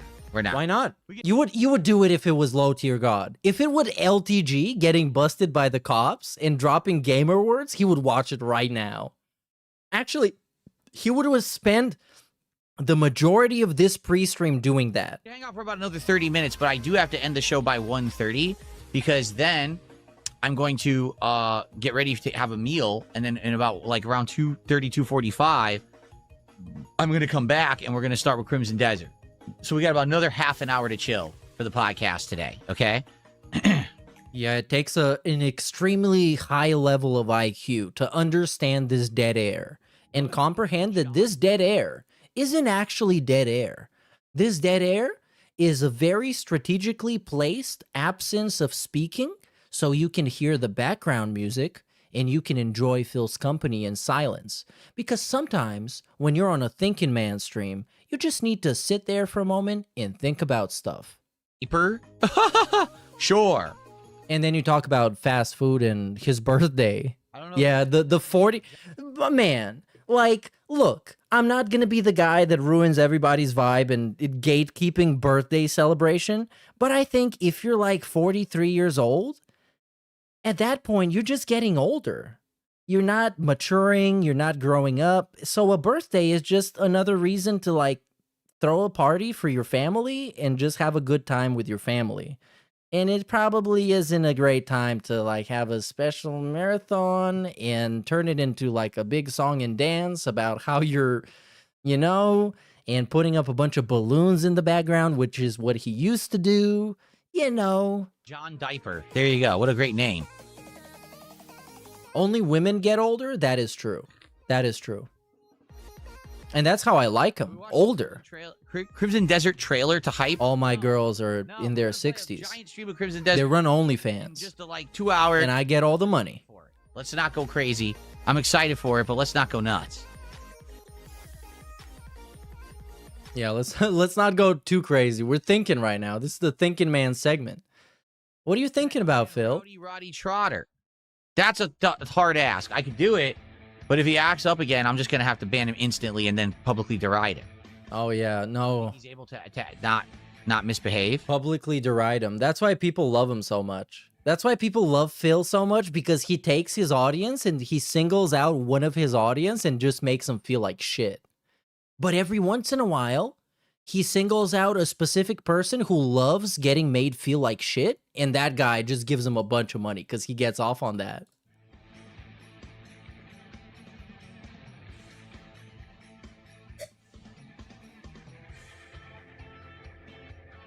Anytime now, King. Once you're done thinking, for the Thinking Man segment, we can get some thoughts. Let's get some thoughts. Let's get some thoughts. Banned again. Watch. Let's get some intellect going on.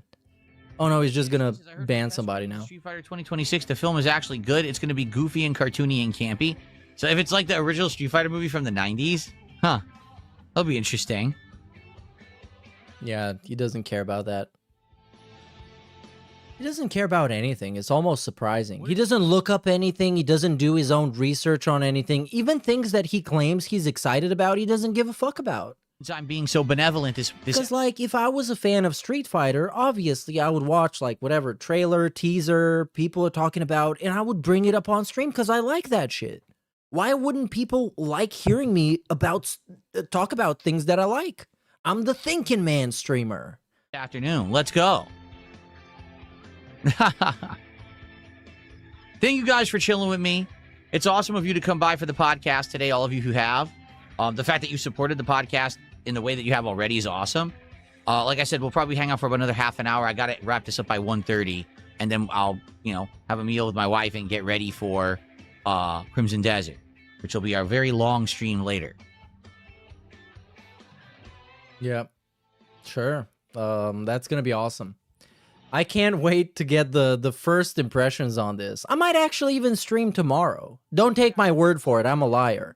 But I might stream tomorrow to see what he has to say about this game. It's going to be a massive chillathon today. He's going to love it. Allegedly, maybe he won't. But he will always have the honest opinion because he's the honest gamer and the Thinking Man's content creator. I can't have a dinner because I'll be on stream. And also a fat retard. But don't talk about that. Stop criticizing. With ground turkey and a homemade marinara. What I mean by that is we got this passata sauce. Do you know what passata is? No. So it is I'm not Italian. Very insanely basic tomato sauce made with authentic Italian tomatoes. Oh, so it's just like grinded tomatoes. Okay. So it's just really finely ground Italian tomatoes. So you just put tomatoes in a blender. Okay. No need for the fancy language. We're not in a cooking show. We're not on Kitchen Nightmares. We're not on Hell's Kitchen. We're not on Master Chef. It is blended tomato sauce. And my wife adds a whole bunch of seasonings to it. Holy shit. His wife takes the pre-made bag of Italian seasonings and puts seasonings inside. No one has ever cooked before, and therefore is massively impressed by this. It tastes better, like some red pepper, oregano, things like that, okay? So we're going to have it in that, and I think she's also going to put sweet onion and some other things in there. So it's a homemade pasta dish with turkey, onions, really rich tomato sauce that she's making, basically. Oh, speaking of which, I made this yesterday. It's going to be good. Speaking of cooking, because I unlike Phil, unlike Phil flexing about cooking, I actually do enjoy it, and I do it quite a bit. Also, this is my cat, love of my life. This is it. This is the breakfast of champions. It is a meal so fucking simple that literally Jade could make this. And I have the whole recipe. This is amazing. I love this. And I love making it. And everybody in my household loves this. And it's based. That are healthier. So we either eat like chickpea or lentil pasta.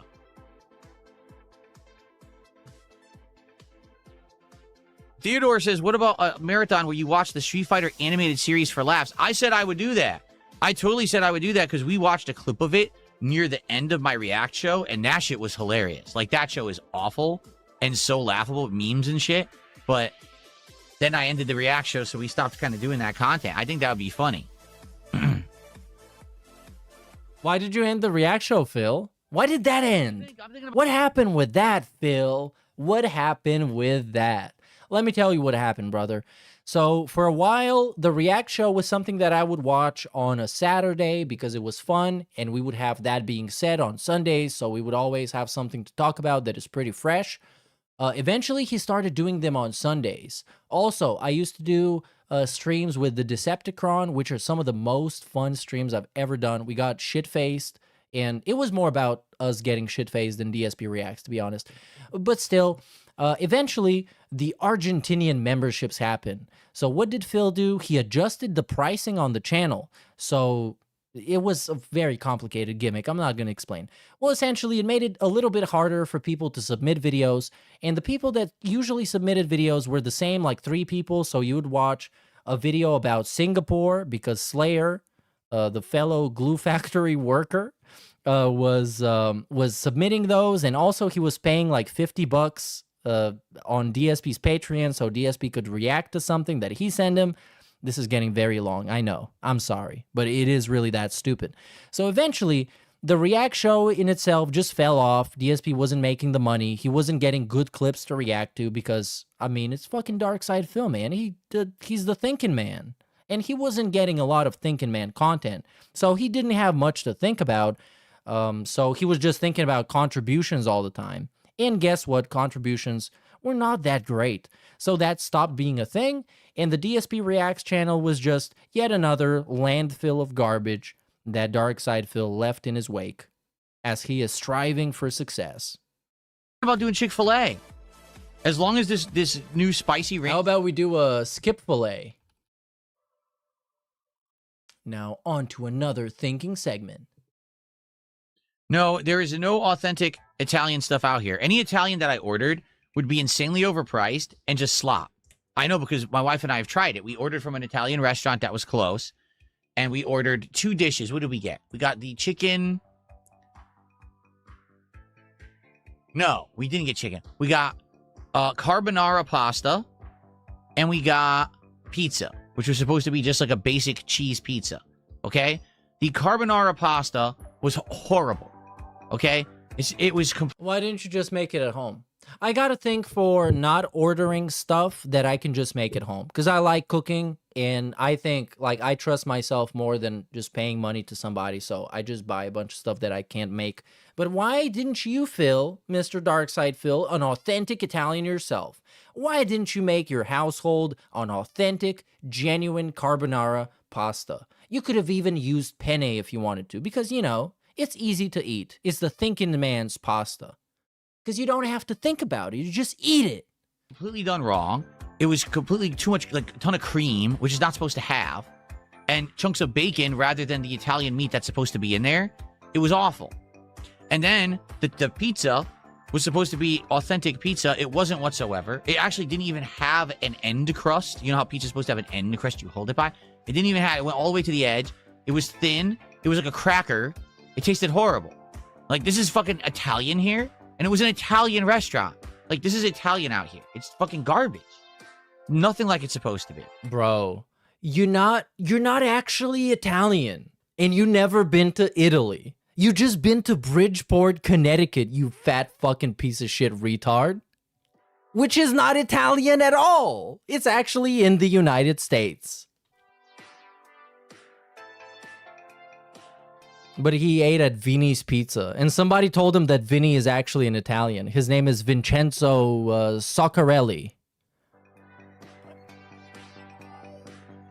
This dude and his stupid ass fucking gimmicks. Everything is authentic. Except him. I forget off the top of my head what carbonara is supposed to have. Oh, come on. Come on, Italian boy. Come on, Italian boy. I'm having a brain fart. Let me look it up. Oh, yeah, he's gonna look it up. Americans doing. Yeah, what is it, Italian man? Come on. Gabagool? Is it gabagool? It's not. There. Guanciale. Oh, guanciale, yeah. Linda used to make him guanciale 24/7. Guanciale. He's grown up eating guanciale and pronouncing it like that. Hey, Philly boy, I made guanciale today. Guanciale. Sure, man. It's supposed to have. You're a real Italian. If you don't get guanciale, you put pancetta, and then what happens is Americans put in freaking bacon, and that's completely wrong. It's not supposed to be bacon. Yeah, when DSP makes carbonara, he always puts the guanciale to make it super authentic. And he puts some of his signature hair grease. We gotta squeeze out some grease. Instead of, you know, extra virgin oil, because he is extra virgin. He's had sex probably like once and found out that it's not very meaningful, so he just decided to not do it at all. I think I've done that.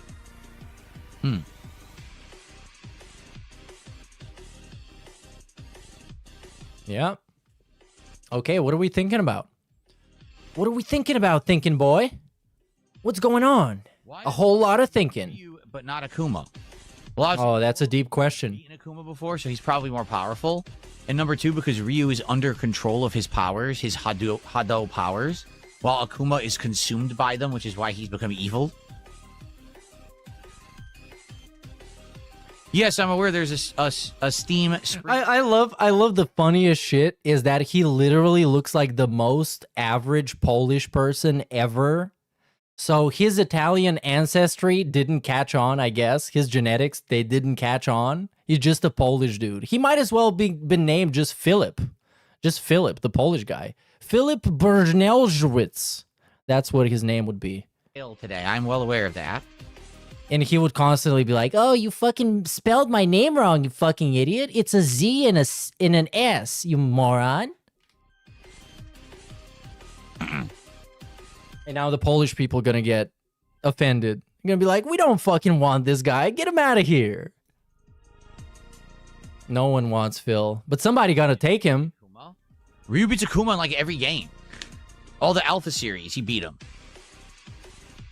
We're gonna have the endless debate between the Italians and the Polish. Who gets custody of Darkside Phil? Didn't he beat him in Street Fighter V as well at the end? I think he did. Oh, Burnell is a French name? Now he's French? No, the French not gonna want him at all. Really was important, and a lot of the times the French don't even want the French. So no one really remembers. I don't remember. No one played Street Fighter for the story. Let's just put it that way. No one watching DSP for the gameplay. Let's put it that way. It's all right. I'll admit sometimes if you get a good fettuccine Alfredo, it could be pretty tasty. A lot of the time they become too creamy or cheesy and it's just overwhelming. So I don't really eat it. I wouldn't eat it often. Like if I went to an Italian restaurant, I probably would never get a fettuccine Alfredo. I prefer red sauce. Yeah, sounds good. Yeah. He knows everything about everything. It's so cool. He's like the expert in Italy. Remember a corpse hammer. Where is there a corpse? Because he ate food from fast food restaurants and convinced himself they're real. They're authentic, you guys. It says here on the receipt, the DoorDash name is fucking Filippo. It's Filippo Zucchini, you guys. Come on. He's legit. It's a real restaurant.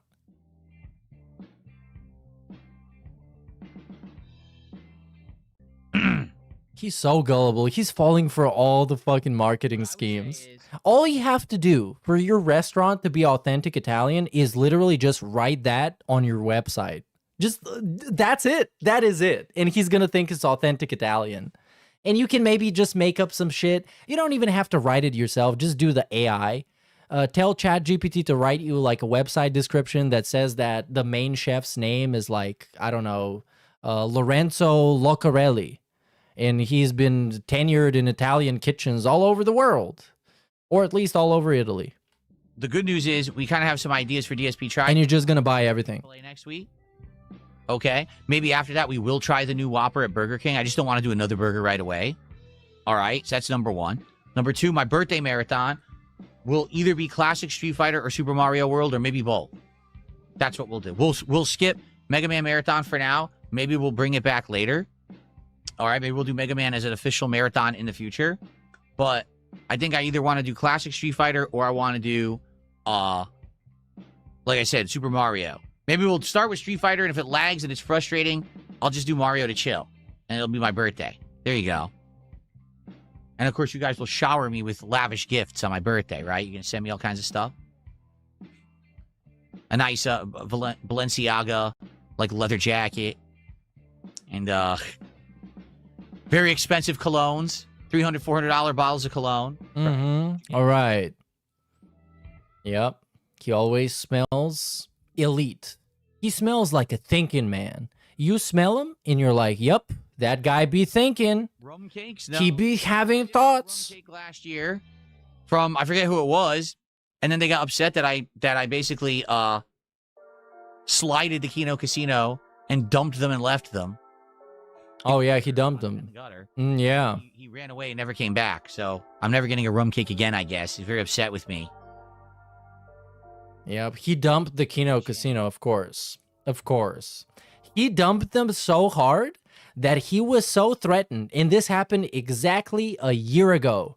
He was so afraid that they're going to release the DMs in which he brings up his wife's illness, he talks about trolls, he talks about how insecure he is with his content, he tries to come up with actual fucking grifts and scams to milk people out of money. So he was so afraid that they're going to release that first that he tried releasing it himself, and therefore king snaking them and robbing the casino once and for all. And as we all know, the casino has been destroyed ever since. It has been robbed and empty, and Warski and Triple P are sitting on the floor looking around and being like, whoa, man, remember all the roulettes and fucking pachinko machines and whatever the fuck they have in a casino? Phil took it. Phil took it. Yep, that's what happened. Just trust me. It was very hard to do that because even though every waking moment that I spend with those guys was like a nightmare, giving me a fucking splitting headache, listening to screaming. Right. You what? Levels of just retardation. Right. You didn't mind him when you had their cock in your mouth, like both of them. I got rum cake out of it. So I did sacrifice something by cutting off that relationship. You have to understand. Cutting off that relationship. Actually, like he broke up with his boyfriends. No. I need my boyfriend. Okay, and I've never recovered.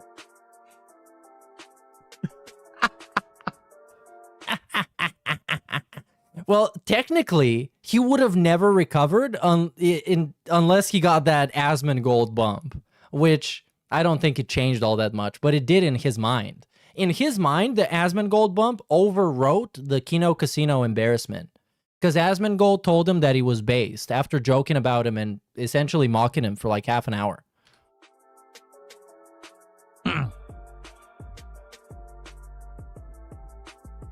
Yeah, and he was, that's a good point, though, Medusa Jr. He was dick-riding Andy Warski. What? People are saying Andy is on coke? I don't even fucking know, man. That's fucking stupid. And then immediately as he breaks up with him, Andy's on fucking coke, man. So epic. And he's so unaffected that you can't even say the word Kino in his chat. Matter of fact, you might not even be able to say casino in his chat, which is a very specific word. Dunsfelter claims he was not from Kino Casino, but I don't know. He never showed up until I was doing collabs with them, so I don't know about that. Yeah, DSP claims many things, and you should trust him.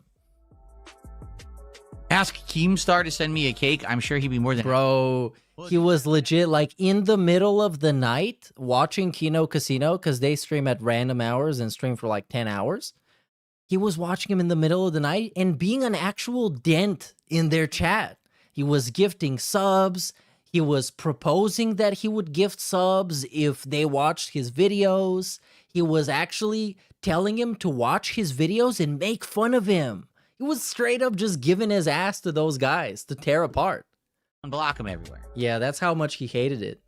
Keemstar currently has 0. Thank God nobody remembers, and there's no actual footage recorded of any of that. Thank God. If it existed, it would be very embarrassing for Phil. Avenue to reach me because I closed off all avenues because he was being obnoxious and he was annoying me. So I said, no more of that. No more nonsense. Yeah, and Keemstar also, of course. Yeah. Yes, I do like Alex's Street Fighter 6. I feel like the key to success with Alex is using the stances. Okay? Using his stance and using the variety of attacks he has from said stances. And I feel like if I get better with that, I'll actually do really well with the character.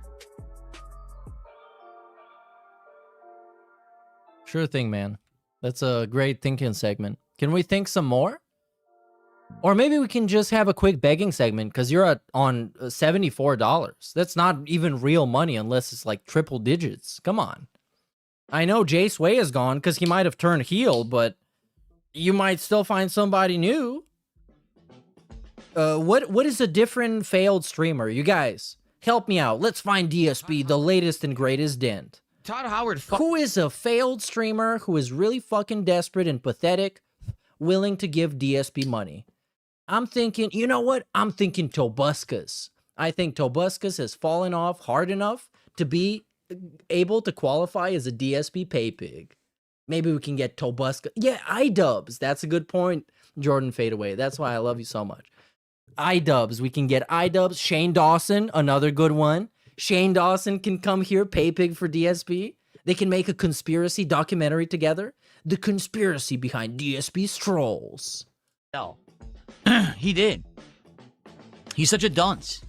You know, at one point, Todd Howard was considered one of the big leaders in game development. Now he's just an afterthought. Like, who the hell thinks about Todd Howard anymore?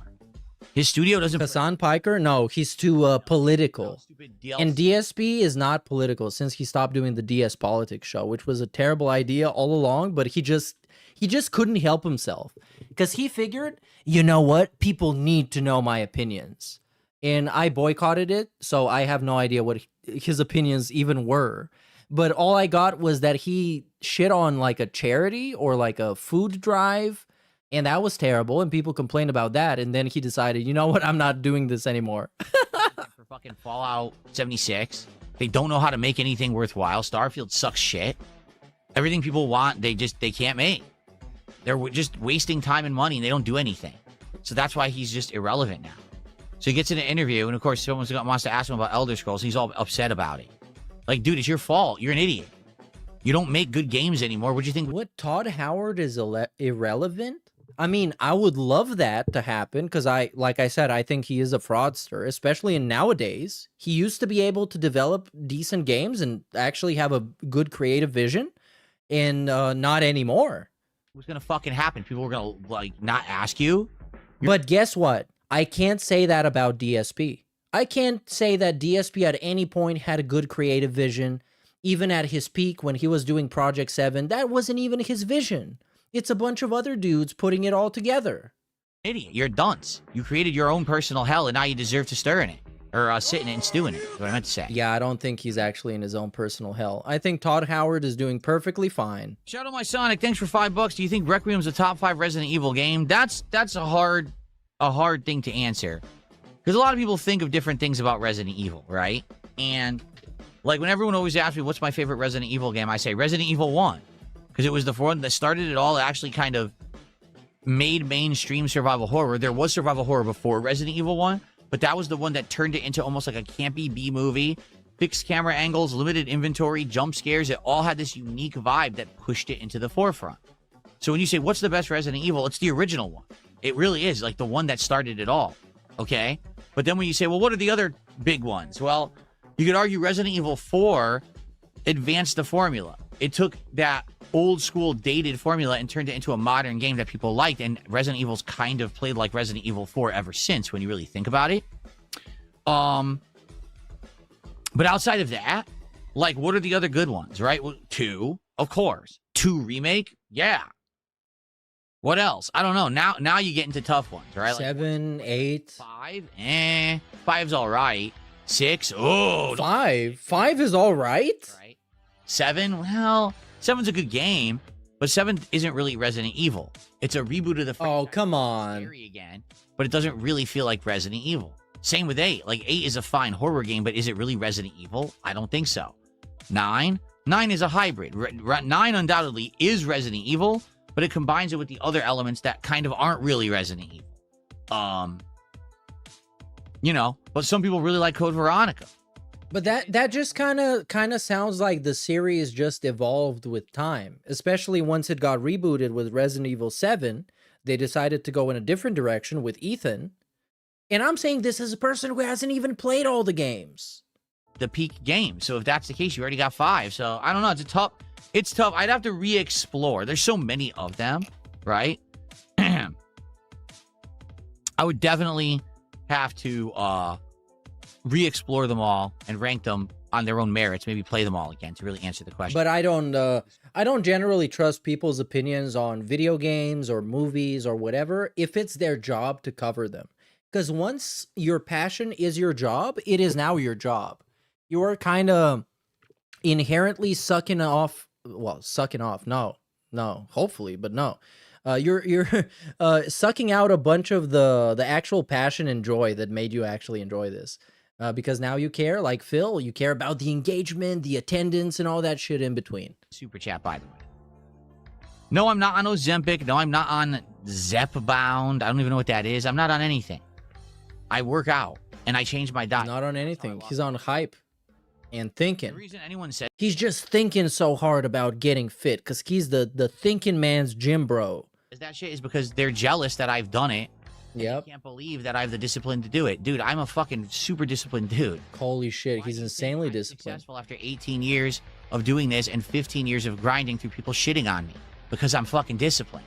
Why? Because you're begging for money. I'm here every like, let me remind you, every time DSP has met a hurdle in his professional life, and I'm talking about 2009 until 2026, or 2008 even, the solution was to ask people on the internet to help him and carry him over, quite literally carry him over the hurdle.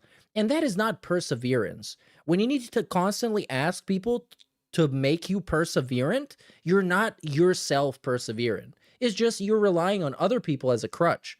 And that is not self-sustainable, and that is not independent. That's quite literally the definition of being dependent on people.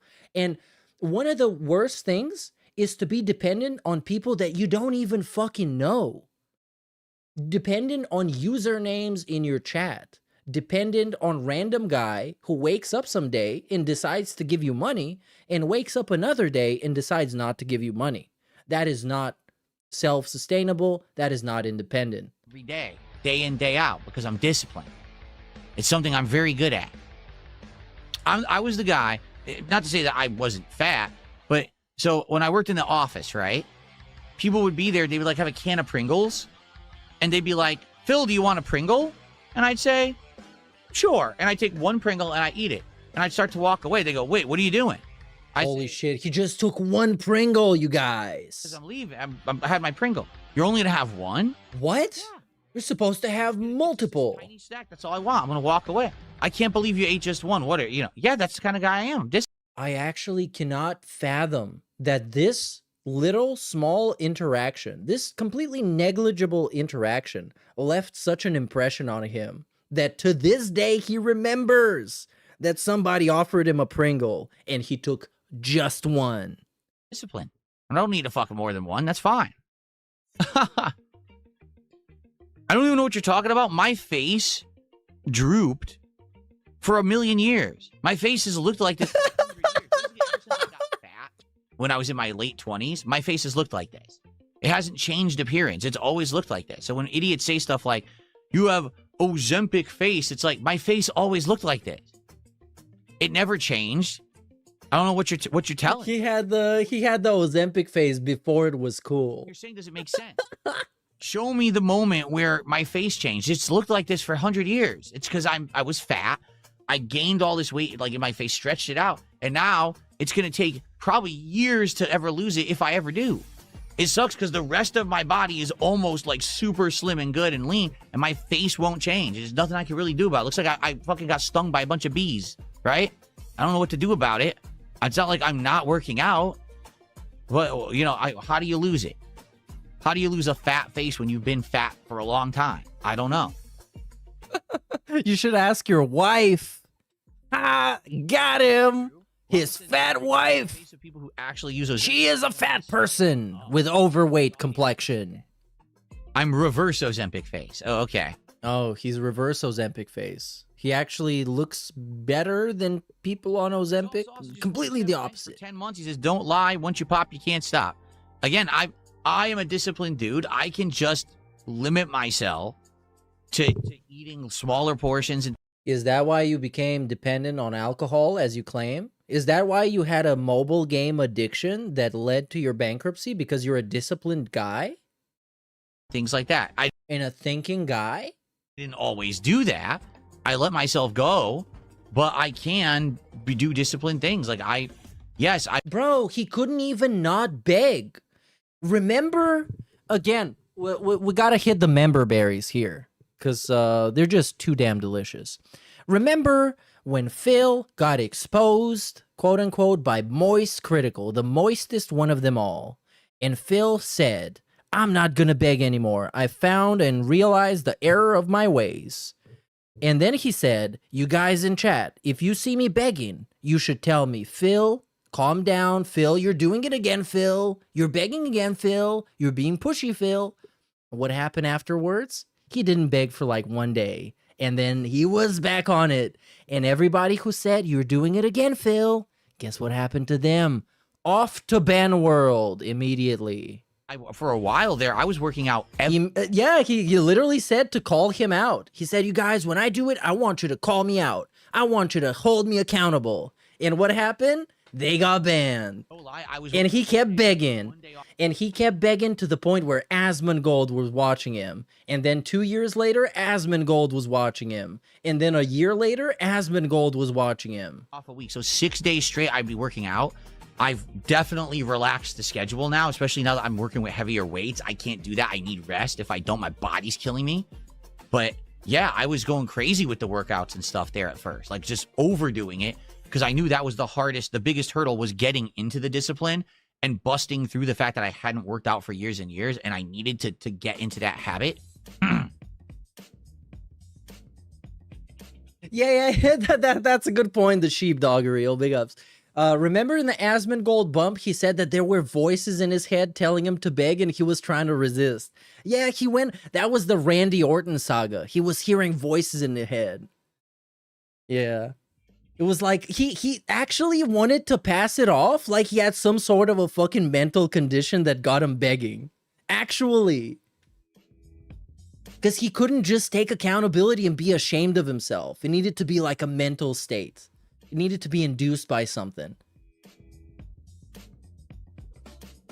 What was my diet in my 20s? In my 20s, it was super unhealthy, man. I told you, when I used to be fat, you know, I'm talking like when I was like 240, right? So I'd wake up in the morning, and it would be completely unhealthy food. Whether it's one of those really unhealthy breakfast sandwiches that's like a... Oh, this is getting fast forward. Right? Because I think some of you guys might care, but I don't. Cheese sandwich or omelet sandwich on the way to work from a fast food place, okay? With like full sugar orange juice. Then when I was at work, I would constantly be drinking tea or coffee with sugar and cream and shit in it. And then for lunch, it would be an unhealthy lunch. A super loaded sandwich with fatty meats, cheeses, sauces. I would go with dip. Who started this? Great question. Somebody who told him he looks like he takes Ozempic. That's all it took. All it took is somebody telling him, hey, Phil, your face looks fat and swollen and falling off your face. Grocery store and get like a giant meat sandwich that they have at the deli. That's all it takes. Whatever, right? And then for dinner, again, unhealthy food for dinner. Every day. You know, like no matter what, I never ate healthy. So it was just terrible. Yeah, he had the orange juice with the full sugar. Version of the breakfast sandwich. So it's egg whites, turkey sausage, and very small, like shrunken on purpose for low carbs, English muffin. And it comes with a piece of garbage processed American cheese. I take it off and throw it out. But I just have the protein and a little bit of carbs and then a black coffee. That's my breakfast most days. All right, man. Like, no one really cares. No one can really, as I showed the comparison between a year ago and like 2014, his arms look the same. His body looks the same. His face, of course, more swollen, but that was like 10 years ago. So yeah, ultimately nobody fucking cares about this except Phil. But since Phil wants to make it such a topic, then the people who don't like Phil, who want to get him rage baited, that's all they talk about. And trust me when I say I want him to stop with this workout shit and talking about it immediately. I can upload this podcast. But no, the future of Darkside Phil is that he's going to spend a bunch of money that he could have saved up or spent on something more meaningful. He's going to spend it on a home fitness. And then within like 2 weeks, he's going to get injured on the Bowflex or accidentally hang himself or whatever the fuck. And then it's going to get forgotten about as quickly as possible. However, I do greatly endorse this financial decision, and I want Phil to spend as much money as possible. Because don't worry, buddy, there's more on the way. Jay Sway's coming back. He's going to give you $5 billion trillion. He's going to go bankrupt. You don't have to care about that. Just pocket the money, buddy. You know, have a meal with my wife. No, sadly, he said he's not going to get a Bowflex. So, no Bowflex. We're going to avoid the Chris Benoit scenario. Questions? If you want to support this podcast, thank you to those who did. I mean, it's awesome to get that level of support just for a podcast. You guys are you know, amazing. Thank you for that. I appreciate that very much. If you can't be here later for Crimson Desert, the videos will be going live late tonight when the stream ends. The stream won't end till like 9:30 tonight. So there'll be like 6 to 7 hours of gameplay going live. And I'm going to do a little summary video to tell you what I think about my day one coverage of the game, or like what I think after 6, 7 hours. That'll be a special highlight video I'll do on the channel. And then I won't be back till Sunday. Okay? Crimson Desert unlocks at 3 p.m. Completely pointless video, by the way. I would like to stress out, since I did look up the videos for Crimson Desert, I was interested in the game. I decided not to buy it at launch, but whatever. The video he's going to put out is completely worthless. Because, first of all, you get the first impressions of a guy who is fundamentally trash at understanding and playing video games as a medium at large. Second, you're going to see a video that has absolutely no gameplay in it, which is completely useless for the general YouTube audience that actually wants to see what the game looks like and what the game might feel like to play. Because some people, I would even say myself included, if I see a game and I see like 10-15 minutes of the gameplay, I kind of can figure out what it's going to play like, what it's going to feel like, and what the overall experience is going to be like. Well, DSP is going to give you none of that. He's going to give you a ramble that is like 20 minutes long, that is full of a bunch of fucking dog shit garbage, and completely just content that you can dismiss immediately. 5 minutes, upload this podcast, and I'll be back like 2:40. So needless to say, I'm going to be watching this first thing tomorrow.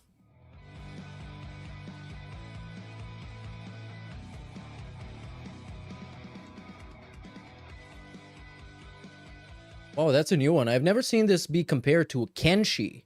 Kenshi is a pretty obscure, hardcore sandbox role-playing game that is very fun to watch somebody play. But my own coffee? No. I can't play myself. It's too hardcore. I'm not some kind of coffee aficionado. Ain't got time for that.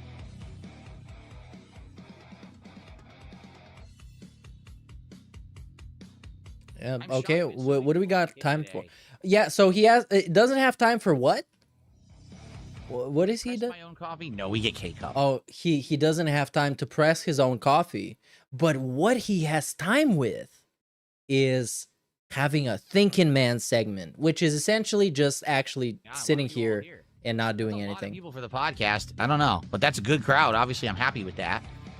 I mean, essentially, this podcast stream has more viewers than most of my gameplay streams, so that's cool. Yeah, because they probably think you're about to play the video game that just came out. But it hasn't come out for Phil, so I understand that is a very reasonable excuse. Over an hour away, so I can't get it. Yeah, it sucks. Maybe we'll get one someday, and I'll try it.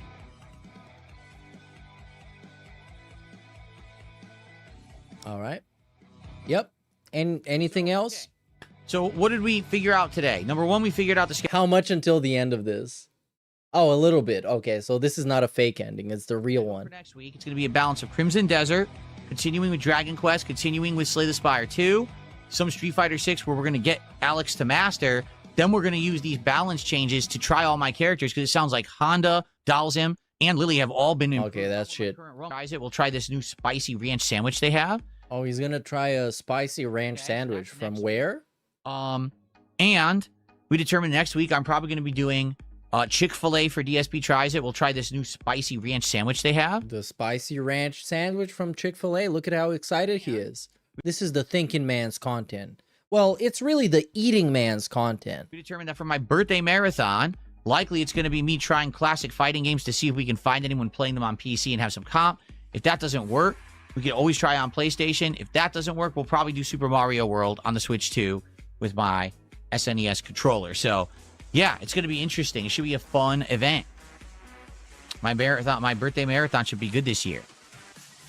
Oh, yeah. Unlike every other year where it's just a cause for DSP to get a bunch of compliments because he is still alive. Because that's the thing. And I'm not going to shit on birthday stream gimmicks because I've done that, and I think it's a positive thing for anybody who's streaming to do a birthday stream gimmick. If it's actually a fun time and it seems like you're really trying to enjoy yourself instead of just being there to count the money. But, you know, for DSP, this is a day where he's going to count the money and get a bunch of compliments for seemingly surviving to the age of, what, 44? Whatever the fuck. So, yeah. He's going to play whatever he wants. He's probably not going to play the Street Fighter, whatever PC thing is, because people are going to snatch his IP, and then we're going to snatch everything else. On this show, all right? Also, reminder, I'm not here tomorrow, and I'm not here Saturday. I return on Sunday, and there will be a Level 1 podcast on Sunday that will summarize how today went and what I thought of the game. I think I'm going to get out of here, son. All right. Level 1 podcast. Sounds like it's time to get the fuck out of here. With the Level 1 podcast. Peace out, everybody. Yeah, nice. We got this, folks. Whoa! Oh, what are we going to get as unrecorded?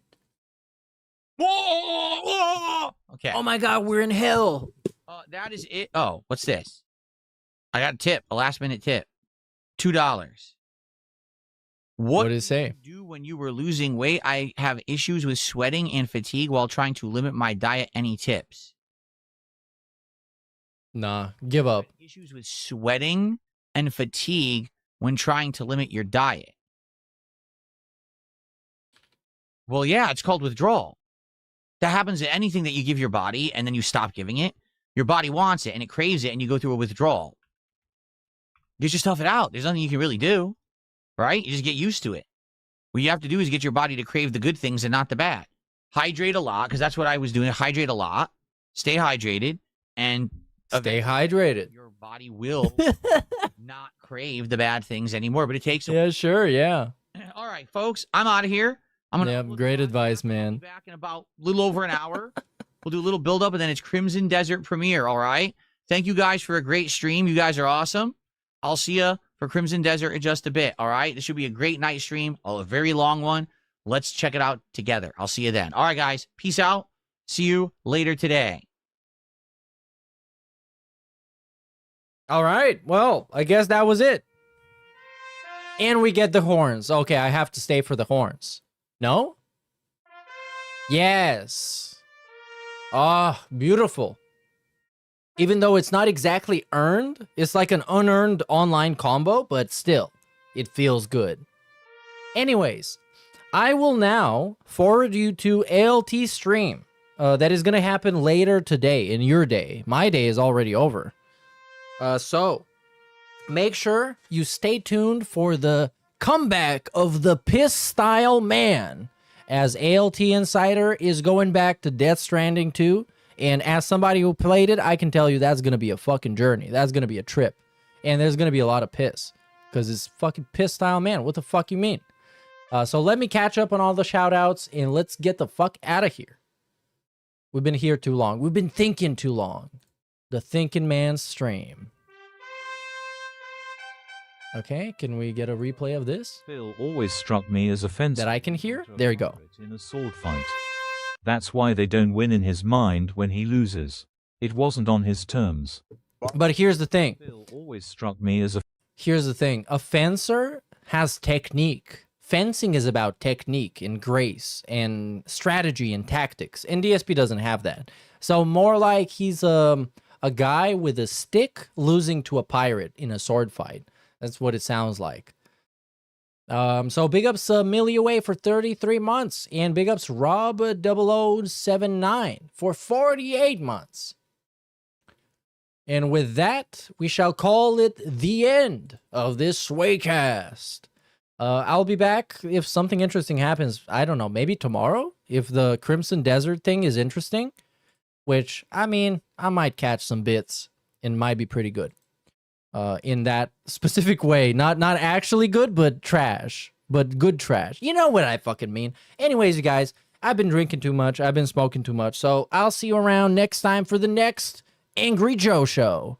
And until then, listen to the song. And I'll see you around. Peace out, young out, stay sway, and big ups. Stupid.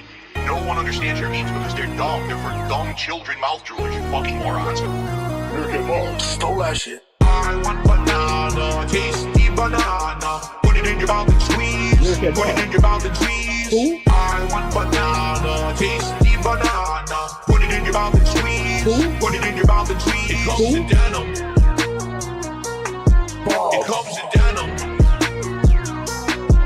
It comes in denim. It comes in denim. Denim, what do bananas have to do with denim? I'm up here. You're down here. Bald. I can't hear you. You're below me. Because I'm not on your level. It comes in denim. You are so crazy, like obsessive. It comes in denim. Hyperfixated, autistic. Who? It comes in denim. It comes in denim. I want banana, tasty banana. Put it in your mouth and squeeze. Put it in your mouth and squeeze. I want banana, tasty banana. Put it in your mouth and squeeze. Put it in your mouth and squeeze. It comes in denim. Putting the lyrics in my chat right now. It comes in denim. Okay, it's like, what the fuck? They're actually that nuts. It comes in denim. All right, here's an extra song, just because I'm feeling super generous. The stupid, the banana song from Donkey Kong 64. Listen, I'm not mentally stunted. I don't know what you're referencing, stupid. No one understands your memes because they're dumb. They're for dumb children, mouth droolers, you fucking morons. Meerkat Bob. Stole that shit. I want banana, tasty banana. Put it in your mouth and squeeze. Put it in your mouth and squeeze. I want banana, tasty banana. Put it in your mouth and squeeze. Put it in your mouth and squeeze. Listen, I'm mentally stunted. Meerkat Bob. Hyperfixated, autistic. Stole that shit. I don't know what you're referencing, stupid. Comes in denim. Denim, what do bananas have to do with denim? I'm up here. You're down here. I can't hear you. You're below me. Because I'm not on your level. Shove it in my butt. Comes in denim. It comes in denim. You ain't got the answer, Sway. It comes in denim. Let me tell you something, brother. When I hold a man's penis, It comes in denim. He's gay. It comes in denim. Listen, I'm mentally stunted. Meerkat Bob. It comes in denim. Hyperfixated, autistic. It comes in denim. I don't know what you're referencing, stupid. It comes in denim. Denim, what do bananas have to do Baller with alert. Calling out baller alert. banana, tasty banana. Put it in your mouth and squeeze. Put it in your mouth and squeeze. I want banana, tasty banana. Put it in your mouth and squeeze. Put it in your mouth and squeeze. Comes in denim. Listen, I'm mentally stunted. It comes in denim. Hyperfixated, autistic. It comes in denim. I don't know what you're referencing, stupid. It comes in denim. Denim, what do bananas have to do with denim? It comes in denim. Listen, I'm mentally stunted. It comes in denim. Hyperfixated, autistic. It comes in denim. I don't know what you're referencing, stupid. It comes in denim. Denim, what do bananas have to do with denim? It comes in denim. It comes in denim. It comes in denim. It comes in denim. Ladies and gentlemen. Baller alert. Calling out baller alert. Got no problems with baller alert, but everybody on baller alert and anybody else out there talking shit about me, here we go. Stole that shit.